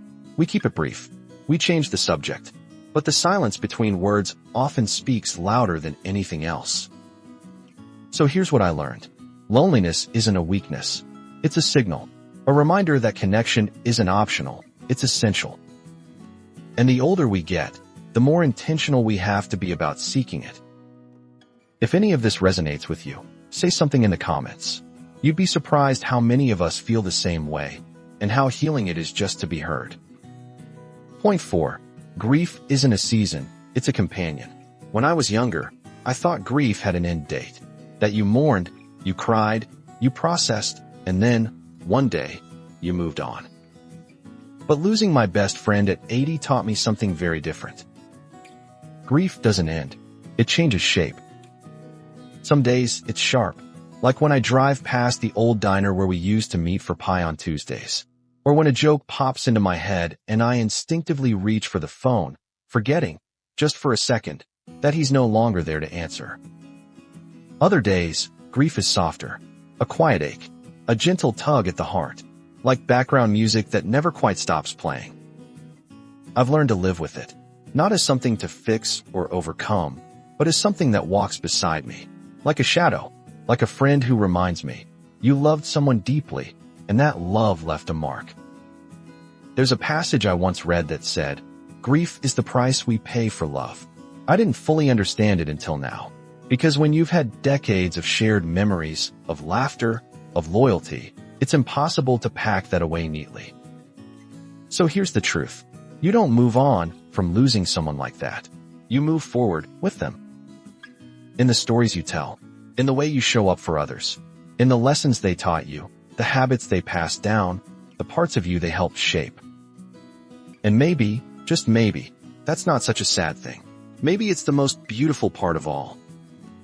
If you've lost someone who still feels present in your everyday life, tell me how you carry them with you. I'd be honored to hear. Point 5. There's still time to be that friend for someone else. After he passed, I went through weeks where I barely spoke. Not because I didn't want to, but because I didn't know who to speak to. Then one afternoon, I was sitting at the park, feeding birds like I often do, when an older gentleman sat beside me. I'd seen him before, always alone, always quiet. We nodded at each other, nothing more. But that day, he said something simple. "You come here often?" I chuckled. What is this, a movie? But we started talking. Turns out, he lost his wife 2 years ago. Just like me, he'd been drifting through the days. We didn't have much in common at first. Different backgrounds, different careers, different views on just about everything. But somehow, it didn't matter. We started meeting once a week. Same bench, same birds. Just two old men talking about baseball, bad knees, and the weather. And slowly, something started to grow. Not a replacement for the friend I lost, but something new, something real. That's when I realized, the best way to honor a lost friendship is to offer someone else the gift of presence. We think, at this age, that all our great connections are behind us, that the doors have closed. But I promise you, they haven't. You can still be that porch sitter, that coffee buddy, that joke teller, that quiet comfort for someone else. Maybe you're not ready. Maybe the grief's still fresh. That's okay. But when the day comes, and it will, don't be afraid to say hello to someone on a bench. You never know what kind of healing might begin. Tell me in the comments, have you met someone later in life who surprised you with their friendship? I'd love to know. Losing my best friend at 80 shattered something in me, but it also opened something I never expected. It taught me that grief isn't weakness. It's proof that something mattered. It showed me that silence can be louder than any noise. That loneliness isn't just about being alone. It's about not being understood. But most of all, it reminded me that the love we shared doesn't disappear when someone leaves. It echoes in our habits, in our laughter, in new friendships we never saw coming. If you're watching this and feeling the weight of your own losses, please know you're not alone. We carry these stories together. And if you still have your best friend, call them, sit with them, tell them what they mean to you, because time may feel abundant until suddenly it isn't. Now I'd love to hear from you. What's the most important lesson you've learned from losing someone close? Share it in the comments. Let's build a space where grief isn't hidden, but honored. If this video spoke to you, hit that like button so others can find it too. And please, subscribe. There are more stories to tell, and I'd be honored to share them with you. Until next time, take care of your heart, and take care of each other. At 70, everything changes. Your body speaks a little louder. The knees creak more often, sleep doesn't come as easy, and the energy you once had for long walks, errands, or even social gatherings feels different. Not worse, just different. But here's a truth not many people are brave enough to say out loud. After 70, walking more isn't always the answer. In fact, focusing too much on physical activity might be distracting you from what really matters right now. This video isn't about giving up. It's not about telling you to sit still and waste away. No, it's about choosing wisely. It's about knowing where to invest your limited energy, attention, and strength. And I promise you this. If you focus on the 5 things I'm about to share, you'll find a deeper sense of peace, connection, and fulfillment in this stage of life. If you're watching this and you're over 60, I want to hear from you. What has truly mattered to you after crossing that milestone? Leave a comment and share your experience. And if you care about wisdom like this, go ahead and subscribe now. We talk about the things that really matter. Number 1. Strengthen your circle, relationships over routine. Let me tell you about George. He was 74, lived alone after his wife passed, and he used to walk 5 miles every morning. Rain or shine, he was out there, waving to neighbors, nodding to joggers, always on the move. But here's the thing, he didn't know those neighbors. He never stopped to talk. He walked, but he was lonely. Then one winter, George slipped on a patch of ice. Broken hip, months of recovery, and for the first time, he realized no one came by. No calls, no visits, just silence. He later told me, I spent years walking away from my loneliness, instead of walking toward connection. At this stage of life, your social circle isn't just a luxury, it's your lifeline. Isolation is as dangerous as smoking 15 cigarettes a day, according to research from Brigham Young University. That's not a scare tactic, that's a wake-up call.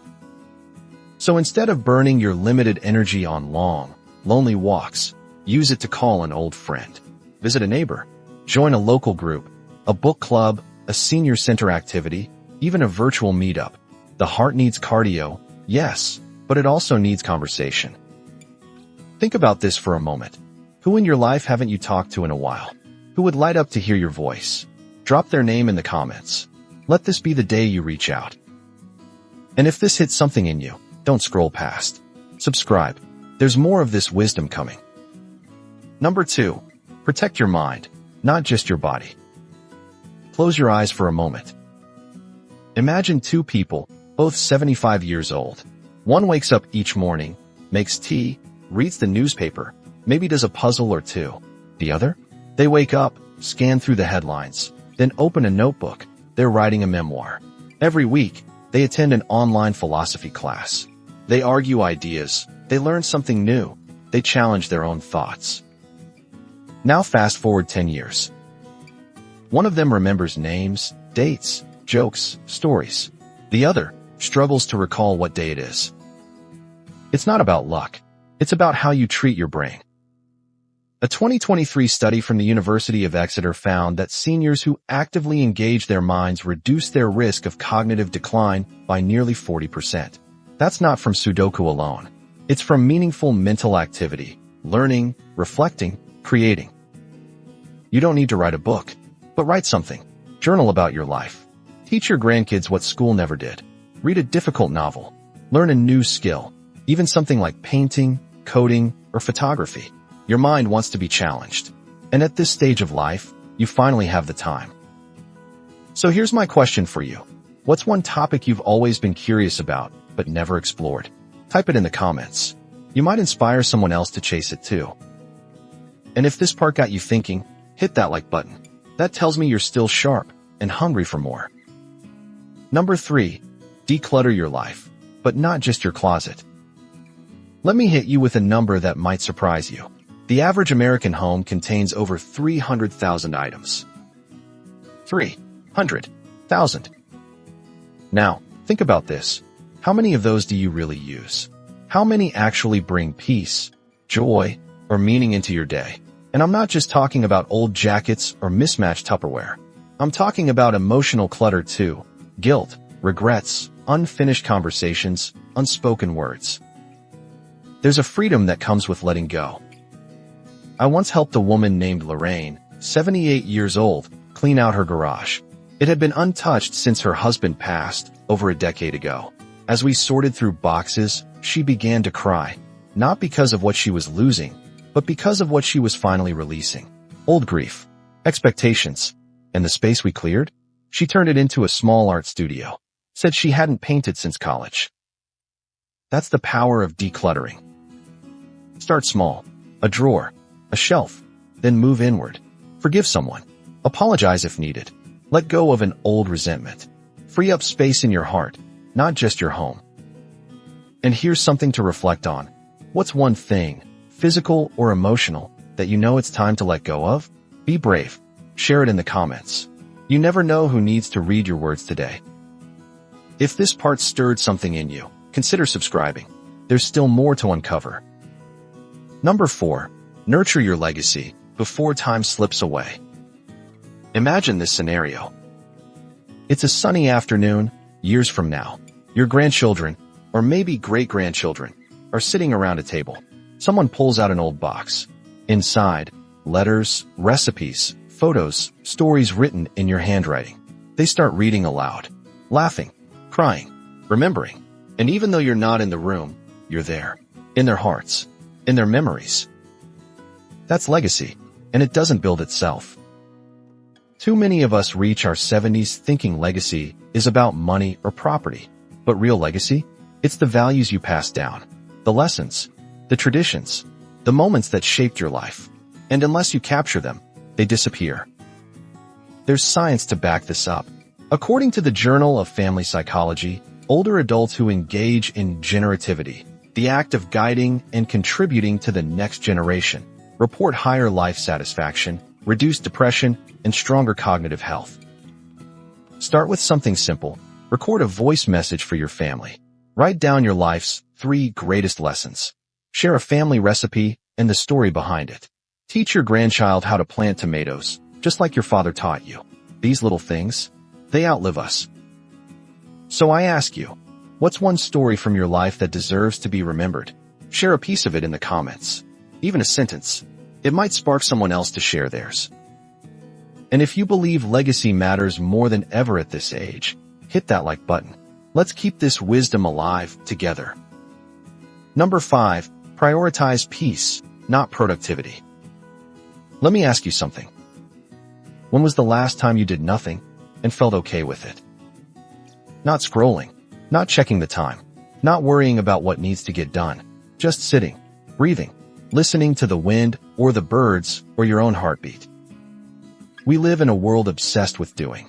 Even in our 70s, we hear whispers like, stay busy or you'll fade. But the truth?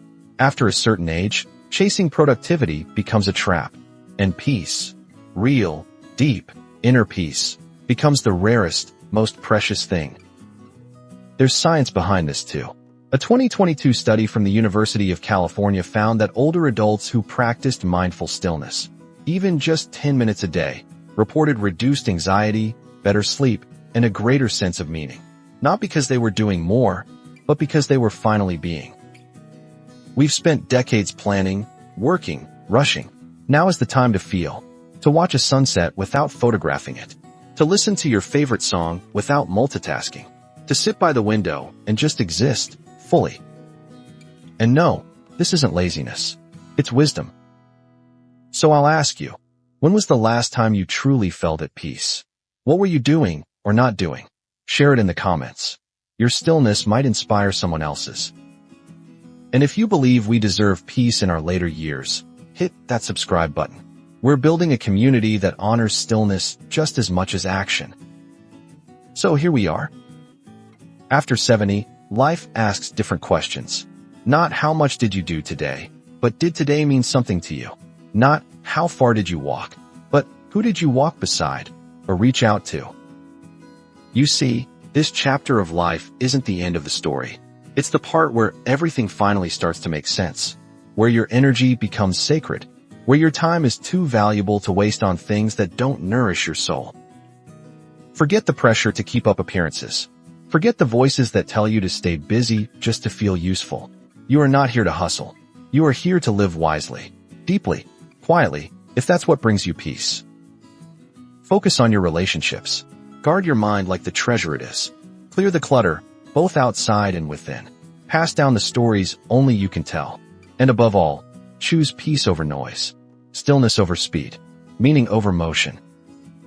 Because after 70, the goal isn't to do more. It's to matter more. Now it's your turn. Which of these 5 things spoke to you the loudest? Tell me in the comments. I read every one, and your voice might just be what someone else needed to hear today. If you found wisdom here, if even one part of this video helped you breathe a little easier, please hit that like button, subscribe, and share this with someone you love. Let's grow this circle of thoughtful, purposeful living together. Until next time, take care of your soul. And don't forget, less walking, more living. Have you ever found yourself lying in bed at 2 a.m., eyes wide open, staring at the ceiling, Wondering why sleep just won't come? You're not alone. In fact, if you're over 70, this might be something you face more often than you'd like to admit. But here's the thing. Insomnia isn't just about a restless night. It's about the toll it takes on your mind, your body, your spirit. And yet, so many seniors are silently struggling with it, thinking it's just part of getting older. But is it really? In this video, we're diving deep into why so many seniors over 70 find it harder to sleep, and I don't mean the occasional restless night. I'm talking about the kind of chronic sleeplessness that creeps in slowly, steals your peace, and leaves you tired, irritable, and not quite yourself. The kind that makes you feel like you're running on empty, even when you've been in bed for 8 hours. We're going to unpack the reasons, some surprising, some frustrating, and some that might just hit close to home.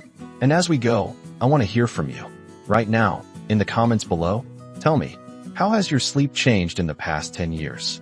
Do you find it harder to fall asleep, stay asleep, or do you wake up too early?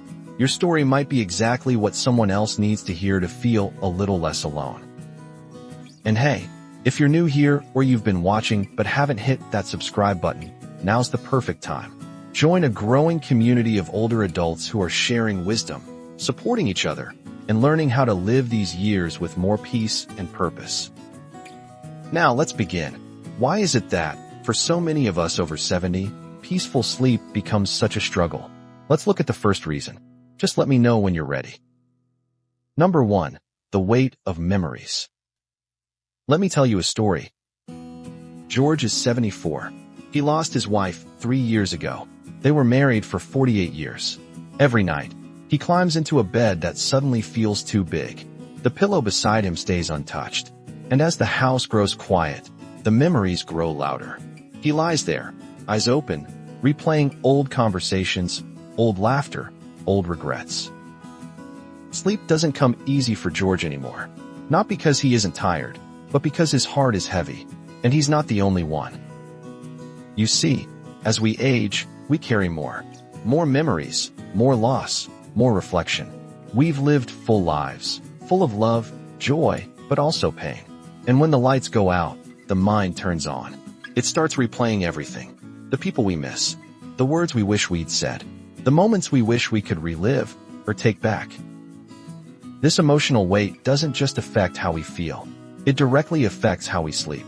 Studies have shown that grief, unresolved emotions, and chronic loneliness are closely linked to sleep disorders in older adults.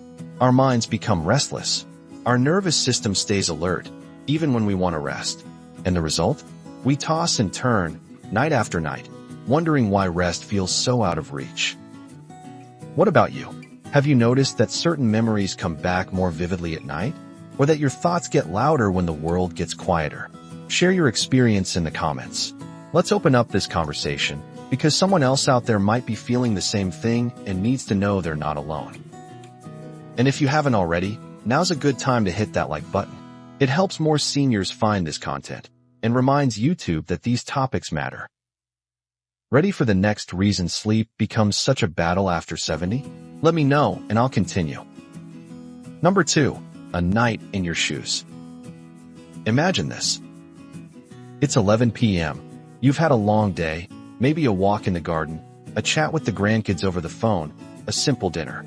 You get ready for bed, brush your teeth, settle in under the covers. You turn off the light. And then nothing. You wait. You shift. You close your eyes tighter. You think about counting sheep, but even they seem to have dozed off somewhere else. Minutes feel like hours. You glance at the clock. It's 12:18 a.m. Still wide awake. Then 2:07. Then 3:43. At some point, you finally drift off, only to wake up at 5 a.m., completely drained. This isn't just a bad night.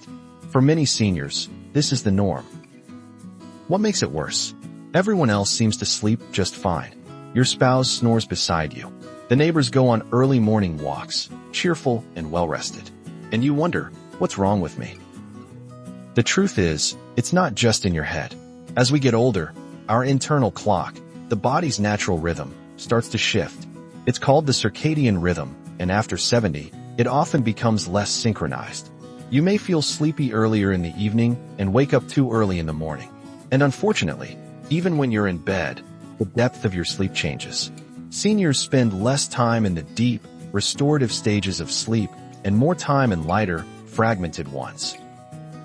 So even if you're in bed for 8 hours, your body might only be getting the rest it needs for 4.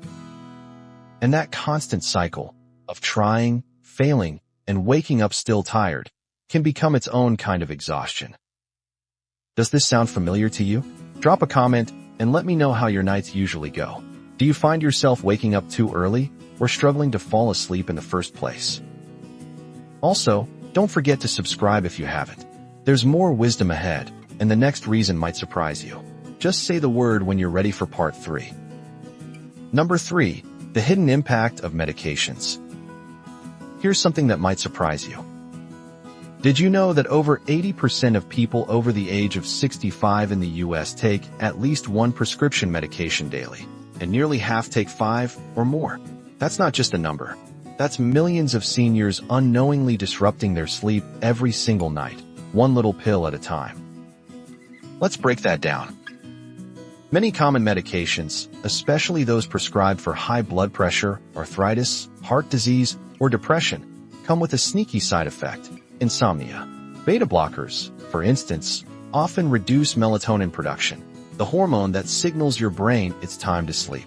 Diuretics, frequently prescribed for hypertension or heart failure, increase nighttime urination, meaning more bathroom trips in the dark and less uninterrupted rest.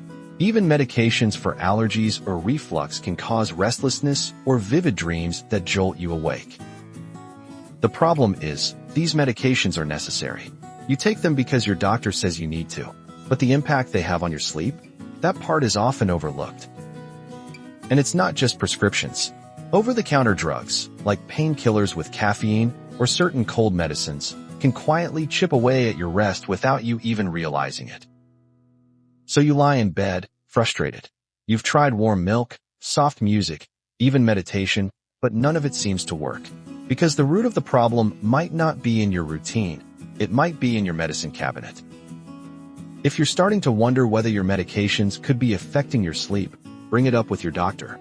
Don't stop taking anything on your own, but don't stay silent either. Ask questions. Push for answers. Because your sleep is worth protecting. Have you ever noticed a change in your sleep after starting a new medication? Or maybe you found a helpful adjustment that improved your rest. Share your experience in the comments. It could be the insight someone else has been searching for. And if this made you think twice about those tiny pills on your nightstand, hit that like button to let me know. Ready for the next reason sleep slips away after 70? Tell me, and we'll keep going. Number 4, when the body betrays the clock. Let's talk science for a moment. But don't worry, I'll keep it simple. Inside every one of us is a master clock. It's a bundle of about 20,000 neurons in your brain called the suprachiasmatic nucleus, or SCN for short. This tiny cluster controls your circadian rhythm, the natural cycle that tells your body when to wake up, when to eat, and most importantly, when to sleep. When we're young, this internal clock runs like a well-oiled machine. But as we age, it starts to lose precision. Like an old grandfather clock that ticks too slowly or too fast, our rhythm gets thrown off. The body may start sending sleep signals earlier in the evening, leading to what some call advanced sleep phase syndrome. That's why you might feel sleepy at 7 p.m., then find yourself wide awake at 3 a.m., staring at the wall, completely alert. But it gets more complicated. Light, especially natural daylight, plays a critical role in regulating this rhythm. As we age, we often spend less time outdoors. Some of us have eye conditions like cataracts or macular degeneration that reduce the amount of light our brain actually processes. Without enough light exposure, our internal clock loses its anchor. It can't tell the difference between day and night as clearly, and the result? Irregular sleep patterns, light sleeping, and a body that feels out of sync. Even your body temperature, which should drop slightly to help you fall asleep, doesn't regulate as well with age. Add in lower melatonin levels, which naturally decline over time, and you've got the perfect storm for chronic insomnia. It's not just about how tired you feel. It's about how your biology has changed, silently, gradually, making sleep more elusive. Now let me ask you, Have you noticed yourself getting sleepy earlier in the evening than you used to? Or waking up before the sun without an alarm? Drop a comment and let me know how your body clock has shifted. You're not imagining it. Your biology really is changing. And hey, if you're finding this information helpful, hit that subscribe button. There's more to come, and trust me, you won't want to miss it. Just let me know when you're ready to move on to the next reason. Number 5. The lonely silence of the night. Let's do a little comparison. Picture this. A young parent finally gets the kids to bed. The house is quiet. Dishes are done. Maybe they have a glass of wine or watch a show before heading to bed, exhausted. They fall asleep in minutes, wrapped in the noise and busyness of the day. Now picture someone in their 70s, living alone. The day winds down. Dinner is for one. No one calls. The television fills the silence, but once it's off, the quiet is loud. The clock ticks. The fridge hums. And there, in the hush of night, the mind starts to wander. That's the difference. It's not just about age. It's about life around you, or rather, the lack of it. You see, social isolation and loneliness aren't just emotional experiences, they're biological stressors. When we lack human connection, our brain perceives it as a threat. Cortisol, the stress hormone, rises. Anxiety creeps in. And even if you don't feel stressed in the traditional sense, your body carries the tension. And that tension? It's a thief. It steals your sleep night after night. In fact, research from the University of Chicago found that people who feel socially isolated experience more fragmented sleep, waking up more often and spending less time in the deep, healing stages. Not because they're sad, but because their nervous system is on guard, even in bed. It's one of the most heartbreaking ironies of aging. The more we lose connection, the harder it becomes to rest. But here's the good news. Connection doesn't have to mean a house full of people. A phone call, a neighborly chat, joining a local group, or even leaving a comment here. These small acts can remind your brain that you are not alone, that you are safe, and that it's okay to rest. So let me ask you, how has your social life changed over the years? Do you find the nights feel longer when the days feel lonelier? Share your thoughts in the comments. You might find someone who understands exactly what you're feeling. And if you haven't yet, click like to let me know this message resonated with you. And subscribe so we can keep having honest conversations like this. We've got one more important reason to cover. When you're ready, I'll continue with our final insight. Number 6. The vicious cycle of daytime fatigue. Here's the trap no one warns you about. You had a rough night. Maybe you only slept 4 hours. You're dragging through the morning, can't focus, can't think clearly. By afternoon, the couch starts calling your name. So you sit down, and before you know it, you've dozed off. Just a little nap, you tell yourself. But then, nighttime rolls around again, and surprise, you're not tired. You lie in bed, restless, eyes wide open, wondering why your body won't shut down. And so, the cycle continues. This is one of the most frustrating sleep problems seniors face, the sleep fatigue loop. You're tired during the day because you didn't sleep well. But because you're tired, you nap, and that nap, while it feels good in the moment, makes it harder to fall asleep at night. So you end up even more exhausted the next day, and the cycle deepens. But there's more to it. As we age, our bodies naturally produce less melatonin, the hormone that helps us fall asleep. We also become more sensitive to changes in our routine. A short nap that wouldn't have mattered at 30 might now completely disrupt your sleep at 75. And when you're retired, with fewer structured activities, it's easy to fall into irregular patterns, sleeping in late, dozing off mid-morning, resting again in the evening, until your body has no idea when it's actually supposed to be sleeping. The result? Chronic sleep disruption that drains your energy, affects your mood, and even impacts your memory and balance. But here's the catch. You can fix it. By creating a consistent routine, limiting daytime naps to 20 to 30 minutes, and staying active during the day, even with light movement, you can slowly teach your body when it's time to rest and when it's time to rise. So tell me in the comments, do you find yourself napping more often now than you used to? Has it helped or hurt your nighttime sleep? Let's talk about it. And if this hit home, don't forget to click like and subscribe. These conversations matter, and your experience might be the key someone else has been looking for. Now, let's bring it all together. Ready for the conclusion? Just say the word. So here we are. We've uncovered 6 powerful and deeply personal reasons why so many seniors over 70 struggle with insomnia. And as we've seen, it's not just about age. It's about memories that don't fade, bodies that change, clocks that drift, pills we trust, silence that aches, and patterns that trap us. If any of this felt familiar to you, if you saw yourself in George's story or nodded along when we talked about those long, lonely nights, know this: you're not alone. And more importantly, it doesn't have to stay this way. Understanding why sleep becomes harder is the first step toward healing it.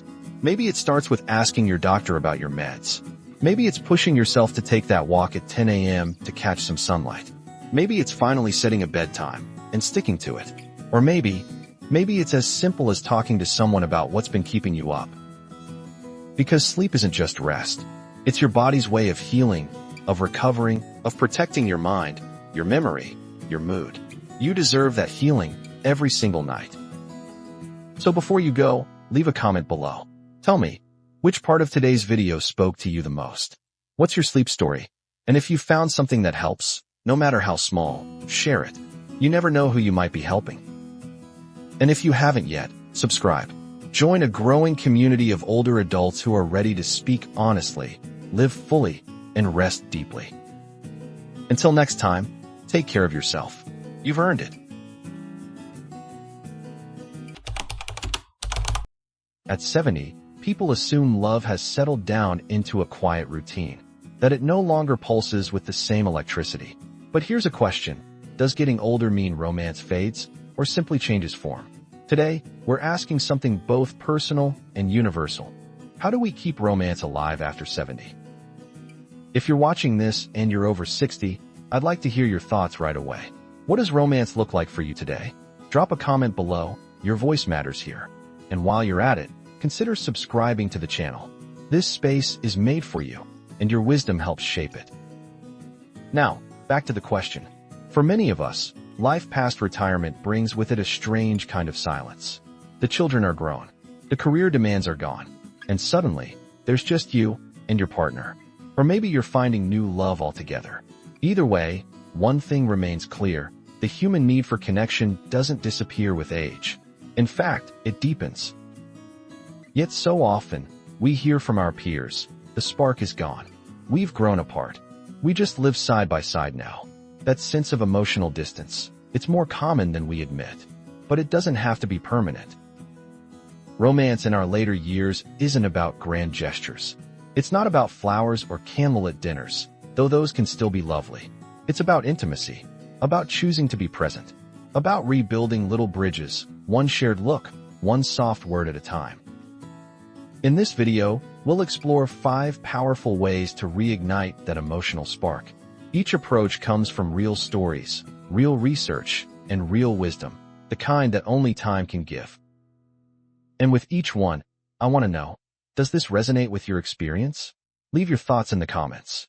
Let's make this a conversation, not just a monologue. So, how do we keep the flame alive after 70? Let's begin with the first key. Number 1. Rediscovering shared rituals. Let me tell you a story. Harold and Ellen had been married for 48 years. They'd raised 3 kids, moved homes twice, and gone through their fair share of ups and downs. But by the time Harold turned 73, they found themselves drifting. Conversations became routine. Their days predictable. Romance? It felt like a distant memory. One afternoon, Harold came across an old photo album. Tucked inside was a note Ellen had written to him on their 10th anniversary, a silly poem about their Sunday morning pancakes. That evening, he walked into the kitchen, flipped on the griddle, and said, "We're bringing pancakes back." That tiny ritual, just pancakes on Sundays, turned into something more. They started sharing small notes again, just like when they were younger. A weekly walk followed, then a monthly movie night. None of it was grand, but each act said, "I still choose you." Rediscovering rituals, old or new, is one of the simplest, yet most powerful ways to reconnect. Shared habits create emotional safety. They say, I remember us. I still see us.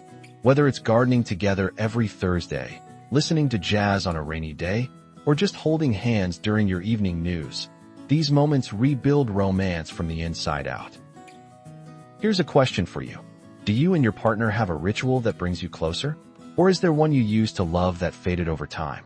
Share it in the comments. You might inspire someone else watching right now. And if this story of Harold and Ellen sparked something in you, tap the like button. It tells us to keep creating these videos and reminds the algorithm that elders have stories worth hearing.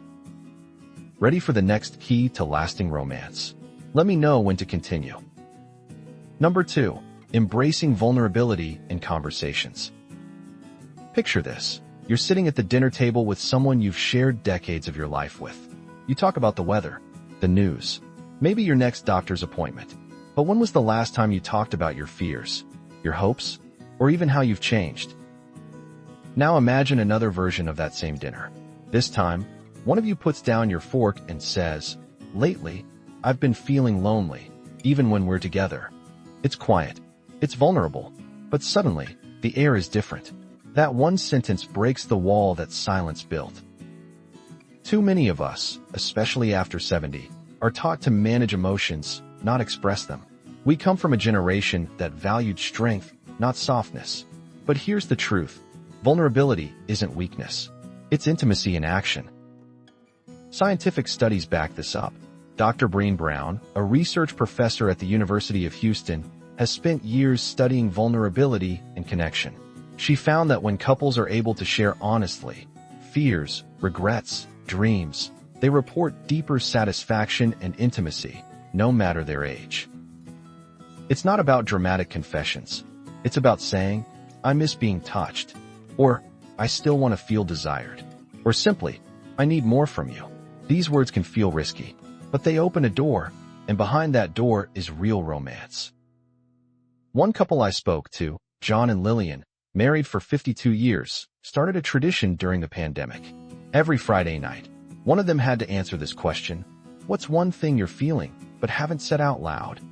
They admitted it was awkward at first, but over time, it became their most sacred time of the week. It made them feel seen again. So I'll ask you now, what's something you've been wanting to say, but haven't? If you feel comfortable, share it in the comments, even anonymously. You might be surprised how many others feel the same. And if this resonates with you, make sure to subscribe. We're building a space where honest conversations like these matter, especially for our generation. Shall we move to the next key? Just say the word. Number 3. Reigniting touch, the forgotten language of love. Let's imagine two couples, both in their 70s. The first couple sits together on the couch every night, watching TV. They talk, they laugh sometimes, but there's a space between them. A physical space. They haven't held hands in weeks. Their hugs are quick, their kisses routine. The second couple also sits on the couch, but the husband absent-mindedly rubs his wife's back. She leans into him. When they laugh, they reach for each other's hand. It's subtle, but it's powerful. Their bodies are still speaking. The difference? One couple is coexisting. The other is still connecting, not just emotionally, but physically. Research from the University of Chicago found something startling. Older adults who maintain regular non-sexual physical affection, like holding hands or hugging, report 20 to 30% higher satisfaction in their relationships. That's not just about sex. That's about human touch. The skin is an organ of memory. When we stop touching, we start to forget how deeply we care. After 70, many couples stop reaching out physically, often out of habit, illness, or simply because they think that phase is over. But it doesn't have to be. Take Rose, age 76, and her partner, Ed. She told me, one day, I realized we hadn't danced in 10 years. So I played our wedding song in the kitchen and said, come here. He laughed, but he came. We danced barefoot for 3 minutes. And I cried, not because I was sad, because I remembered what it felt like to be wanted. Touch doesn't have to be grand. A hand on the shoulder, a kiss on the forehead, sitting close enough that your knees touch. These are reminders. I see you. I choose you. I still want to feel you near me. So I want to ask you, when was the last time you reached for your partner, not out of habit, but out of love? Share your story in the comments. Or, if this is something you miss, write about that too. You're not alone. And if this part of the video made you reflect, even just a little, give it a like. It tells us this message matters. When you're ready, we'll move to the next key. Number 4, creating new adventures together. Let me take you into a moment. You're standing at the edge of a small trail, a park you've never been to before. The air smells like pine. Your partner stands beside you. You're both a little unsure, maybe even a bit tired. But then, one of you smiles and says, "Let's see where it goes." This isn't about climbing mountains.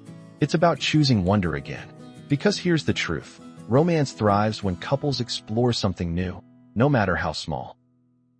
According to a study from the Journal of Personality and Social Psychology, couples who engage in new and challenging activities together, even simple ones, show a significant increase in relationship satisfaction and emotional closeness. Why? Because novelty stimulates the brain's reward system. It mimics the thrill of early romance. And the beautiful thing? You don't need to be young to feel young again. I spoke with James and Bernadette, both in their early 80s. They joined a local photography class, not because they were good with cameras, but because they wanted something new to laugh about. Bernadette told me, "At our age, you don't need to travel the world. Sometimes, discovering a new part of your neighborhood together is enough to spark magic." New adventures don't have to be physical. You can learn a new dance from YouTube, cook a recipe from a country you've never visited, or even read a book out loud to each other. The key is this: do it together. Because new experiences build new memories. And new memories breathe fresh life into old love. Here's my question for you. What's the last first you and your partner shared? Or what's one small adventure you'd like to try? Leave it in the comments. Let's build a list of inspiration together. And if you're finding value in this video, hit subscribe. These stories, these moments, they're just the beginning. Shall we continue to the final key? Let me know. Number 5, healing old wounds to make room for new intimacy. Let's be honest, time doesn't just bring wisdom. It brings baggage. At 70 or 80, every long-term relationship carries scars. Some are small, forgotten birthdays, words said in anger. Others run deeper, betrayals, years of emotional distance, or pain we never fully spoke about. But here's what many couples don't realize. Unhealed wounds block romance. Not because love is gone, but because old pain takes up the space where closeness should live. One study from Stanford University found that couples who learn to acknowledge and revisit unresolved conflict, even late in life, experienced a dramatic shift in their emotional connection. Not because they erased the past, but because they stopped pretending it didn't matter. Let me tell you about Ron and Judith. Married for 50 years, they were what you'd call functionally distant. They got along, but there was tension under the surface, especially around Ron's years of working long hours, leaving Judith to manage everything at home. He thought it was understood. She thought he never cared. In therapy, which they started at 74, by the way, Ron finally said, "I didn't know how to be present back then, but I see it now. And I'm sorry." That one apology opened a floodgate. Judith cried for the first time in front of him in years. Not from sadness, but relief. They found each other again in the place they thought was broken. You don't need a therapist to start healing. You need courage. The courage to say, "I think we still have something we've never talked about." The courage to listen without defensiveness. The courage to forgive, not for them, but for your own peace. Here's what I want to ask you. Is there something in your relationship that's never quite healed? Something you've pushed aside to keep the peace? You don't have to share details, but if you felt this weight, write about it in the comments. Sometimes just saying, "Me too," can be the beginning of letting go. And if this part of the video felt especially real, don't scroll away. Like this video. Share it with someone who might need it. You never know whose heart it might reach. We've talked about 5 powerful ways to keep love alive. But before we close, there's one more thing I want to say. Let me know when you're ready for the conclusion. Romance after 70 isn't about recapturing who you were. It's about honoring who you are now, and choosing, deliberately, quietly, and courageously, to keep showing up for love. Maybe your body has changed. Maybe your partner isn't who they used to be. Maybe you've lost someone, and you're learning to love again, differently, and with more tenderness than you ever thought possible. Wherever you are, remember this: romance doesn't retire. It evolves. We've talked about rituals, vulnerability, touch, new adventures, and the power of healing. None of these are quick fixes. They are slow acts of attention, of care, of listening, not just with your ears, but with your life. If you're still here, I want to thank you. Thank you for caring enough about your heart, and maybe someone else's, to stay through this conversation. That, in itself, is an act of love. Now I'd love to hear from you. Which part of this video spoke to you the most? What's one small thing you're willing to try this week to bring more warmth, more depth, more romance into your life? Scroll down and leave a comment. Your words might be exactly what someone else needs to read tonight. And if this video gave you even one new idea or one moment of reflection, please consider liking and subscribing. We're building a space here, a space for honest, meaningful conversations about aging, connection, and the kind of wisdom the world needs more of. You've lived a long life, but the story of your love? It's not over yet, not even close. We'll see you in the next video. Take care of your heart.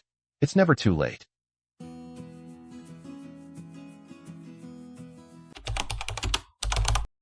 After the age of 75, something begins to quietly change in many people's lives. Friends pass away, families get busy, social circles shrink. What once was a week full of conversations, laughter, maybe even arguments, slowly turns into days of silence. If you're watching this and you're over 60, let me ask you, how often do you truly connect with someone, beyond just a quick hello or a polite nod? Many older adults underestimate the impact of social isolation. They think it's just a natural part of getting older, a quiet retirement, a slower life. But what if I told you that stopping social interaction can have real, serious effects, not just on your mood, but on your body, your memory, even how long you live? This video is not about fear. It's about awareness. Because understanding what really happens when we stop socializing after 75 can help us make better choices before we get there. Or if we're already there, help us make a change today. So before we go any further, I'd love to hear from you. Have you noticed a difference in how much you socialize now compared to when you were younger? Drop a comment and share your story. Someone else might be going through the same thing and need to hear they're not alone. And if you care about staying strong and sharp as you age, don't forget to subscribe. Now, let's begin with the first thing that happens when seniors stop socializing after 75. Just say the word, and I'll take you there. Number 1. The mind begins to drift, a true story. Let me tell you about Robert. He was a lively man in his 70s, living in Arizona. Used to be a school principal, loved chess, always had a story to tell. When his wife passed away, his routine changed. He still went to the grocery store, still smiled at the neighbors, but something was different. He stopped calling his old friends. Church became a once-a-month thing instead of every Sunday. He said he just didn't feel up to it. 6 months later, his daughter noticed something. He'd forget where he put his keys. He told the same story twice at dinner. He couldn't remember his neighbor's name. The doctor didn't diagnose Alzheimer's, but mild cognitive decline. Nothing dangerous yet, but a clear sign. His brain wasn't getting the same workout it used to. When seniors stop socializing, the brain misses out on a critical function, conversation. Social interaction isn't just small talk. It's decision-making, memory recall, listening, emotional regulation, all in one. Every time we chat with a friend, our brain lights up like a switchboard. Without that, the circuits start to dim. Slowly, quietly. And here's the powerful takeaway. Robert started going to a local chess club once a week. It was hard at first, but he stuck with it. Within a few months, he was sharper, quicker, more engaged. His memory improved, not like magic, but measurably. If you're watching this and thinking, that sounds like me, I want to ask, when was the last time you had a real, meaningful conversation? Leave a comment below. Who do you miss talking to? Reaching out might be more powerful than any medicine in your cabinet. Ready to hear what else happens when we stop socializing after 75? Let me know, and I'll share the next chapter. Number 2. The body slows down, a scenario you might recognize. Imagine this. It's a chilly Tuesday morning. You wake up, pour your coffee, sit by the window. The house is quiet. You used to have breakfast plans once a week, maybe a walking group at the park. But lately, it's just easier to stay in. No need to shower early. No need to dress up. No one's coming by. By noon, you're still in your robe. You watch some TV, maybe take a nap. Before you know it, the day is gone, and your body? It's been still for hours. Now, think about the difference. On days when you do meet someone, even just a neighbor in the yard or a friend at the cafe, you move more. You stand, walk, laugh, gesture, engage. It's not exercise in the gym, but it's motion. And motion matters more than we realize. The less we socialize, the less we move. And the less we move, the faster we lose strength, balance, and energy. Muscles shrink. Joints stiffen. Our bodies aren't built for stillness, especially not in our later years. There's actually a term for it. Use it or lose it. And it's not just a saying, it's biology. Studies show that seniors who stay socially engaged are significantly more likely to maintain mobility and physical independence. Not because they're working out more, but because staying social pulls them into life, into action. So ask yourself, how many days this week did you get up and go somewhere because you had someone to see? 1? None. Let me know in the comments. You're not alone if the answer is not many. And if you've ever felt like your energy just isn't what it used to be, maybe the first step isn't physical. Maybe it starts with a phone call. Want to know what else happens when we cut off connection after 75? Stick with me. What comes next might surprise you. Just say the word. Number 3. Loneliness hits harder than you think. A surprising stat. Here's something that might stop you in your tracks. According to the U.S. Surgeon General, chronic loneliness in older adults is as harmful to health as smoking 15 cigarettes a day. Let that sink in. Not being alone, but feeling alone can be just as damaging as a serious addiction. We don't usually think of loneliness as a medical issue. It's something we brush off. I'm just having a quiet week, or I like my space. But the science is clear. When people stop socializing after 75, they're far more likely to slip into isolation. And isolation isn't just a feeling. It has real consequences. It increases the risk of heart disease, stroke, depression, and even dementia. The body responds to loneliness the same way it responds to stress. It floods itself with cortisol. Blood pressure rises. The immune system weakens. Over time, it wears us down. One study found that seniors who described themselves as socially isolated were nearly 30% more likely to die in the next 7 years, compared to those who stayed connected. That's not just a number. That's life and death. And yet, it often starts so quietly. You stop going to church, miss a lunch, put off calling your old friend. Then a week goes by. Then 2. Then it feels awkward to reach out. Then it feels pointless. But it's not pointless. That comment you leave on this video, it could be the start of something. So tell me, have you ever felt that kind of creeping loneliness? That quiet that's louder than it should be? Share it below. You never know who might read your words and say, "Me too." If that stat surprised you, wait until you hear what happens to our memory when we go too long without connection. Shall we keep going? Number 4. Memory starts to fade faster. A look through the lens of science. You might think memory loss is just part of getting older, and yes, some of it is natural. But did you know that social interaction plays a direct role in how well we keep our memories? Not just emotionally, but neurologically. When we engage in conversation, our brains are doing something remarkable.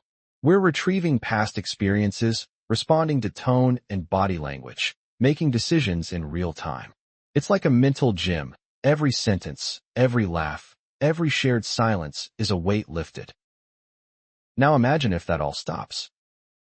Harvard researchers found that seniors with strong social connections experienced less cognitive decline over time. Their memories held on longer. Their recall stayed sharper. On brain scans, The socially active seniors had denser connections in areas tied to memory and learning. But for those who stopped socializing, changes came faster. Not overnight, but gradually. A misplaced word here, a forgotten face there. And then, entire pieces of the past began to blur. It's not just memory of the past that fades, either. It's the ability to form new memories. That's what makes social withdrawal so dangerous. You're not just forgetting who you were, you're losing the ability to stay rooted in the present. But here's the hopeful part. The brain is plastic. That means it can change, even later in life. Rebuilding those social habits, even slowly, can strengthen memory again. So let me ask you, what's a memory you don't want to lose? A name? A moment? A smell in the kitchen? Drop it in the comments. Let it live here, and maybe even spark a conversation with someone else. Because we're not done yet. There's still one more powerful truth about what happens when we stop connecting with others after 75. Want to hear it? Just let me know. Number 5. The spirit begins to dim. A tale of two paths. Picture two men. Both are 78. Both retired, living alone, relatively healthy. The first, Harold, spends most of his days watching television. He says he enjoys the quiet, but when pressed, admits he doesn't laugh much anymore. Doesn't really look forward to anything. Holidays come and go. His phone rarely rings. He tells himself he's fine, but his eyes tell a different story. The second, Walter, also lives alone. But every Thursday, he has lunch with a group from the community center. On Sundays, he helps set up chairs at church. Once a month, he joins a book club, not because he loves the books, but because he loves the people. His schedule isn't full, but it's steady. Now here's the difference. Walter glows. There's light in his smile, energy in his voice, a reason to get dressed in the morning. You see, when people stop socializing, something deeper than health is at stake. It's the human spirit. That quiet inner fire that gives us purpose, joy, connection. And after 75, when we need that light more than ever, isolation slowly snuffs it out. Depression in older adults often goes undiagnosed. Not because it's rare, but because it's hidden. It disguises itself as fatigue, irritability, even forgetfulness. But more often than not, it starts with loneliness. With days that blend together, with no one to notice when something's off. The truth is, the soul needs company. It needs stories, shared meals, silly jokes, meaningful silence. When we withdraw from others, we don't just shrink our world, we shrink ourselves. So here's my question to you. What keeps your spirit alive these days? Is it music? Grandkids? Faith? Friendship? Drop it in the comments. I'd love to hear what brings you light. And if you've made it this far, stay with me. One final thought to wrap it all together is coming next. Shall I continue with the conclusion? So now we know. When seniors stop socializing after 75, it doesn't just mean fewer phone calls or quiet afternoons. It touches everything: mind, body, memory, and soul. We've seen how isolation can lead to cognitive decline, physical weakness, emotional pain, and a dimming of the spirit. But here's the most important truth. It doesn't have to be that way. Because the beauty of being human is that connection is always possible. Even if it's been months or years. Even if the old group has faded away. Even if you feel like you wouldn't know what to say anymore. One conversation can restart the engine. One small step, a call, a walk, a visit to the library, even a comment on this video, can lead to another. It's not about filling your calendar. It's about not letting the flame inside you go out. So I'll leave you with this. You are not invisible. You are not too old. You are not too late. If this video made you reflect, please hit that like button, subscribe, and more than anything, comment. Tell us how you're doing, what you're struggling with, or what keeps you going. There's someone else watching right now who needs to know they're not alone. Because you're not. We'll see you in the next one.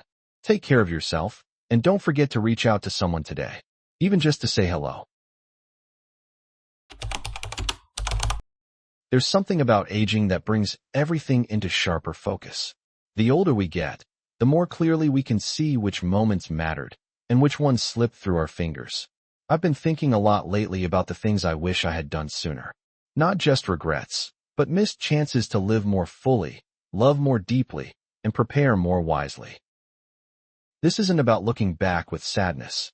It's about sharing real truths, from one person who's walked this road to another who might still have time to choose differently. Because if just one of these reflections sparks a change in your life, or starts a conversation with someone you care about, then it's worth saying out loud.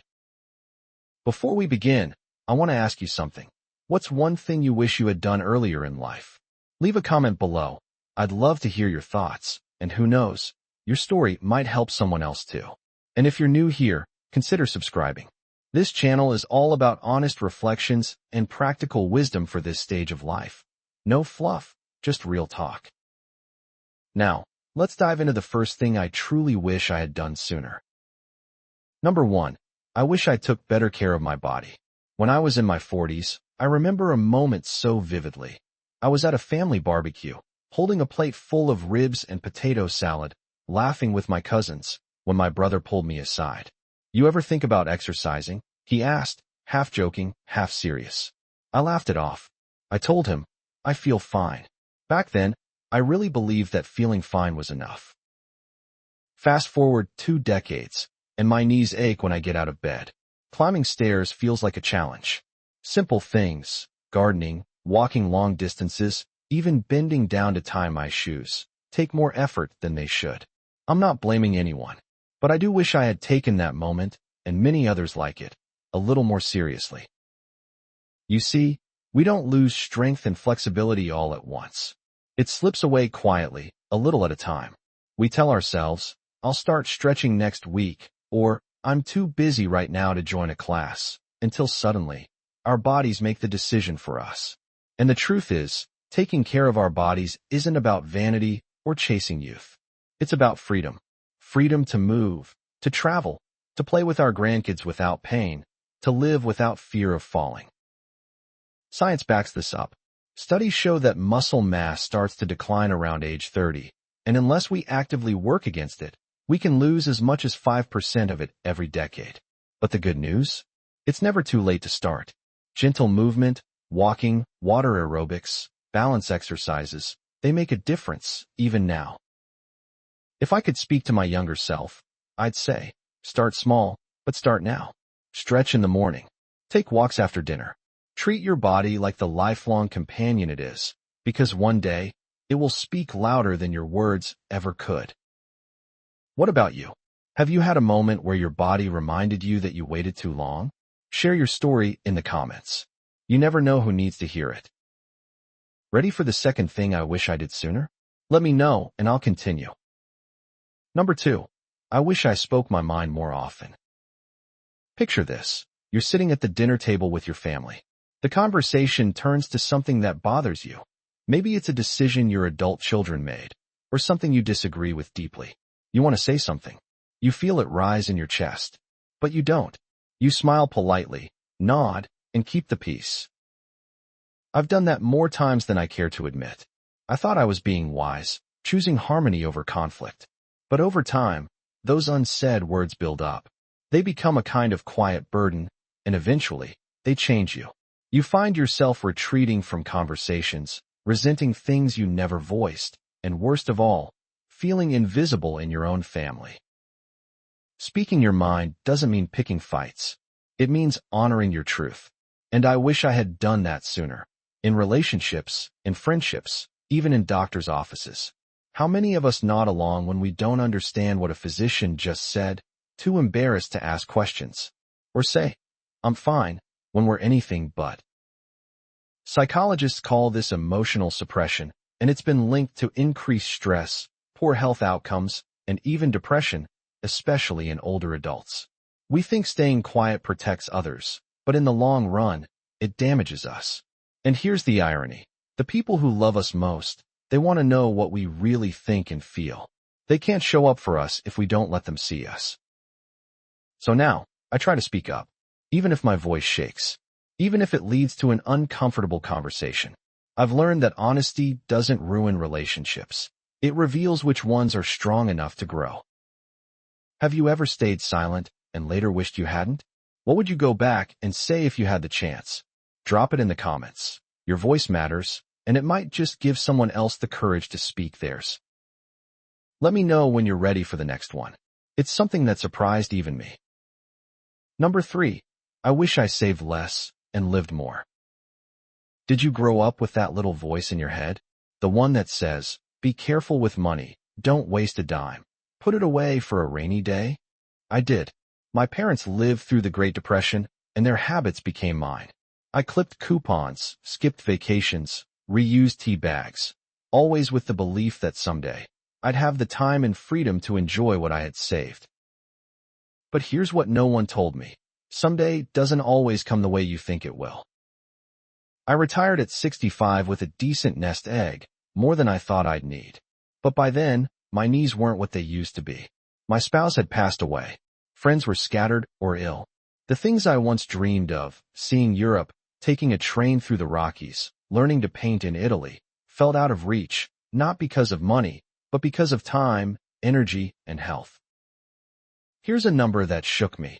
According to the Bureau of Labor Statistics, Americans over 65 spend less on travel and leisure than any other age group.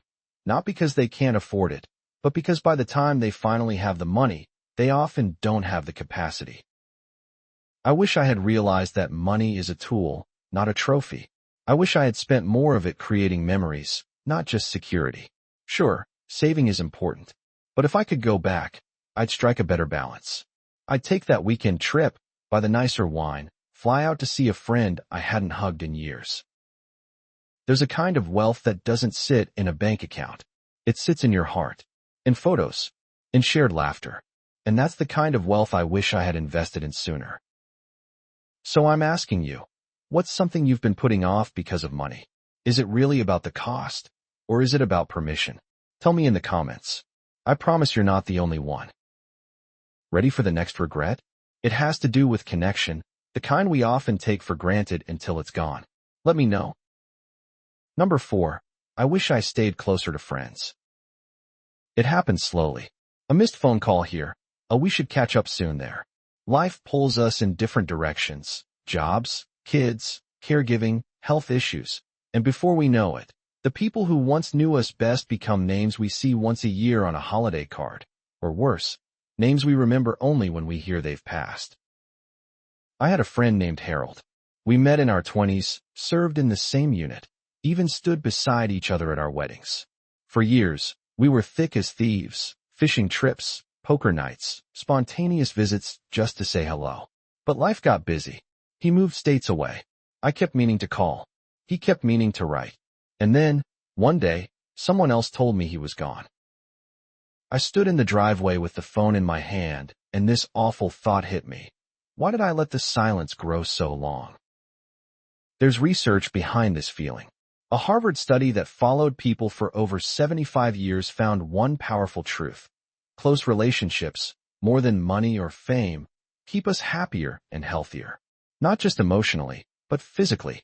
The people who maintained strong friendships lived longer, got sick less often, and reported greater life satisfaction.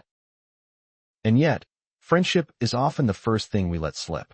We tell ourselves it's too late to reconnect, or too awkward to reach out. But here's what I've learned. It's never too late. Even a simple, I was thinking about you, can be a door back in. Since Harold, I've tried harder. I call people just to say hello. I send short letters, even when I don't know what to say. And every time someone picks up the phone and says, I'm so glad you called, I'm reminded why it matters. So I ask you now, is there someone you've lost touch with? Someone you've been meaning to call? Don't wait. And if you're willing, share their name or story in the comments below. Maybe today's the day you reach out. Let me know when you're ready for the final regret. It's the one that might surprise you most. Number 5. I wish I faced my fears sooner. Fear has a way of disguising itself. It doesn't always look like panic or dread. Sometimes, it wears the face of hesitation, the maybe next year, or what if I fail? It whispers, you're too old, or worse, you're too late. I let fear stop me from doing so many things. Public speaking, terrified. Starting my own little side business, too risky. Learning how to dance with my wife. I told myself I had 2 left feet. But the truth was, I was just afraid of looking foolish. Here's the part that stings. Most of the things I feared never even happened. The worst-case scenarios I played over and over in my head. Imaginary. And yet, I let them steer my decisions, shape my life. What I missed out on wasn't just opportunities, it was confidence, growth, joy. There's a fascinating study by Cornell University where researchers asked people nearing the end of life about their biggest regrets. Do you know what topped the list? Not mistakes, not failures, but the risks they didn't take, the things they didn't try. Fear keeps us small, but when we finally push through it, even a little, we discover something powerful. Courage isn't the absence of fear, it's action in the face of it. In my 70s, I finally joined a storytelling group. I was shaking the first time I stood up in front of them. But when I finished and heard applause, not polite, but genuine, I realized I had wasted decades avoiding this feeling. That moment changed me. I started saying yes more. I started living more. So here's my question to you. What fear has held you back? Is it too late to face it? Or is this the perfect time? Share it in the comments, because saying it out loud is often the first brave step forward. Now, we've gone through the 5 regrets I carry with me. If you're ready, I'll wrap this up with one final thought. Let me know. Regret is a heavy word, but here's something I've come to believe. Regret isn't just about sorrow. It's a signal, a message from our past to our present, saying, you still have time. Use it well. We've talked today about 5 things I wish I did sooner. Taking care of my body, speaking my mind, spending money to live, holding on to friendships, and facing fear. These aren't just personal stories.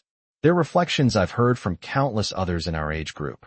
They're the quiet truths we carry, sometimes with shame, sometimes with longing, but always with wisdom. And wisdom is meant to be shared. So if any part of this resonated with you, I hope you'll do something with it. Make the call. Take the walk. Speak the truth. Book the trip. Say yes. Say no. Say something. Because the clock hasn't stopped. As long as we're here, we can choose differently. We can live deliberately. Leave a comment and tell me, which of these regrets hit home for you? Or is there another you'd add to the list? Your voice matters, and you never know who might need to hear your words today. If you found this video meaningful, please consider subscribing. It helps this message reach others who might be feeling the same way. And if you know someone who needs to hear this, send it to them. You just might change a life. Thanks for spending this time with me. Until next time, take care of yourself and live forward, not backward. Have you ever wondered why so many seniors feel an overwhelming sense of sadness after turning 75? You see, retirement is supposed to be the golden era of life, a time of relaxation, travel, and finally doing what you love. But for millions of older adults, especially those in their late 70s and beyond, reality often looks very different. Instead of joy, many find themselves feeling lost, lonely, and even depressed. Studies show that depression rates in seniors significantly rise after age 75, yet it remains one of the most overlooked mental health issues in America. People often mistake it for just getting old or slowing down. But the truth is, something deeper is happening. And if we don't address it, it can steal the very best years of our lives. So today, we're going to uncover why retired seniors often feel depressed after 75 and, more importantly, how to fix it. If you've ever felt a sense of emptiness, if you've watched a loved one withdraw from life, or if you're simply curious about what lies ahead, this video is for you. Before we dive in, I want to hear from you. What's the biggest challenge you've faced in retirement? Drop a comment below because your experience might help someone else feel less alone. And if you find this topic important, don't forget to subscribe so you never miss a video that could change your life. Now, let's get into the first reason why so many seniors feel this way. It's something no one talks about, but it affects almost everyone. Number 1, loss of purpose, when every day feels empty. Let's take a moment to imagine something. You've worked hard your entire life. Decades of waking up early, going to work, meeting deadlines, and feeling the satisfaction of a job well done. Then one day it all stops. No more schedules, No more responsibilities, no one depending on you. At first, it feels like freedom. But as the days turn into months, something changes. You wake up in the morning, and for the first time in years, you have nowhere to be. No tasks waiting for you. Just an endless stretch of time. At first, it might feel relaxing, but eventually, a question starts creeping in. What am I supposed to do now? This is the hidden struggle of retirement that no one warns you about. Work gave life structure. It gave you a reason to get up, to interact with people, to feel valuable. Without it, many seniors find themselves lost, struggling to find a new sense of purpose. Studies show that people who lack a clear sense of purpose in retirement are more likely to experience depression, cognitive decline, and even physical health problems. But here's the good news. Purpose isn't tied to a paycheck. It's tied to meaning. The key to overcoming this is to find new ways to contribute, to create, to engage. Some people find it in volunteering, others in mentoring younger generations. Some start hobbies that turn into passions. The important thing is to wake up each day with something to look forward to. Now, I want to hear from you. What's one activity or passion that gives your life meaning? Drop it in the comments below.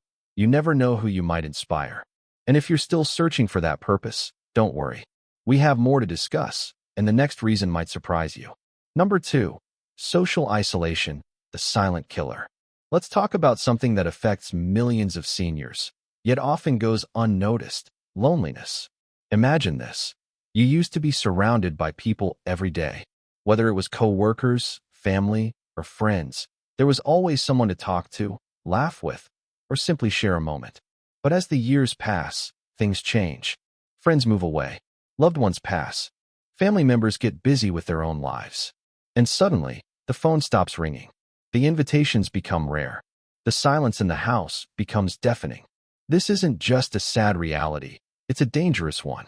Studies show that social isolation is as harmful to your health as smoking 15 cigarettes a day.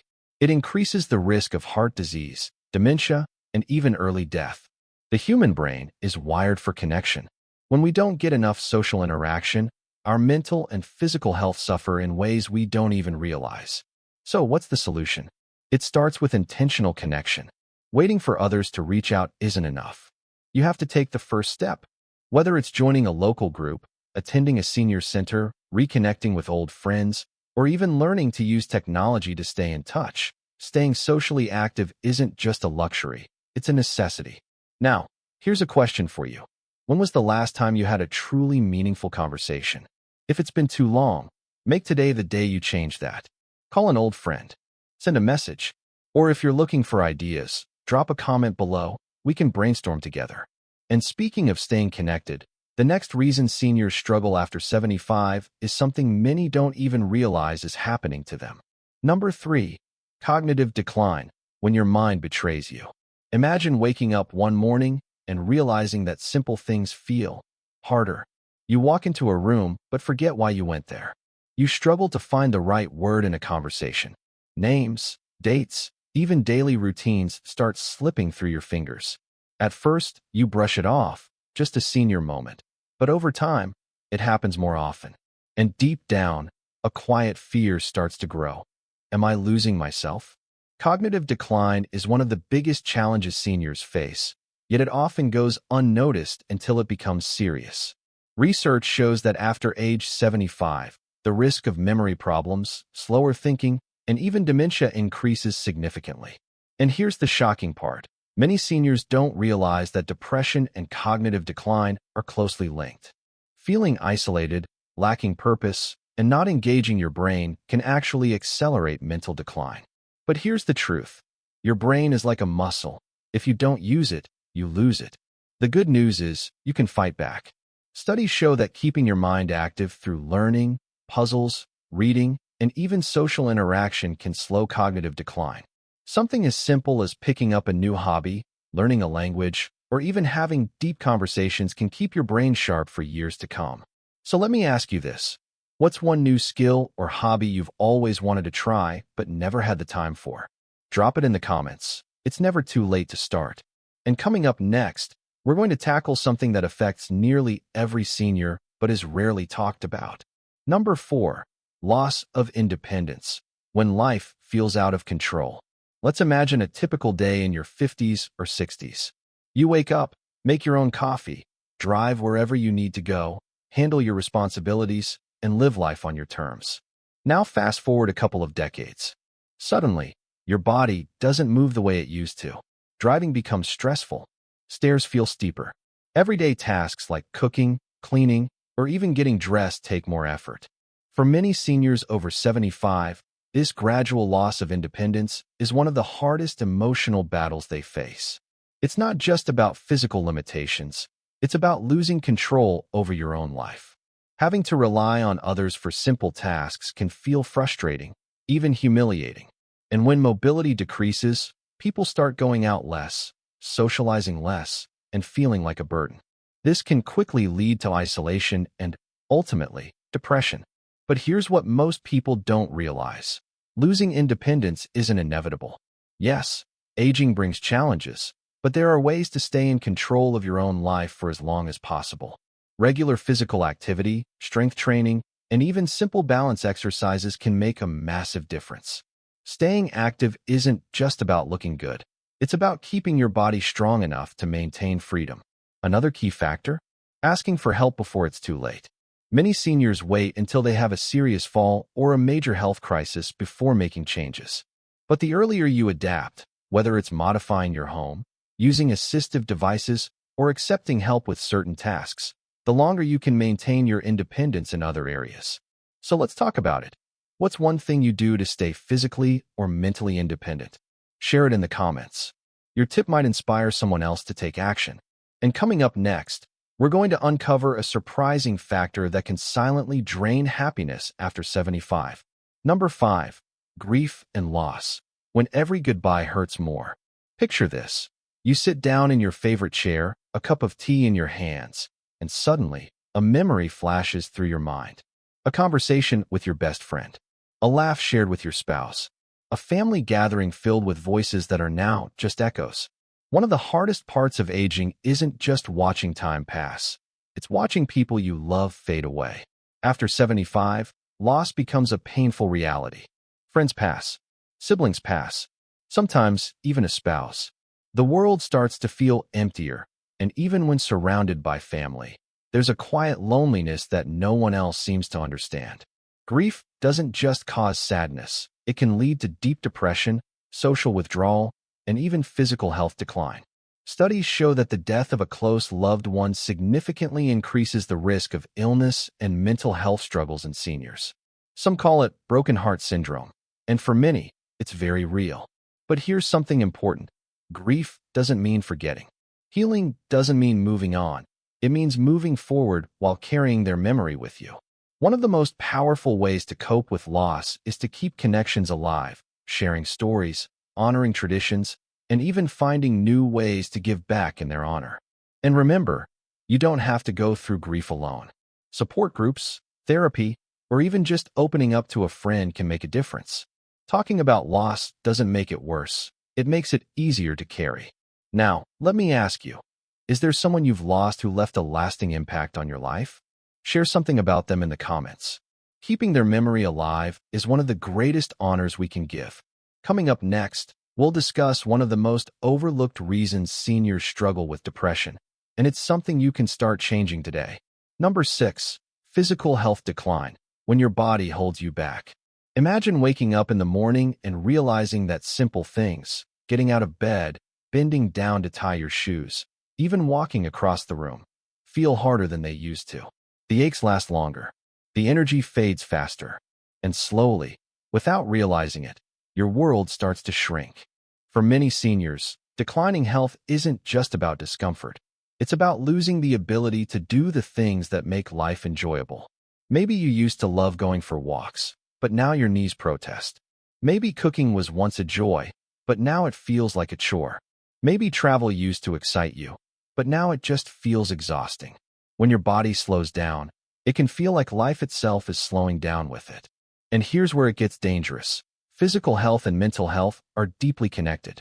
Studies show that seniors dealing with chronic pain, mobility issues, or illnesses like diabetes and heart disease are at much higher risk for depression. When you don't feel well, you don't want to go out. You don't want to socialize. You don't want to engage in life the way you used to. And slowly, that isolation leads to sadness, loneliness, and even hopelessness. But here's the good news. You have more control over this than you think. Yes, aging brings challenges, but there are ways to fight back. Regular movement, even just light stretching or chair exercises, can help maintain mobility. Strength training can keep muscles strong. Eating well can give you more energy. And seeking medical care before problems get worse can make a world of difference. So, let me ask you, what's one thing you do to take care of your body as you age? Share it in the comments. Your routine might inspire someone else to take better care of themselves. Now, in our final section, we're going to talk about something that affects every senior, yet so few people prepare for it. Number 7. Lack of meaningful goals. When the future feels empty. Imagine this. You're 30 years old, and life is filled with milestones. Career goals. Raising a family. Learning new skills. Traveling. Every year brings something new to strive for, something to look forward to. Now, fast forward to 75. What's left to achieve? What's left to look forward to? For many seniors, this is the unspoken challenge of aging. Without clear goals, the future can feel empty. There are no more promotions to chase, no children to raise, no major life events to plan. The days start to blend together, and before you know it, you feel like you're just existing instead of truly living. But here's something most people don't realize. You're never too old for new goals. They just look different at this stage in life. Maybe it's learning a new skill, writing a book, mentoring younger generations, exploring a new hobby, setting a fitness goal, even something as simple as planning a trip, joining a club, or starting a passion project can bring back that sense of excitement and purpose. Studies show that seniors who actively set and pursue goals experience higher levels of happiness, better cognitive health, and even longer life expectancy. The mind and body thrive when they have something to work toward. So, let's make this real. What's one goal, big or small, that you still want to achieve? Drop it in the comments. Whether it's learning to paint, traveling to a new place, or even making a new friend, it's never too late to dream. Now, as we wrap this up, let's talk about how to bring everything together and truly change your life after 75. So, now we know why so many seniors feel depressed after 75. Loss of purpose, social isolation, cognitive decline, reduced independence, grief, physical health struggles, and a lack of meaningful goals. These challenges are real, but here's the most important thing I want you to take away from this video. Aging doesn't have to mean fading away. Yes, life changes after 75, but that doesn't mean it loses its value. You are still here. You still have purpose. The key is to actively shape the life you want instead of letting circumstances shape it for you. Find new ways to contribute. Stay socially connected. Keep your mind and body engaged, and set new goals. But here's the truth. None of this happens by accident. It happens by choice.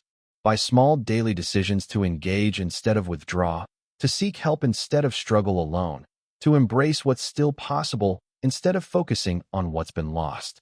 Now, I want to hear from you. Which of these struggles have you faced the most? And what's one thing you're doing to change it?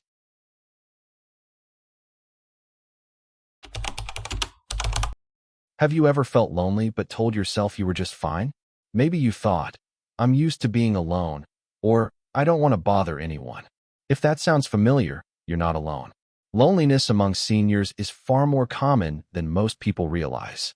A study from the University of California found that 43% of seniors regularly feel lonely, yet most will never openly say it. Why? Because loneliness carries a silent weight, one that many older adults choose to bear alone. It's not just about missing social events or living alone. It's deeper than that. Think about it.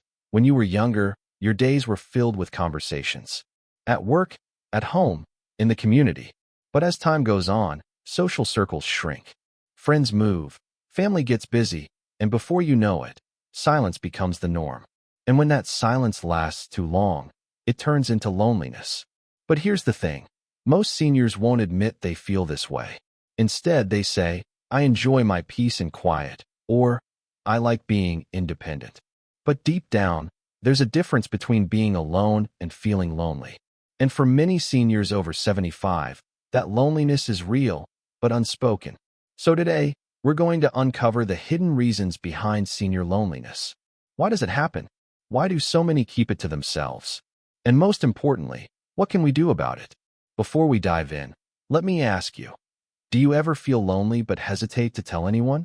If so, you're not alone, and I'd love to hear your thoughts in the comments. Let's talk about this together. And if you haven't yet, consider subscribing. We have important conversations like this all the time.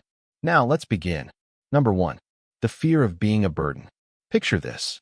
You wake up on a quiet morning, make a cup of coffee, and sit by the window. You think about calling your son or daughter, but then a thought crosses your mind. They're busy. They have jobs, families, responsibilities. You don't want to add to their stress. So, you put the phone down and tell yourself, I'll call another time. Days pass, then weeks, and that call never happens. For many seniors over 75, this is a daily reality. It's not that they don't want to reach out. It's that they worry about being a burden. They convince themselves that their loneliness is their own problem to deal with, not something they should place on others. But here's the truth. Most family members would rather receive that phone call. They'd rather know how you're feeling than assume everything is fine. Yet, this fear of burdening others is powerful. It silences seniors and keeps them from asking for the connection they truly need.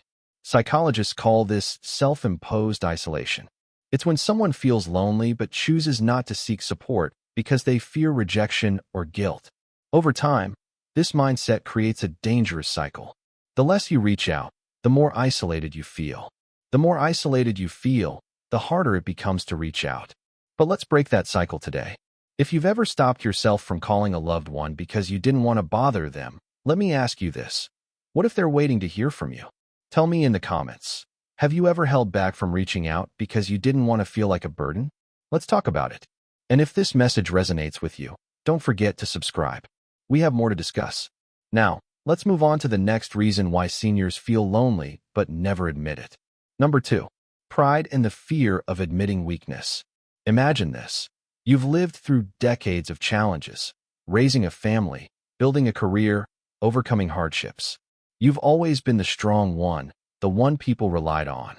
Now, suddenly, you find yourself feeling lonely. But instead of admitting it, you push it down. After all, you're not supposed to be the one who needs help. For many seniors, pride is both a strength and a barrier. They've spent a lifetime taking care of others, so the idea of asking for emotional support feels unnatural. There's a quiet belief that admitting loneliness is the same as admitting weakness. But here's the reality. Loneliness is not a weakness. It's a human experience. Even the strongest, most independent people in the world feel lonely sometimes. The problem is, when we refuse to acknowledge it, it grows. Psychologists call this emotional suppression, when we hide our real feelings because we believe showing them will make us seem vulnerable. But studies have shown that bottling up emotions actually makes loneliness worse. It creates a wall between us and the people who care about us. And over time, that wall becomes harder and harder to break down. If this sounds familiar, you're not alone. The question is, how do we let go of this fear? How do we remind ourselves that admitting loneliness isn't a sign of weakness, but a step toward connection? I'd love to hear your thoughts in the comments. Have you ever felt lonely but kept it to yourself because you didn't want to seem vulnerable? Let's open up this conversation. And if this message is speaking to you, don't forget to like and subscribe. We're just getting started. Now, let's move on to another hidden reason why seniors feel lonely but never say it. Number 3. The disappearance of lifelong friends. Think back to your younger years. You had friends you could call anytime, neighbors, co-workers, people from your community.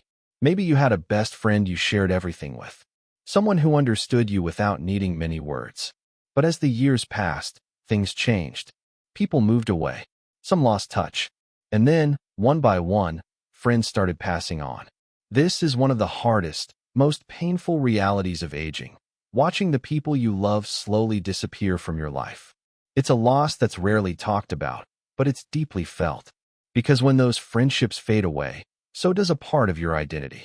A surprising statistic from a Harvard study found that older adults who lose close friends are 26% more likely to experience prolonged loneliness. Why? Because these aren't just casual connections.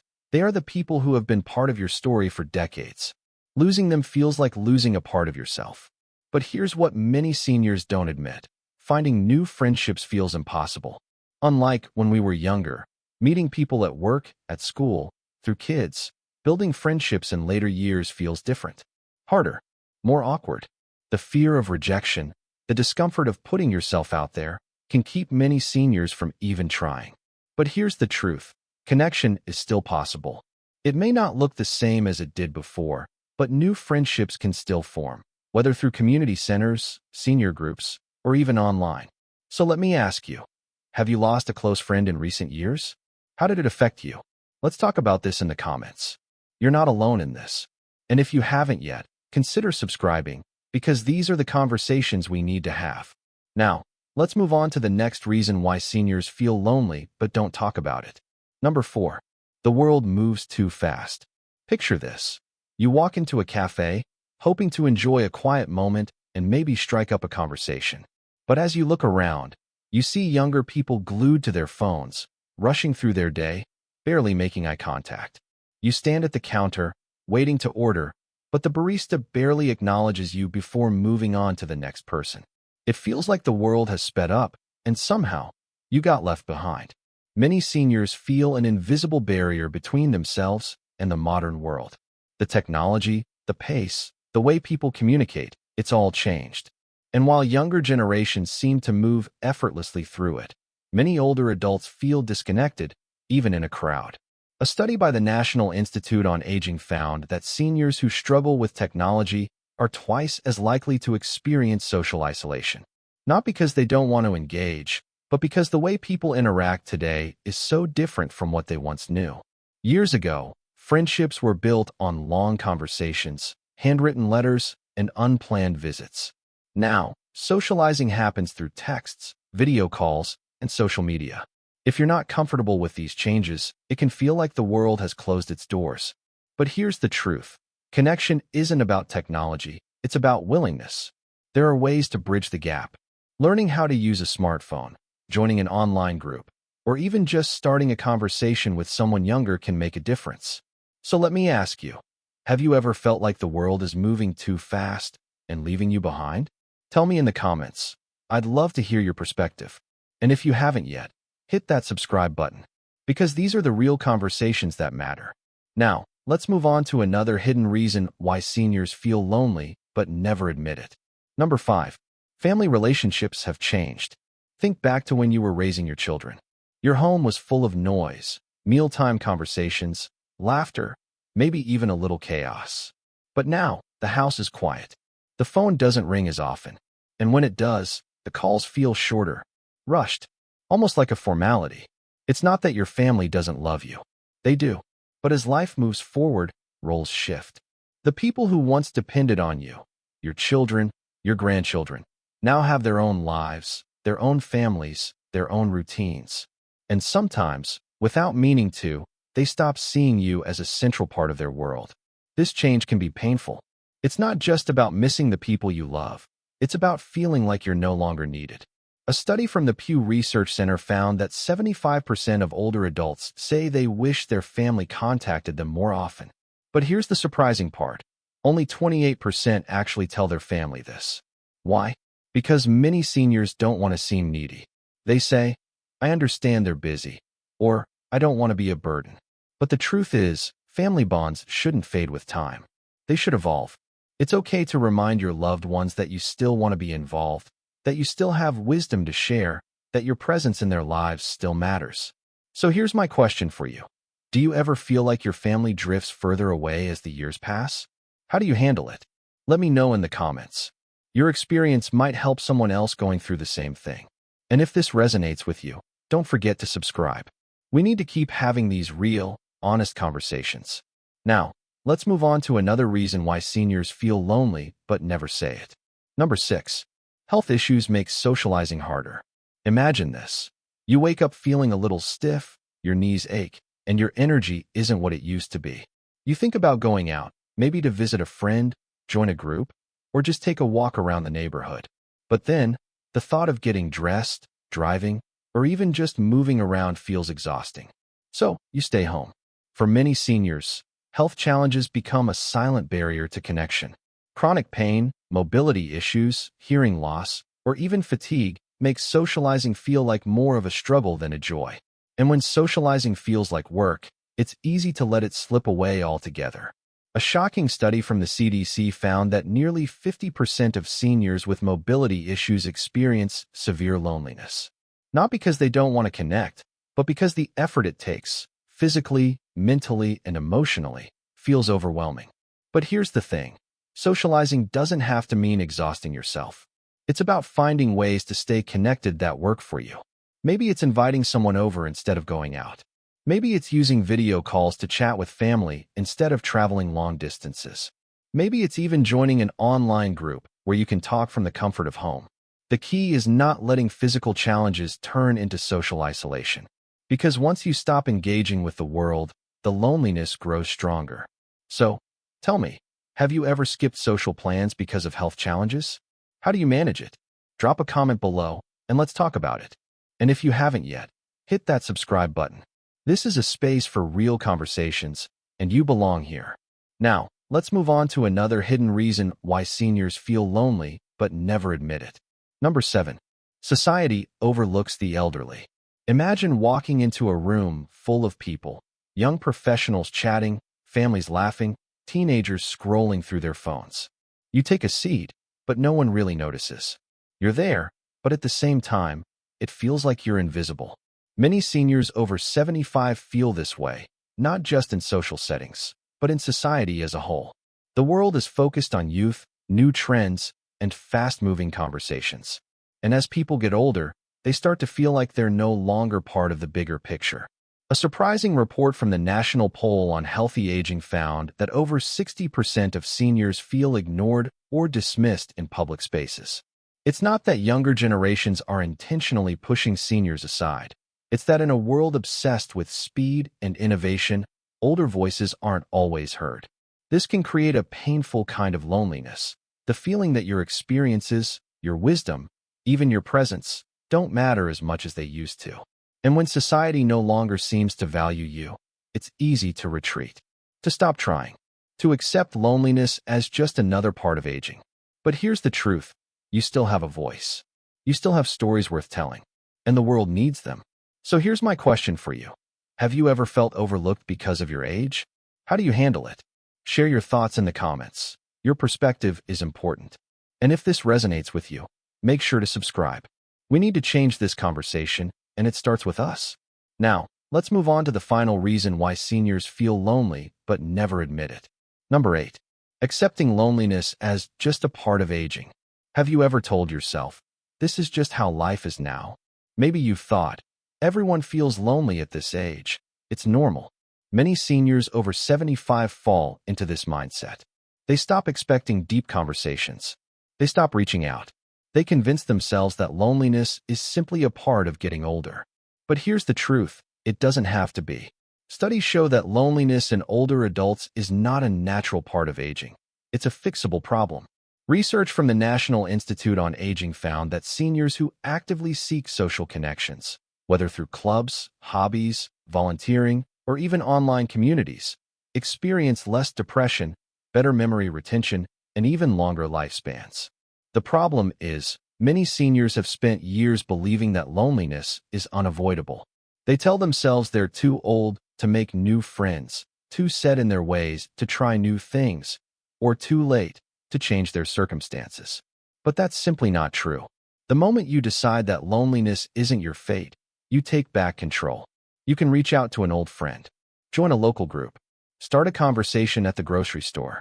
Even small steps can lead to meaningful change. So tell me, have you ever accepted loneliness as just part of aging? And if so, what helped you challenge that belief? Share in the comments. I'd love to hear your perspective. And before we wrap up, don't forget to subscribe.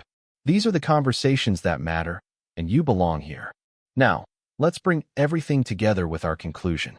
Loneliness is real, but it's not inevitable. We've uncovered the hidden reasons why so many seniors feel lonely but never talk about it.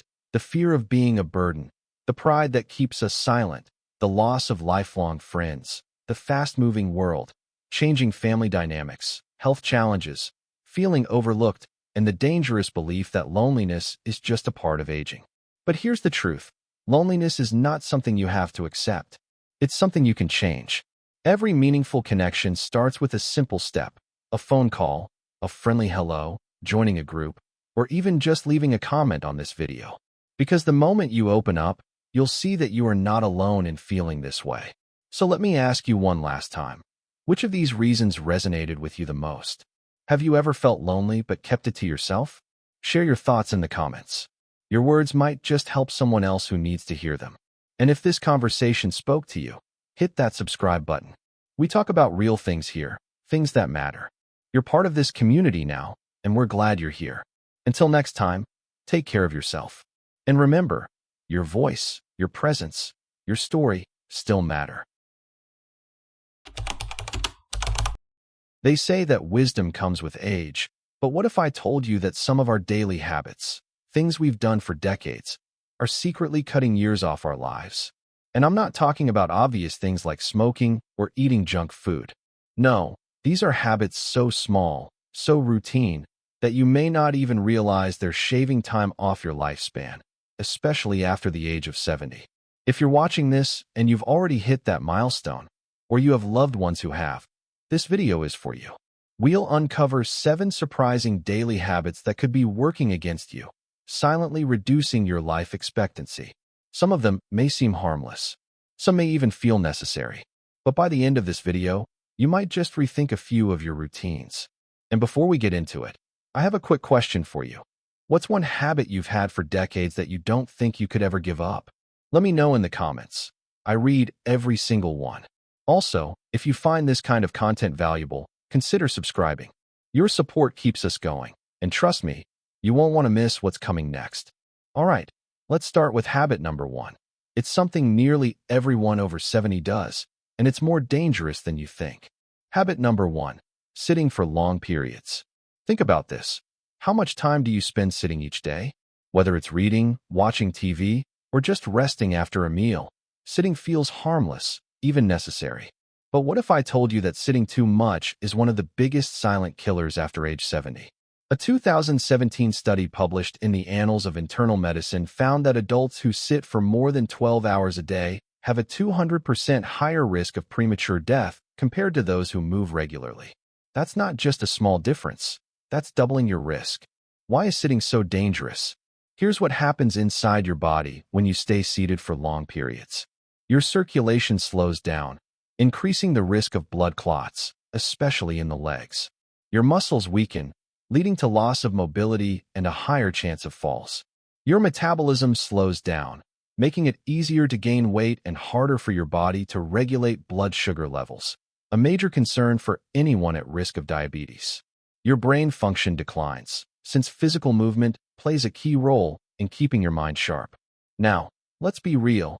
No one's saying you need to be running marathons at 75, but the key is breaking up long periods of sitting. Every 30 to 60 minutes, stand up, stretch, walk around, or do light exercises. Even just marching in place for a minute can help keep your circulation going. So here's a challenge. Next time you catch yourself sitting for too long, set a timer and get up. And tell me in the comments, what's your favorite way to stay active? Even if it's just a small movement? Let's share some ideas to keep each other moving. Now, moving on to habit number 2. It's something people do to relax, but in reality, it could be making you age faster. Habit number 2. Too much television or screen time. Picture this. It's a quiet evening. You're settled into your favorite chair, the TV remote in one hand, maybe a warm cup of tea in the other. The news is on, or maybe an old favorite movie. It's relaxing, right? But what if I told you that this simple habit, hours of screen time, might be accelerating aging and silently cutting years off your life? Let's talk science.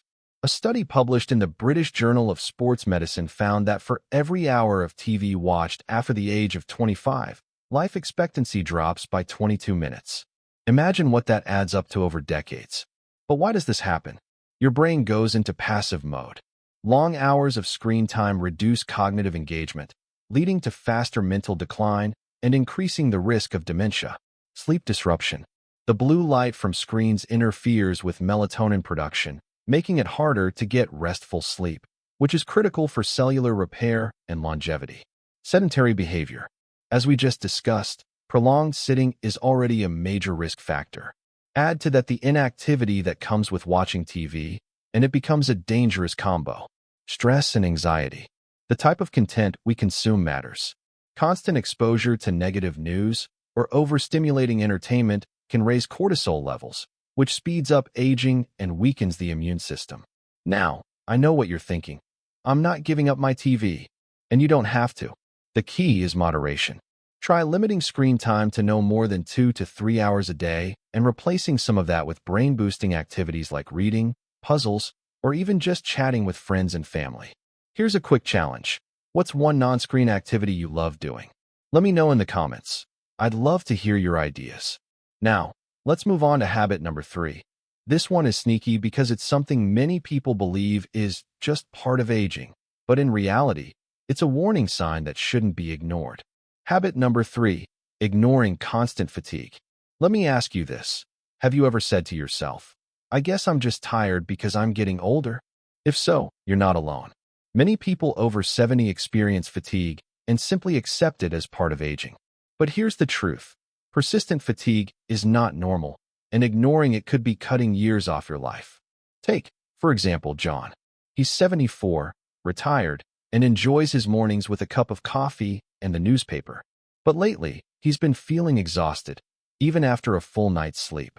He chalks it up to age and pushes through.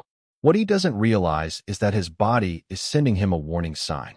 Fatigue isn't just getting older.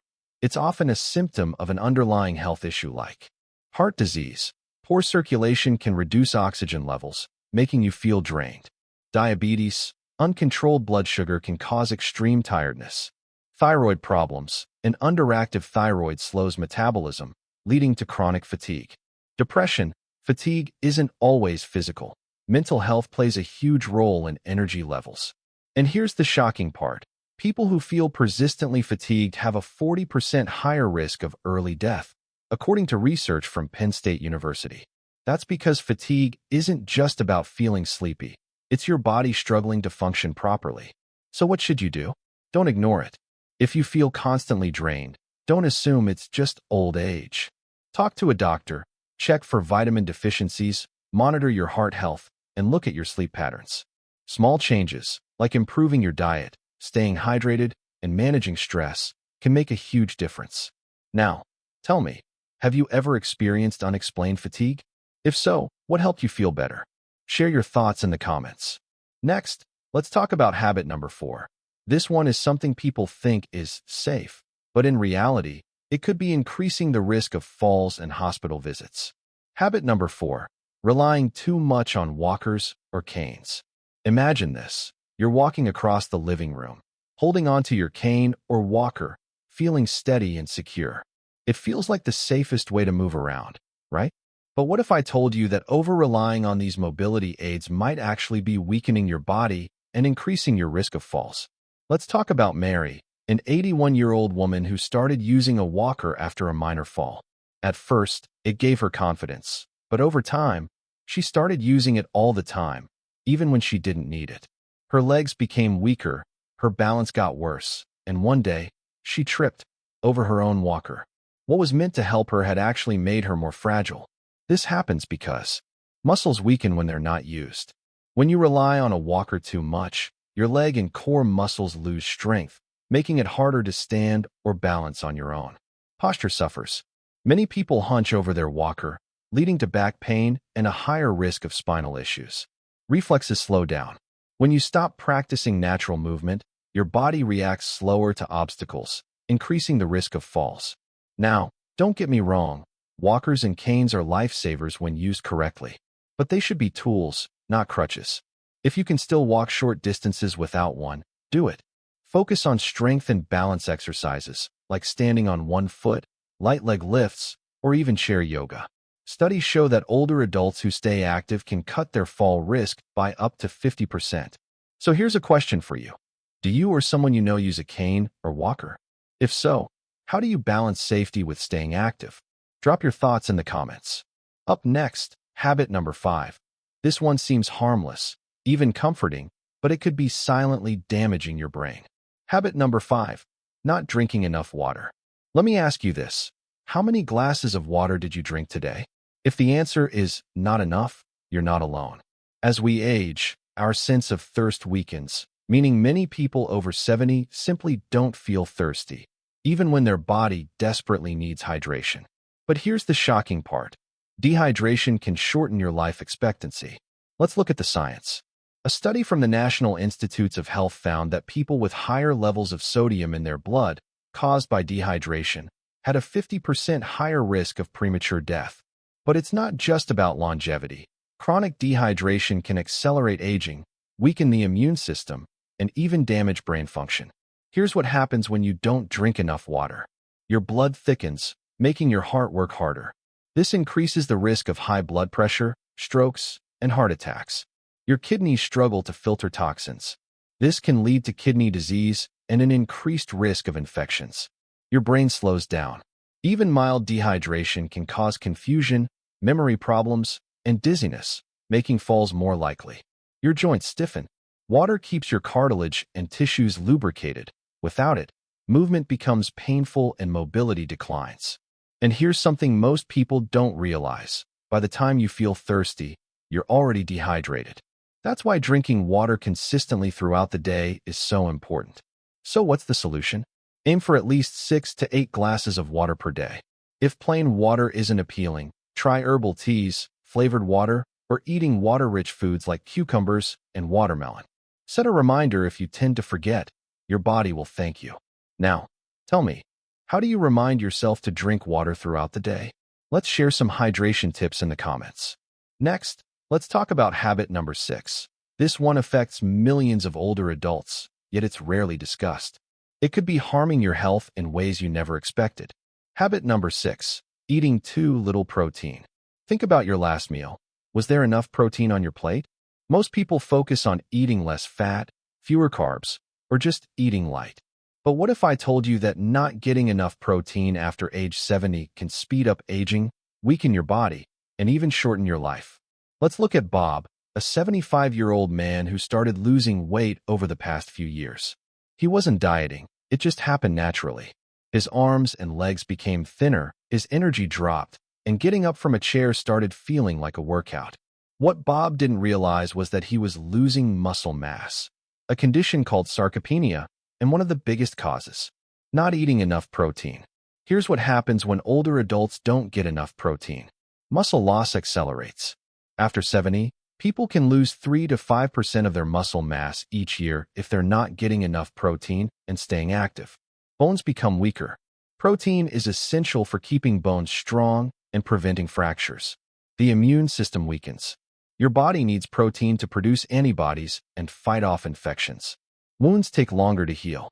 Without enough protein, skin and tissues repair more slowly, making recovery from injuries or surgery harder. So how much protein do you actually need? Experts recommend at least 60 to 80 grams of protein per day for older adults. That might sound like a lot, but it's easier than you think. Just add eggs, beans, chicken, fish, nuts, or even Greek yogurt to your meals. If chewing is a challenge, try protein shakes or soft foods like cottage cheese. Now, tell me, what's your favorite high-protein food? Drop it in the comments. You might inspire someone to add it to their diet. Coming up next, habit number 7. This one is so common that most people don't even realize they're doing it, but it could be taking years off their life. Habit number 7. Not getting enough social interaction. Imagine this. You wake up, have breakfast, maybe watch some TV, go about your day, and before you know it, the sun is setting. You realize you haven't talked to anyone all day. Maybe a quick phone call here and there, but nothing deep, nothing truly connecting. It seems harmless, right? But what if I told you that loneliness is just as dangerous as smoking 15 cigarettes a day? Yes, you heard that right. A 2023 study from the National Institute on Aging found that social isolation increases the risk of early death by nearly 30%. And it's not just about emotional well-being. Loneliness weakens the immune system, raises blood pressure, and increases the risk of dementia. Why does this happen? Lack of conversation weakens cognitive function. Your brain thrives on engagement. Without regular social interaction, memory and problem-solving skills decline faster. Loneliness raises stress hormones. Chronic loneliness increases cortisol levels, which can lead to heart disease and inflammation. Less motivation to stay active. People who socialize regularly are more likely to get outside, move around, and engage in life. Now, I know making new friends at this stage of life isn't always easy. But here's the good news. You don't need hundreds of friends to stay healthy. Just 1 or 2 meaningful social interactions per day can make a world of difference. Here are a few ways to stay socially active. Join a local group or club. Whether it's a book club, gardening group, or fitness class, staying engaged helps keep you mentally and physically sharp. Call or video chat with loved ones. Even a 10-minute conversation can boost your mood and lower stress. Volunteer or mentor. Sharing wisdom and experience with younger generations is not only fulfilling, but also keeps your mind engaged. Now, tell me, who's the person you talk to the most each week? Let's celebrate the people who keep us connected. Drop their name, or just their role, like my grandson or my best friend, in the comments. And with that, we've covered 7 hidden habits that could be silently shortening life expectancy after 70. But before you go, let's wrap this up with some final thoughts. Keep watching. This last message is important. Conclusion: small changes, big impact. Now, let's take a moment to reflect. Out of these 7 daily habits, how many do you recognize in your own life? Maybe 1 or 2. Maybe all of them. If so, don't panic. It's never too late to make a change. Here's what I want you to remember. Longevity isn't just about luck. It's about the choices we make every single day. Small changes, like standing up more often, staying hydrated, eating enough protein, and keeping in touch with loved ones, can add years to your life and life to your years. And the best part? You don't have to do it all at once. Start small. Pick one habit to work on this week. Maybe it's setting a reminder to drink more water. Maybe it's calling an old friend. Every step counts. Now, before you go, I have 2 quick favors to ask. Comment below, what's one habit from this list that you're going to work on first? Let's encourage each other to make positive changes. If you found this video helpful, hit that subscribe button. Your support helps us continue bringing valuable content. And trust me, you don't want to miss what's coming next. Thank you for watching, stay healthy, and I'll see you in the next video. Aging. It's something we all do, yet so many of us fear it. And worse, we believe things about it that simply aren't true. Myths about aging have been passed down for generations, shaping the way we think about growing older. Some of them are harmless, but others? They can steal years of joy, independence, and even our health. But here's the truth. Many of the things you've been told about aging are outdated, misleading, or just flat out wrong. And today, we're going to uncover some of the most dangerous myths that people over 60 still believe before they cause real damage. If you've ever heard someone say, old age is just a time of decline, or it's too late to change your habits now, then you need to stick around.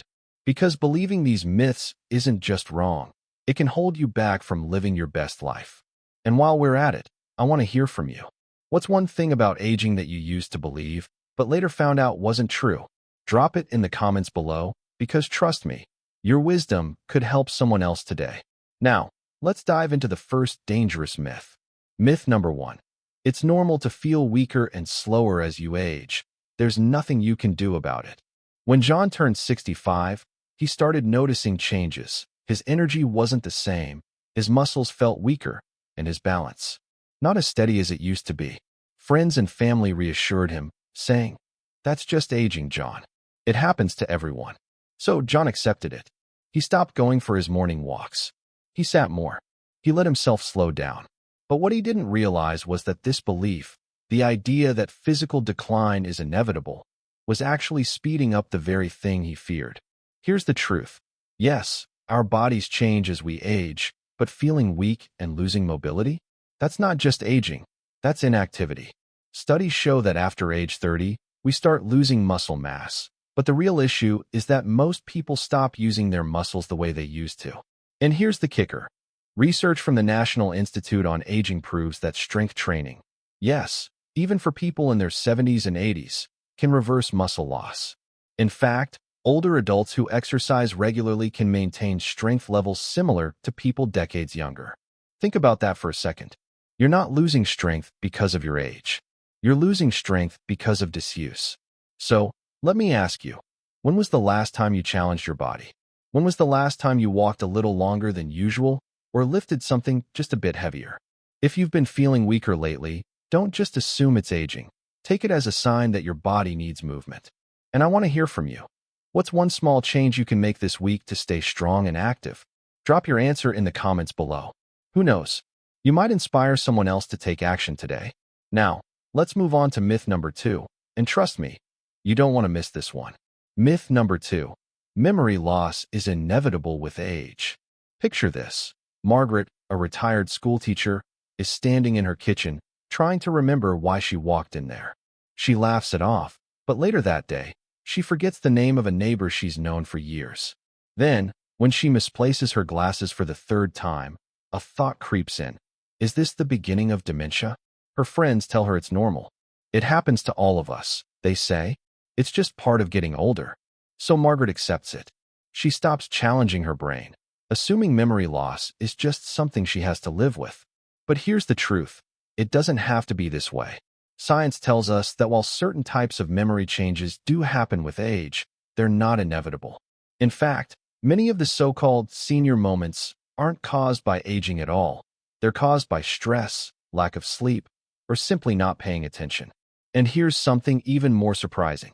The brain has an incredible ability to form new connections at any age, a phenomenon known as neuroplasticity. That means you can train your brain just like you train your muscles.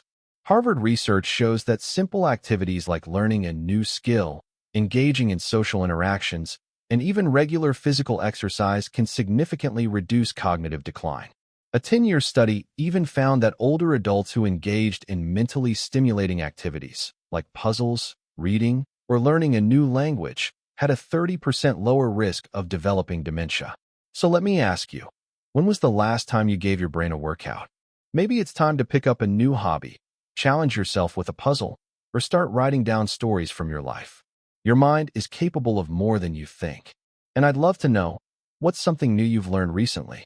Drop it in the comments, because sharing knowledge keeps all of our brains sharp. Up next, we're tackling a myth that could be the difference between living a long, fulfilling life or cutting it short. Stay with me. Myth number 3. It's too late to change your health habits now. Imagine this. Robert is 68 years old.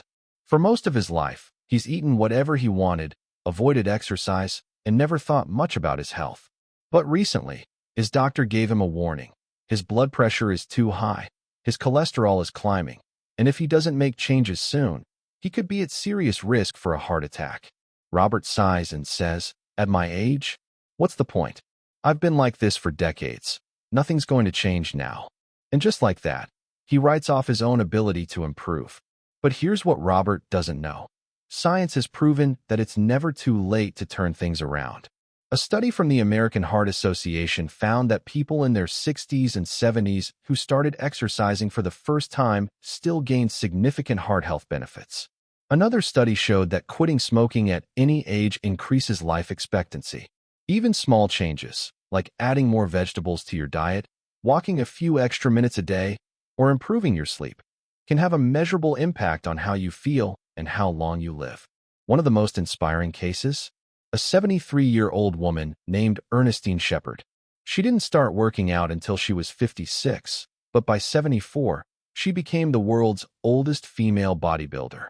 Imagine if she had told herself it was too late. The biggest danger isn't your age. It's the belief that change is impossible. That mindset keeps people stuck, missing out on years of potential energy, strength, and joy. So, let me ask you, if you could improve one area of your health starting today, what would it be? Would you move more? Eat better? Get more sleep? Let me know in the comments. I want to hear what small step you're ready to take. Now, let's move on to myth number 4, and trust me, this one could save your independence in ways you never expected. Myth number 4. Falls are just a part of aging. There's nothing you can do. Imagine this. Helen, 72 years old, is walking through her living room when she suddenly trips on the edge of a rug. She tries to catch herself, but before she knows it, She's on the floor. Pain shoots through her hip. At the hospital, the doctor tells her she's fractured it. As she recovers, she hears the same thing over and over. Falls happen at your age. It's just part of getting older. So, Helen becomes more cautious. She moves less. She avoids stairs. She stops doing the things she used to enjoy because she's afraid of falling again. But here's what no one told her. Avoiding movement actually increases her risk of falling even more. Falls are not an unavoidable part of aging. Yes, balance and coordination can change over time, but research shows that most falls are preventable. In fact, according to the CDC, strength training and balance exercises can reduce the risk of falling by up to 40%. That's almost half. Think about it. When was the last time you practiced balance? Standing on one foot, walking heel to toe, or even Tai Chi? These simple activities can retrain your body to stay steady. And let's not forget about home safety. Removing tripping hazards, improving lighting, and installing grab bars can make a huge difference. Here's something even more shocking. The leading cause of falls isn't weak legs, it's a lack of confidence. Studies show that people who fear falling actually fall more often because they hesitate, walk stiffly, and don't trust their own movements. But when they build strength and balance, that fear fades. So let me ask you, what's one thing in your home you could change today to make it safer? Or what's one simple balance exercise you could try? Let me know in the comments, because taking action now could mean the difference between staying independent or not. Next, we're tackling myth number 5, and this one might just change the way you think about happiness and purpose forever. Myth number 5. Life after 60 is lonely and less meaningful. Picture this. James spent 40 years building his career. He was always busy. Meetings, deadlines, responsibilities. Then, retirement came. At first, it felt like freedom. No alarm clocks, no pressure. But as the months passed, something changed. The phone rang less. Friends were busy. His days felt long and empty. And then, a thought settled in. Is this all there is? Society often paints a bleak picture of aging, one where loneliness and lack of purpose are inevitable. But here's the truth. Research proves that older adults can be just as happy, if not happier, than younger people. A study from Harvard found that life satisfaction actually increases after 60, as long as people stay engaged in meaningful activities. So what makes the difference? Connection, purpose, growth. Some of the happiest older adults are those who stay involved, whether through volunteering, hobbies, learning new skills, or deepening relationships. Blue zones, the regions of the world where people live the longest, all have one thing in common: strong social ties. In Okinawa, Japan, older adults have moai, a group of lifelong friends who support each other for decades. In Sardinia, Italy, elders are valued members of the community, staying active and engaged. The loneliest years aren't a result of aging. They're a result of isolation. And the good news? That's something you can change. So, I want to hear from you. What's one thing that gives your life meaning right now? A hobby? A relationship? A goal? Share it in the comments, because your story might inspire someone who's struggling. And coming up next, myth number 6 is one of the biggest lies we've been told about aging, and it's holding too many people back. Stay with me. Myth number 6. Sex and romance die after 60. Let's be honest. Society loves to pretend that passion and romance have an expiration date. Movies, TV shows, even doctors sometimes act like intimacy is only for the young. But let's talk about the reality. Meet Susan and Richard. They've been married for 35 years. For a long time, they believed what they were told, that as you get older, intimacy naturally fades. And for a while it did. But not because of aging itself, because they stopped making it a priority. Then, something changed. Susan read an article about how physical intimacy actually improves with age when couples communicate openly. She and Richard started talking, really talking, about their needs, their desires, and their expectations. They made small changes, spent more time connecting emotionally, and suddenly, that spark, it came back. Here's what science tells us. While hormone levels shift with age, emotional intimacy, trust, and confidence can make romantic connections stronger, not weaker. A study from the University of Chicago found that people in their 60s and beyond who remained sexually active reported higher levels of happiness, and overall well-being. And get this, nearly 75% of older adults in long-term relationships report being satisfied with their intimate lives. So why does this myth exist? Because people stop talking about it. They feel embarrassed. They assume problems can't be fixed. But many common issues, like dryness, lower libido, or confidence concerns, have solutions. Sometimes it's as simple as a conversation, lifestyle change, or speaking with a doctor. The truth? Romance, desire, and passion don't disappear with age. They evolve. And for many people, they get better because there's more trust, more experience, and less pressure. So let me ask you, what's one thing that makes a relationship strong, no matter your age? Share your thoughts in the comments. And up next, we're tackling a myth that could be keeping you from financial security in your later years. Stay with me. This one is important. Banda NOI. Continue. ChatGPT do NOI. Myth number 7. After retirement, it's too late to make more money. Meet Tom. He worked hard for 40 years, saved what he could, and retired at 65. But a few years in, he started noticing something. His savings weren't stretching as far as he'd hoped. Prices kept rising, unexpected expenses popped up, and for the first time in decades, he felt financial stress creeping in. His first thought? Well, it's too late now. I'm retired. I just have to make do with what I have. But here's the truth. Retirement doesn't mean your earning years are over. In fact, more people over 60 are finding new ways to generate income than ever before. According to the Bureau of Labor Statistics, the fastest-growing workforce segment is people over 65. And it's not just because they have to work. It's because many are discovering that new income streams give them freedom, security, and even a sense of purpose. Here's how. Part-time or freelance work. Many retirees use their decades of experience to consult, teach, or offer specialized services, turning hobbies into income. Whether it's woodworking, knitting, photography, or writing, platforms like Etsy and Amazon allow older adults to sell their creations. Online opportunities, remote jobs, tutoring, or even blogging about life experiences can bring in passive income. Investing smarter. Many people assume they should stop investing in retirement, but with the right strategy, money can still grow, even after 60. One inspiring example. A 72-year-old woman named Martha turned her baking skills into an online business. She started small, selling homemade cookies to neighbors. But within 2 years, she had a thriving business that gave her extra income and a renewed sense of purpose. The lesson? The financial story of your life doesn't end at retirement. It just enters a new chapter. So, let me ask you, if you could start a side project or business today, what would it be?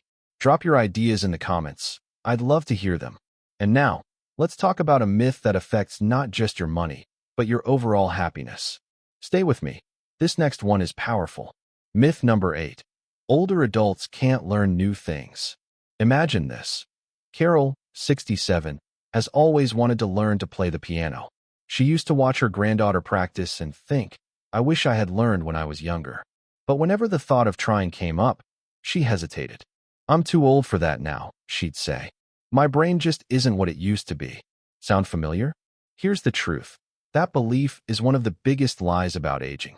Science proves that older adults can learn, and not only that, learning new things can actually keep the brain younger. Neuroscientists have discovered something incredible. The brain has something called neuroplasticity. That means it can form new connections at any age. A study from the University of California found that seniors who engaged in mentally stimulating activities, like learning a language, playing an instrument, or even picking up a new hobby, showed significant improvements in memory and cognitive function. And here's the kicker. Older adults often have an advantage when learning new things. Why? Because they have patience, life experience, and the ability to connect new knowledge to things they already know. One amazing example. A man named Kamani Maruj from Kenya learned to read at 84 years old. Not only did he master reading, but he became an advocate for education, inspiring thousands. So what's stopping you? Have you ever wanted to try painting? Learn a new technology? Pick up a new skill? It's not too late. The only thing standing in your way is the belief that you can't. Now, I want to hear from you. What's something new you've always wanted to learn? Drop it in the comments. Your answer might inspire someone else to take that first step. And coming up next, Our final myth is one that too many people believe, but if you do, it could rob you of years of happiness. Let's talk about it. Myth number 9. Happiness declines as you get older. Think back to when you were younger. Maybe you believed that your happiest years would be in your 20s or 30s, that youth was the peak of life. Now, here you are, over 60, and you might wonder, is the best behind me? The world often tells us that aging is a time of decline, of loss. But here's what science, and real life, says. Older adults are actually happier than younger ones. A massive study from the University of California found that happiness tends to follow a U shape, starting high in youth, dipping in middle age, and then rising again after 60. Why? Because as we age, we stop sweating the small stuff. We focus more on what really matters: relationships, experiences, and joy in the present moment. Take Linda, for example. At 62, she went through a difficult divorce. She thought happiness was over for her. But instead of dwelling on what she lost, she started focusing on what she could gain. She joined a hiking group, reconnected with old friends, and even took a solo trip to Europe, something she never thought she'd do. Today, she says she's the happiest she's ever been. The key to happiness in later years isn't about avoiding aging. It's about embracing it. It's about choosing gratitude, staying connected, and continuing to grow. So, let me ask you, what's one thing in your life right now that brings you happiness? Drop it in the comments. I'd love to hear what lights you up. Now, before you go, let's wrap this up with one final thought. Because if there's one thing I hope you take away from this, it's this. So what have we learned today? We've uncovered some of the biggest myths about aging, myths that have held too many people back for too long. We've been told that weakness, memory loss, loneliness, and decline are inevitable. But the truth? The science? The reality?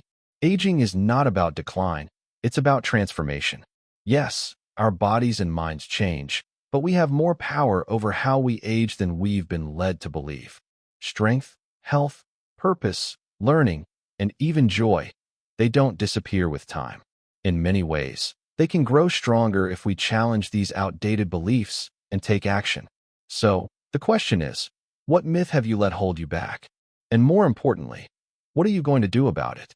Drop a comment below with one myth you used to believe, but now see differently. Let's start a conversation, because when we share our stories, we help others break free from these limiting beliefs, too. And if this video gave you even one valuable insight, do me a favor, hit that like button, share this with a friend who needs to hear it.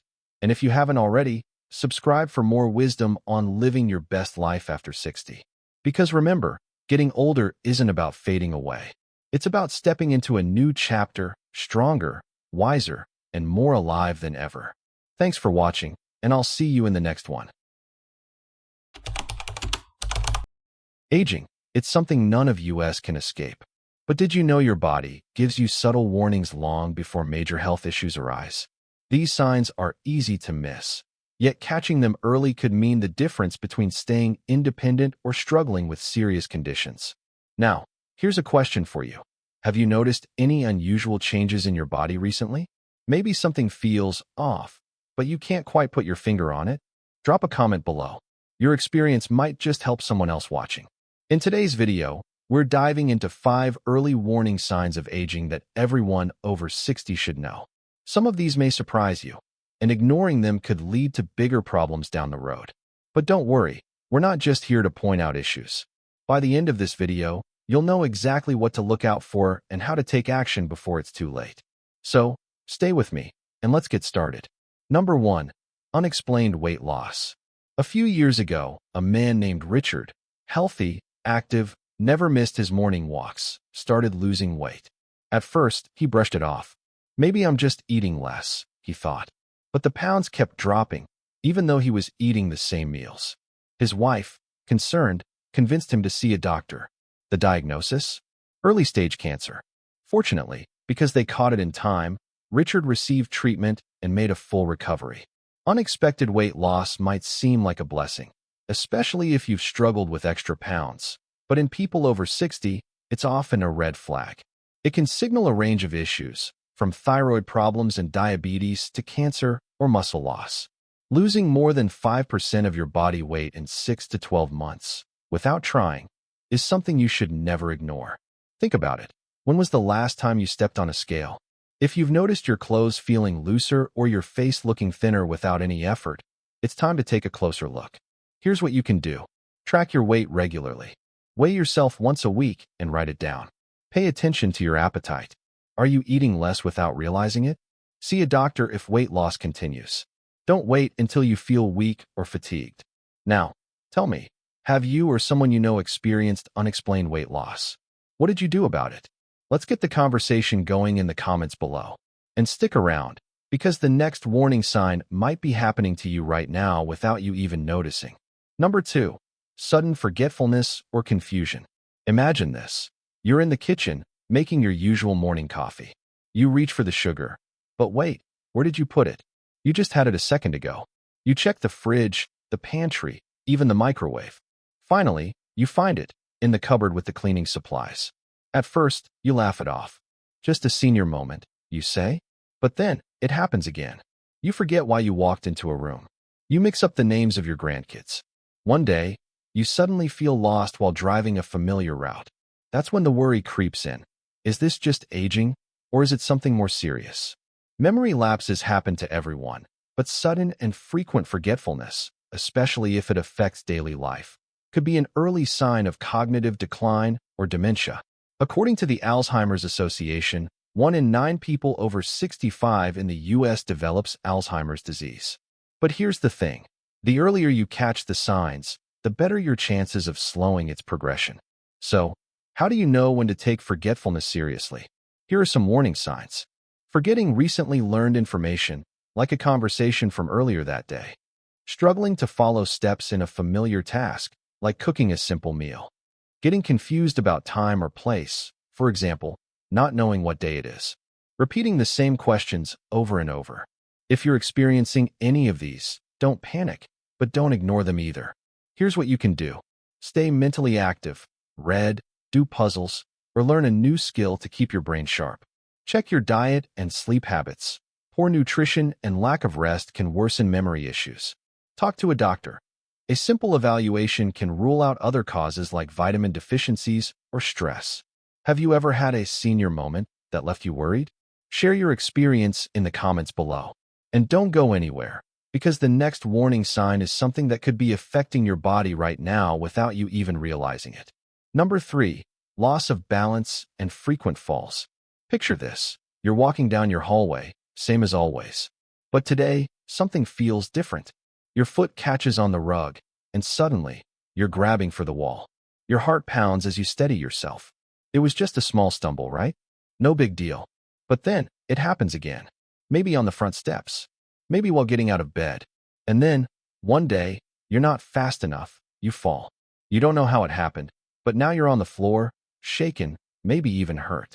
Losing balance isn't just a normal part of aging, it's a warning sign. According to the CDC, falls are the leading cause of injury-related deaths in adults over 65. And here's what's scary. Many people don't realize their balance is declining until a fall happens. Why does this happen? As we age, our muscles weaken, reflexes slow down, and inner ear function declines, making it harder to stay steady. Certain medications, like blood pressure pills or sedatives, can also contribute to dizziness. And if you're not staying active, your core strength, essential for balance, starts to fade. So, how can you prevent this before it becomes dangerous? Test your balance. Stand on one foot for 10 seconds. If it's difficult, that's a sign your stability needs work. Exercise regularly. Simple movements like leg raises, tai chi, or yoga can rebuild strength. Check your home for hazards. Loose rugs, poor lighting, and cluttered floors can turn into dangerous obstacles. Review your medications. Some prescriptions cause dizziness. Talk to your doctor about possible adjustments. Now let's talk. Have you or a loved one had a close call with a fall? What changes did you make to stay safe? Drop a comment below. And don't go anywhere, because the next warning sign is something you might be feeling but not taking seriously. Number 4, chronic fatigue and low energy. You wake up in the morning, but instead of feeling refreshed, you feel drained.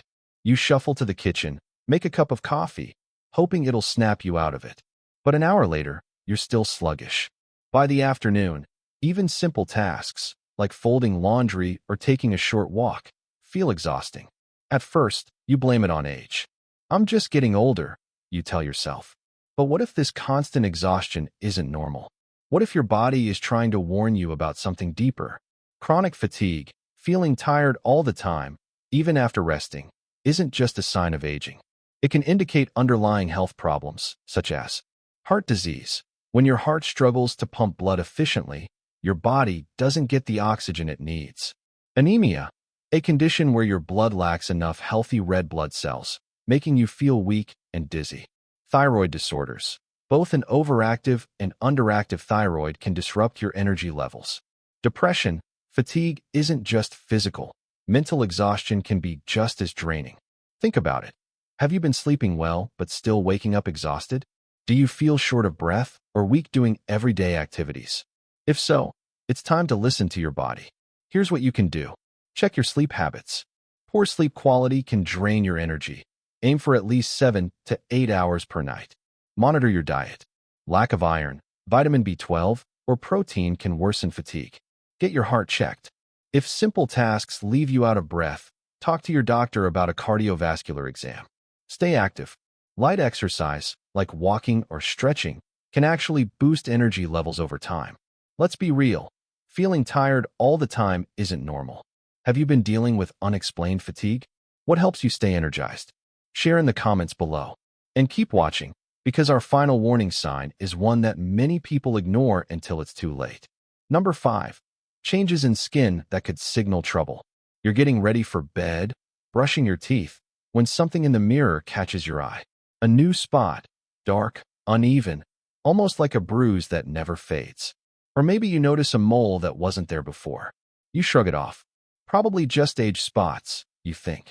But then, a few weeks later, it's bigger. Maybe it started to itch, bleed, or change shape. That's when reality hits. What if this isn't just aging? What if it's something serious? Your skin tells a story, and as you age, it can reveal early warning signs of skin cancer, circulation problems, or even internal disease. In the US, 1 in 5 people will develop skin cancer by age 70, yet many don't realize the danger until it's too late. Here's what to look for. New or changing moles. Any mole that grows, changes color, or has uneven edges could be a sign of melanoma, the deadliest form of skin cancer. Skin that bruises too easily. Thinning skin is normal with age, but excessive bruising can indicate poor circulation or vitamin deficiencies. Persistent dryness or itchiness. If lotion doesn't help, it could be related to diabetes, kidney issues, or even an autoimmune disorder. Yellowing or darkening of the skin. This could be a sign of liver disease or other internal problems.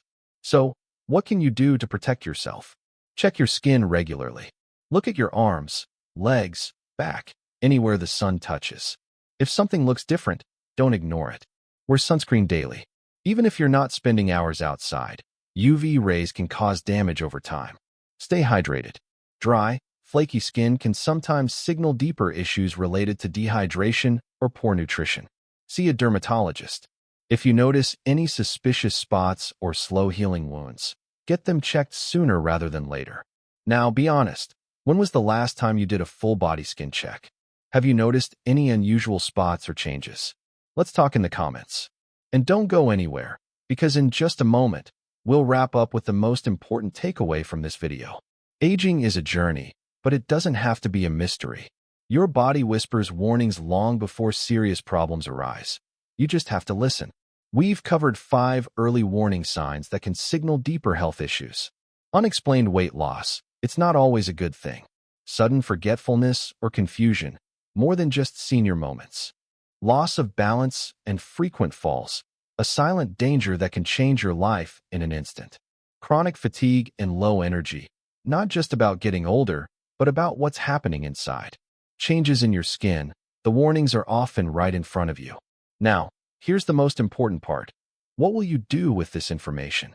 Knowing these signs is just the first step. The next step is action. If you've noticed any of these changes in yourself or a loved one, don't wait. See a doctor, make small lifestyle changes, and most importantly, stay informed. And now, I want to hear from you. Which of these signs surprised you the most? Have you experienced any of them yourself? Let's talk in the comments. Your story might help someone else watching. If you found this video helpful, don't forget to like, share, and subscribe so more people can learn these critical health warnings. Take care of yourself, and I'll see you in the next video. Imagine waking up one morning to complete silence. No calls, no texts, no one knocking on your door. You sit down for breakfast alone, flip through the TV channels, and realize this has been your routine for years. There was a time when your days were filled with conversations, laughter, and plans. But now, it feels like the world has quietly moved on without you. Aging alone isn't just about living without a partner. It's about the risks that come with it. Risks that no one talks about enough. The health effects, the emotional toll, even the hidden dangers that can shorten your life. And if you think this doesn't apply to you, think again. Statistics show that over 22% of Americans over 75 live alone, and that number is only growing. So, let me ask you, do you know the real dangers of aging alone after 75? And more importantly, do you have a plan? Let me know in the comments below. In today's video, we're diving deep into the hidden risks that come with living alone in your later years. But don't worry, this isn't just about the problems. We'll also talk about solutions, because it's never too late to take control of your future. And before we get started, if you find this video helpful, make sure to hit the like button. It helps more people find this information, and trust me, this is something everyone needs to hear. Now, let's talk about the first hidden danger of aging alone. Number 1. The silent killer. How loneliness affects your health. A few years ago, Margaret, a retired teacher from Ohio, lost her husband. At first, she told herself she was fine. She stayed busy, read books, and kept up with her favorite TV shows. But over time, something changed. She started skipping meals. She lost interest in going outside. Her sleep became restless. She told herself it was just part of getting older. What she didn't realize was that her body was reacting to something deeper, loneliness. And she wasn't alone. Studies have found that chronic loneliness can be as deadly as smoking 15 cigarettes a day. It increases the risk of heart disease, dementia, and even premature death. Why? Because loneliness isn't just a feeling, it's a biological stressor. When you feel isolated, your body releases more cortisol, a stress hormone that weakens your immune system, raises your blood pressure, and even damages your brain over time. And here's the most dangerous part. Loneliness can sneak up on you. You may not feel it right away, but your body does. So what can you do? The answer isn't just about staying social. It's about building connections that matter. Reaching out to family, joining community groups, or even getting involved in local events can make a world of difference. And if you're watching this and thinking, I don't have anyone to call, leave a comment below. You're not alone, and this conversation needs to happen. Now, let's move on to the next hidden danger, one that many people don't even see coming until it's too late. Number 2. The hidden crisis. How living alone increases the risk of medical emergencies. Picture this. It's late at night, and you wake up feeling dizzy. You try to stand up, but the room spins, and before you know it, you're on the floor. You reach for your phone, but it's on the kitchen counter, too far away. Hours pass. No one calls. No one knocks on your door. Morning comes, but no help arrives because no one knows you need it. This scenario isn't just hypothetical. It happens every single day. In the US, adults over 75 who live alone are twice as likely to experience a medical emergency without immediate help. Falls, strokes, heart attacks, these things don't wait for a convenient time, and when you're alone, every second matters. One of the biggest dangers? Delayed response time. The longer it takes to get medical help, the worse the outcome. A simple fall can turn into a life-threatening situation. A mild stroke, if untreated, can cause permanent brain damage. So what can you do? First, don't wait until an emergency happens to think about your safety. Set up a plan now. A medical alert system, daily check-in calls with a friend or family member, even something as simple as keeping your phone within arm's reach at all times. These small actions can literally save your life. If you've ever experienced a medical emergency alone, share your story in the comments. Your experience could help someone else prepare. And now, let's talk about another hidden danger, one that's draining the financial security of older adults every single day. Number 3. The financial trap. Why seniors living alone are prime targets for scams. Let's talk about Richard. He's 78, a retired engineer, and lives alone in Florida. One afternoon, he gets a phone call, someone claiming to be from the IRS. They tell him he owes back taxes and that if he doesn't pay immediately, his Social Security could be frozen. Panicked, Richard follows their instructions. He withdraws thousands of dollars and sends it through a wire transfer. By the time he realizes it was a scam, his savings are gone. This isn't just an isolated case. Every year, seniors in the U.S. lose over $3 billion to scams and financial fraud. And the most vulnerable? Those who live alone. Why? Because scammers target isolation. They know there's no one around to warn you. No spouse to double-check. No family member to step in. The most common scams. Fake government calls demanding money. Tech support. Scams asking for remote access to your computer. Romance scams that trick seniors into sending money to fake online partners. Phony charities preying on goodwill. And here's the scariest part. Once you're on a scammer's radar, they keep coming back. If you've been scammed once, your information is often sold to other fraudsters, making you a repeat target. So, how do you protect yourself? First, never trust unsolicited calls, emails, or messages asking for money or personal information. If someone says they're from the IRS, Social Security, or a bank, hang up and call the official number yourself. Second, talk to someone before making any financial decisions. Even if you live alone, having a trusted friend or financial advisor to check in with can make all the difference. Have you ever received a suspicious call or email? Share your experience in the comments. Your warning could save someone else from falling into the same trap. Now, let's move on to the next danger of aging alone, one that affects not just your wallet, but your very ability to live independently. Number 4. The decline no one talks about. How isolation leads to faster cognitive decline. Imagine this. You walk into the kitchen to grab something, but the moment you get there, you forget why. Later that day, you miss an appointment, something you never used to do. At first, you brush it off as normal aging. But over time, the little slips become more frequent. Words feel harder to find. Simple tasks take longer. You start to wonder, is this just old age or something more? Here's the hard truth. Living alone significantly increases the risk of cognitive decline and dementia. In fact, research from the National Institute on Aging shows that social isolation raises the risk of Alzheimer's disease by up to 50%. Why? Because the brain thrives on engagement. Conversations, problem-solving, even small daily interactions help keep the mind sharp. But when you live alone, those moments become fewer and fewer. The less you use your brain, the faster it weakens. And it's not just about memory loss. Isolation can shrink the brain. MRI scans of socially isolated seniors show reduced brain volume in key areas responsible for memory and decision-making. It's as if the brain starts shutting down when it's not stimulated enough.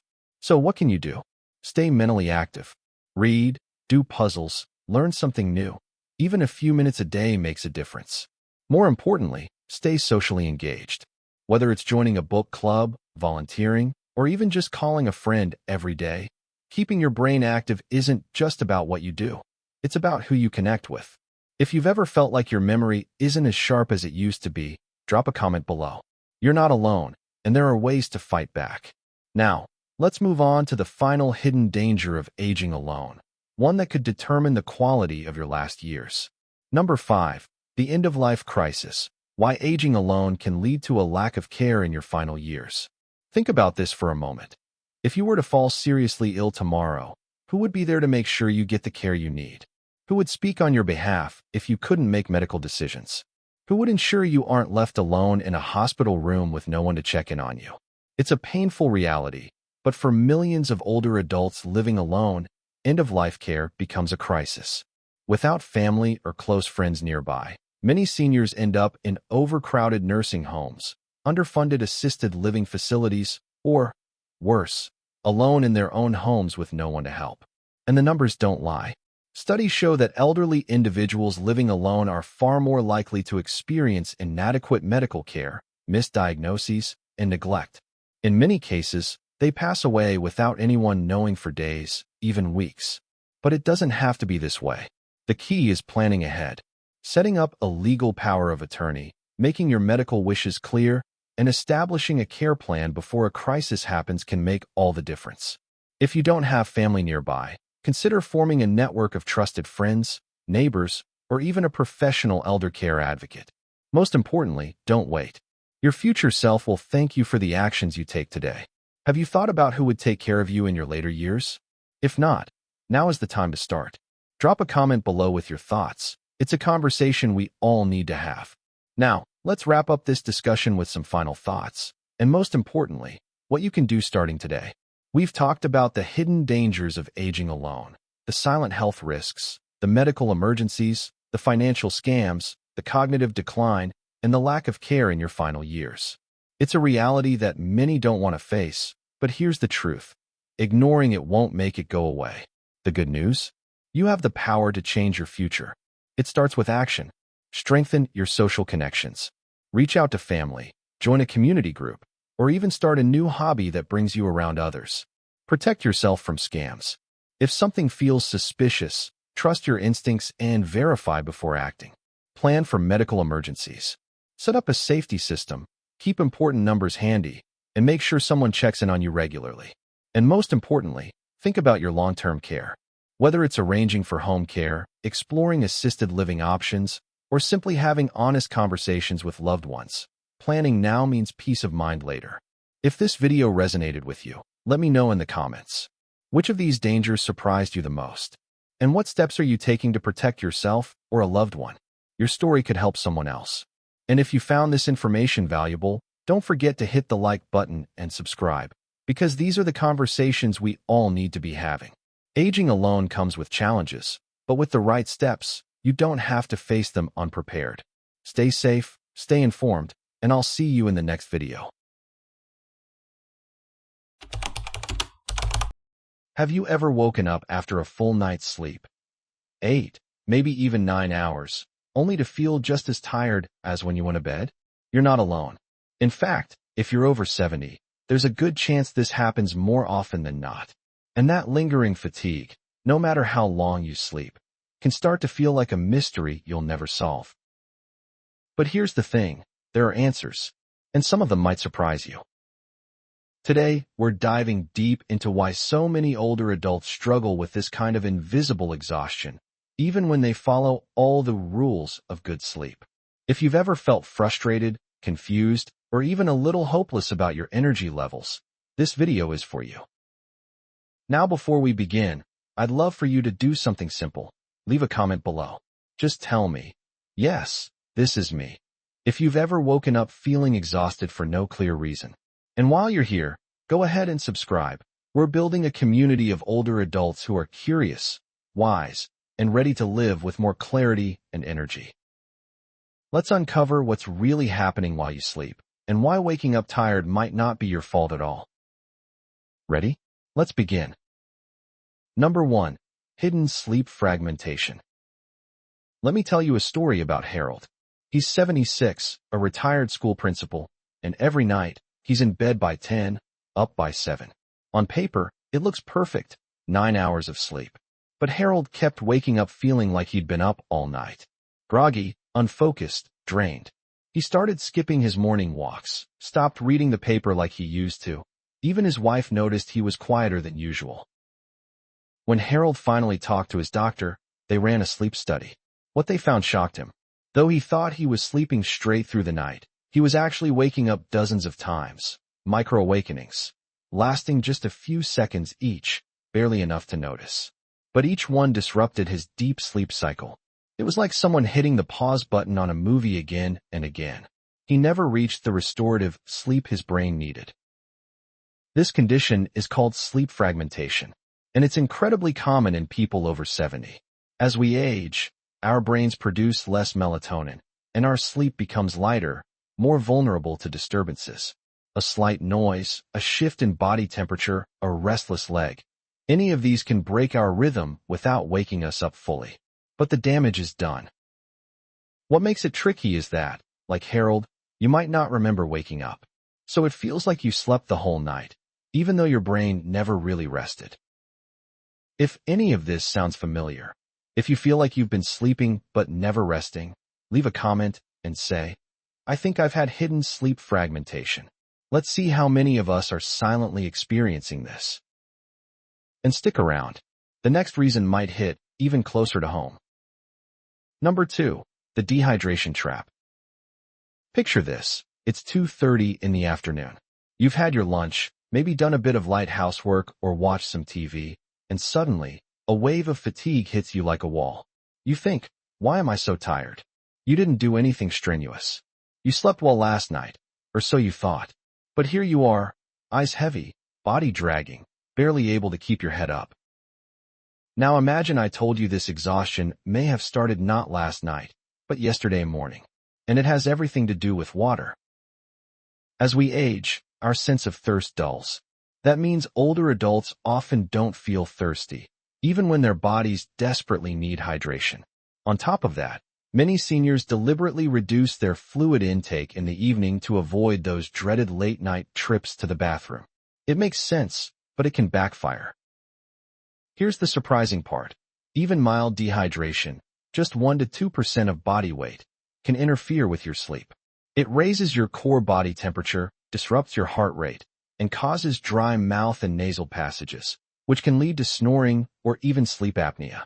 All of these quietly chip away at the quality of your rest, leaving you in a state of invisible exhaustion.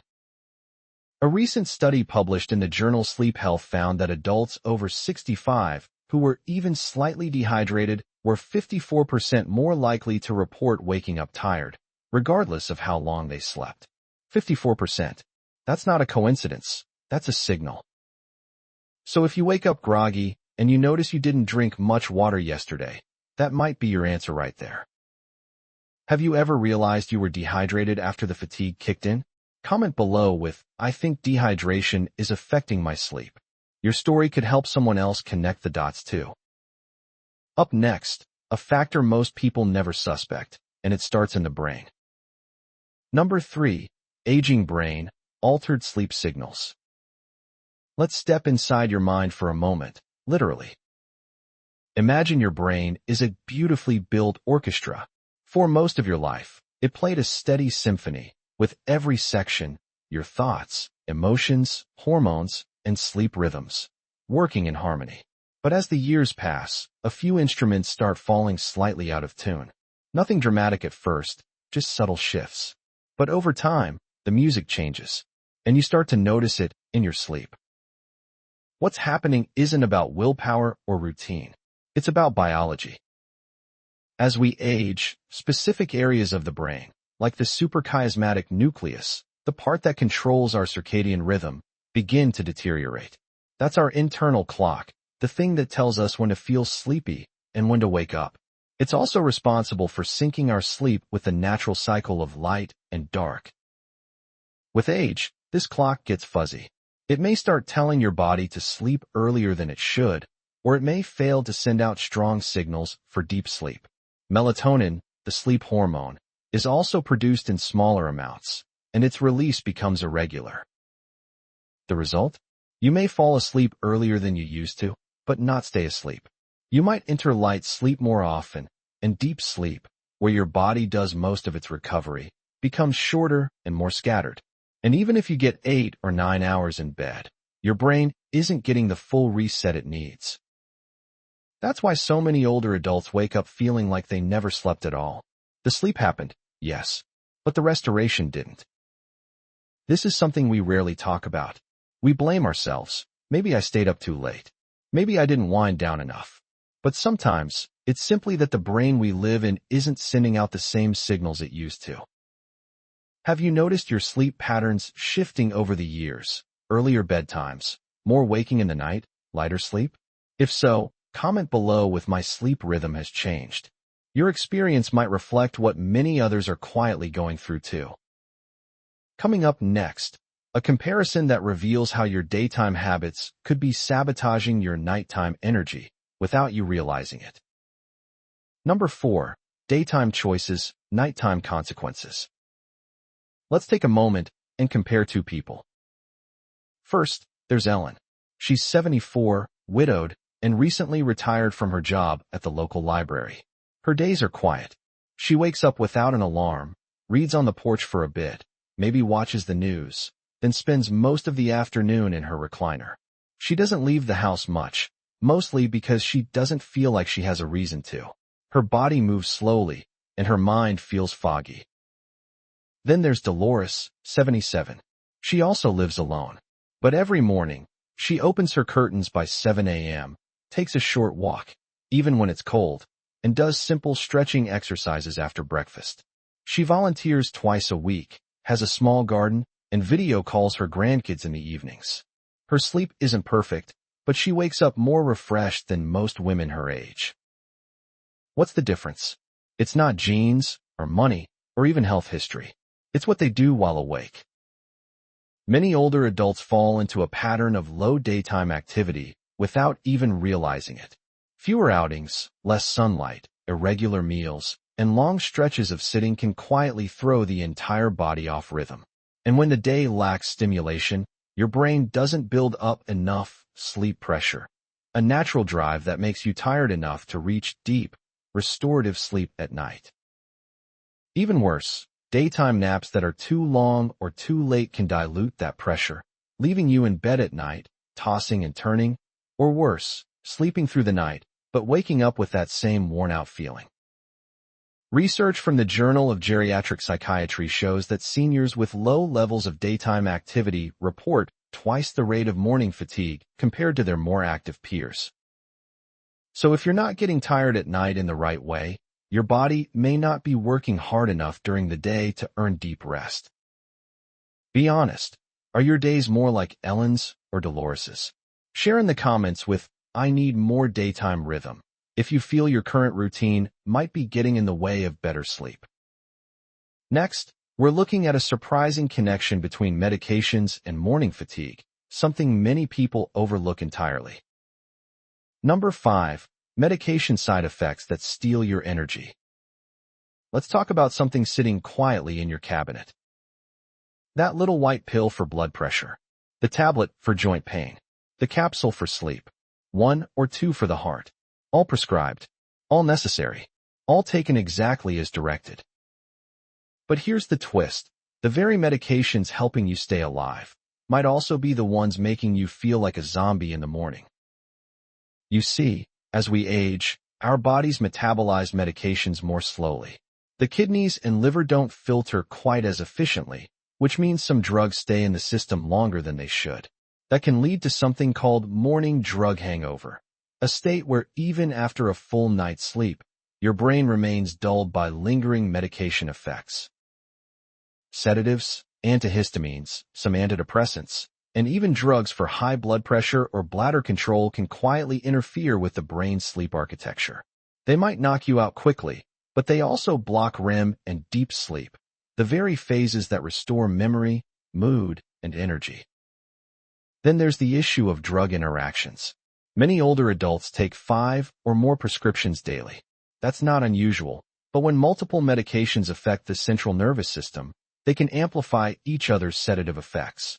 You may not feel it while falling asleep, but you will feel it the next morning when your body's trying to restart and it just can't.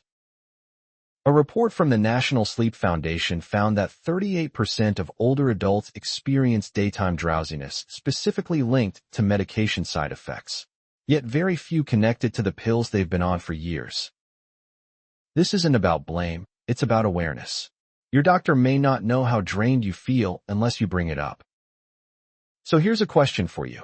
Have you ever wondered whether your medication might be quietly contributing to your fatigue?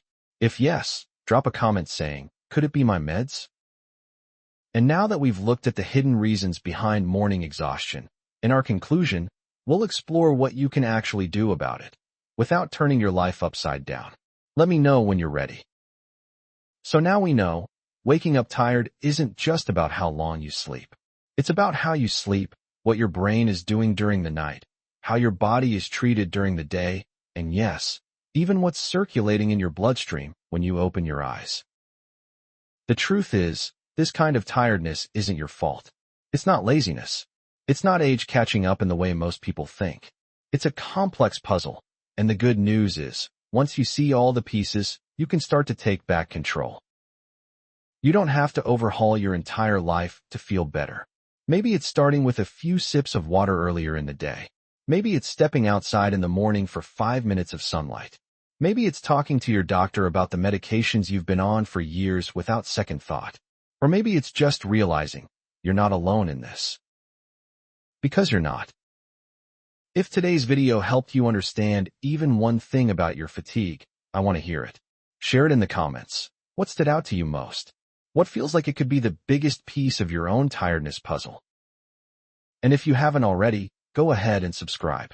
We're building something meaningful here, a space where experience is respected, wisdom is shared, and growing older doesn't mean growing silent. Take care of yourself. Your energy matters. Your rest matters. And you matter. Until next time.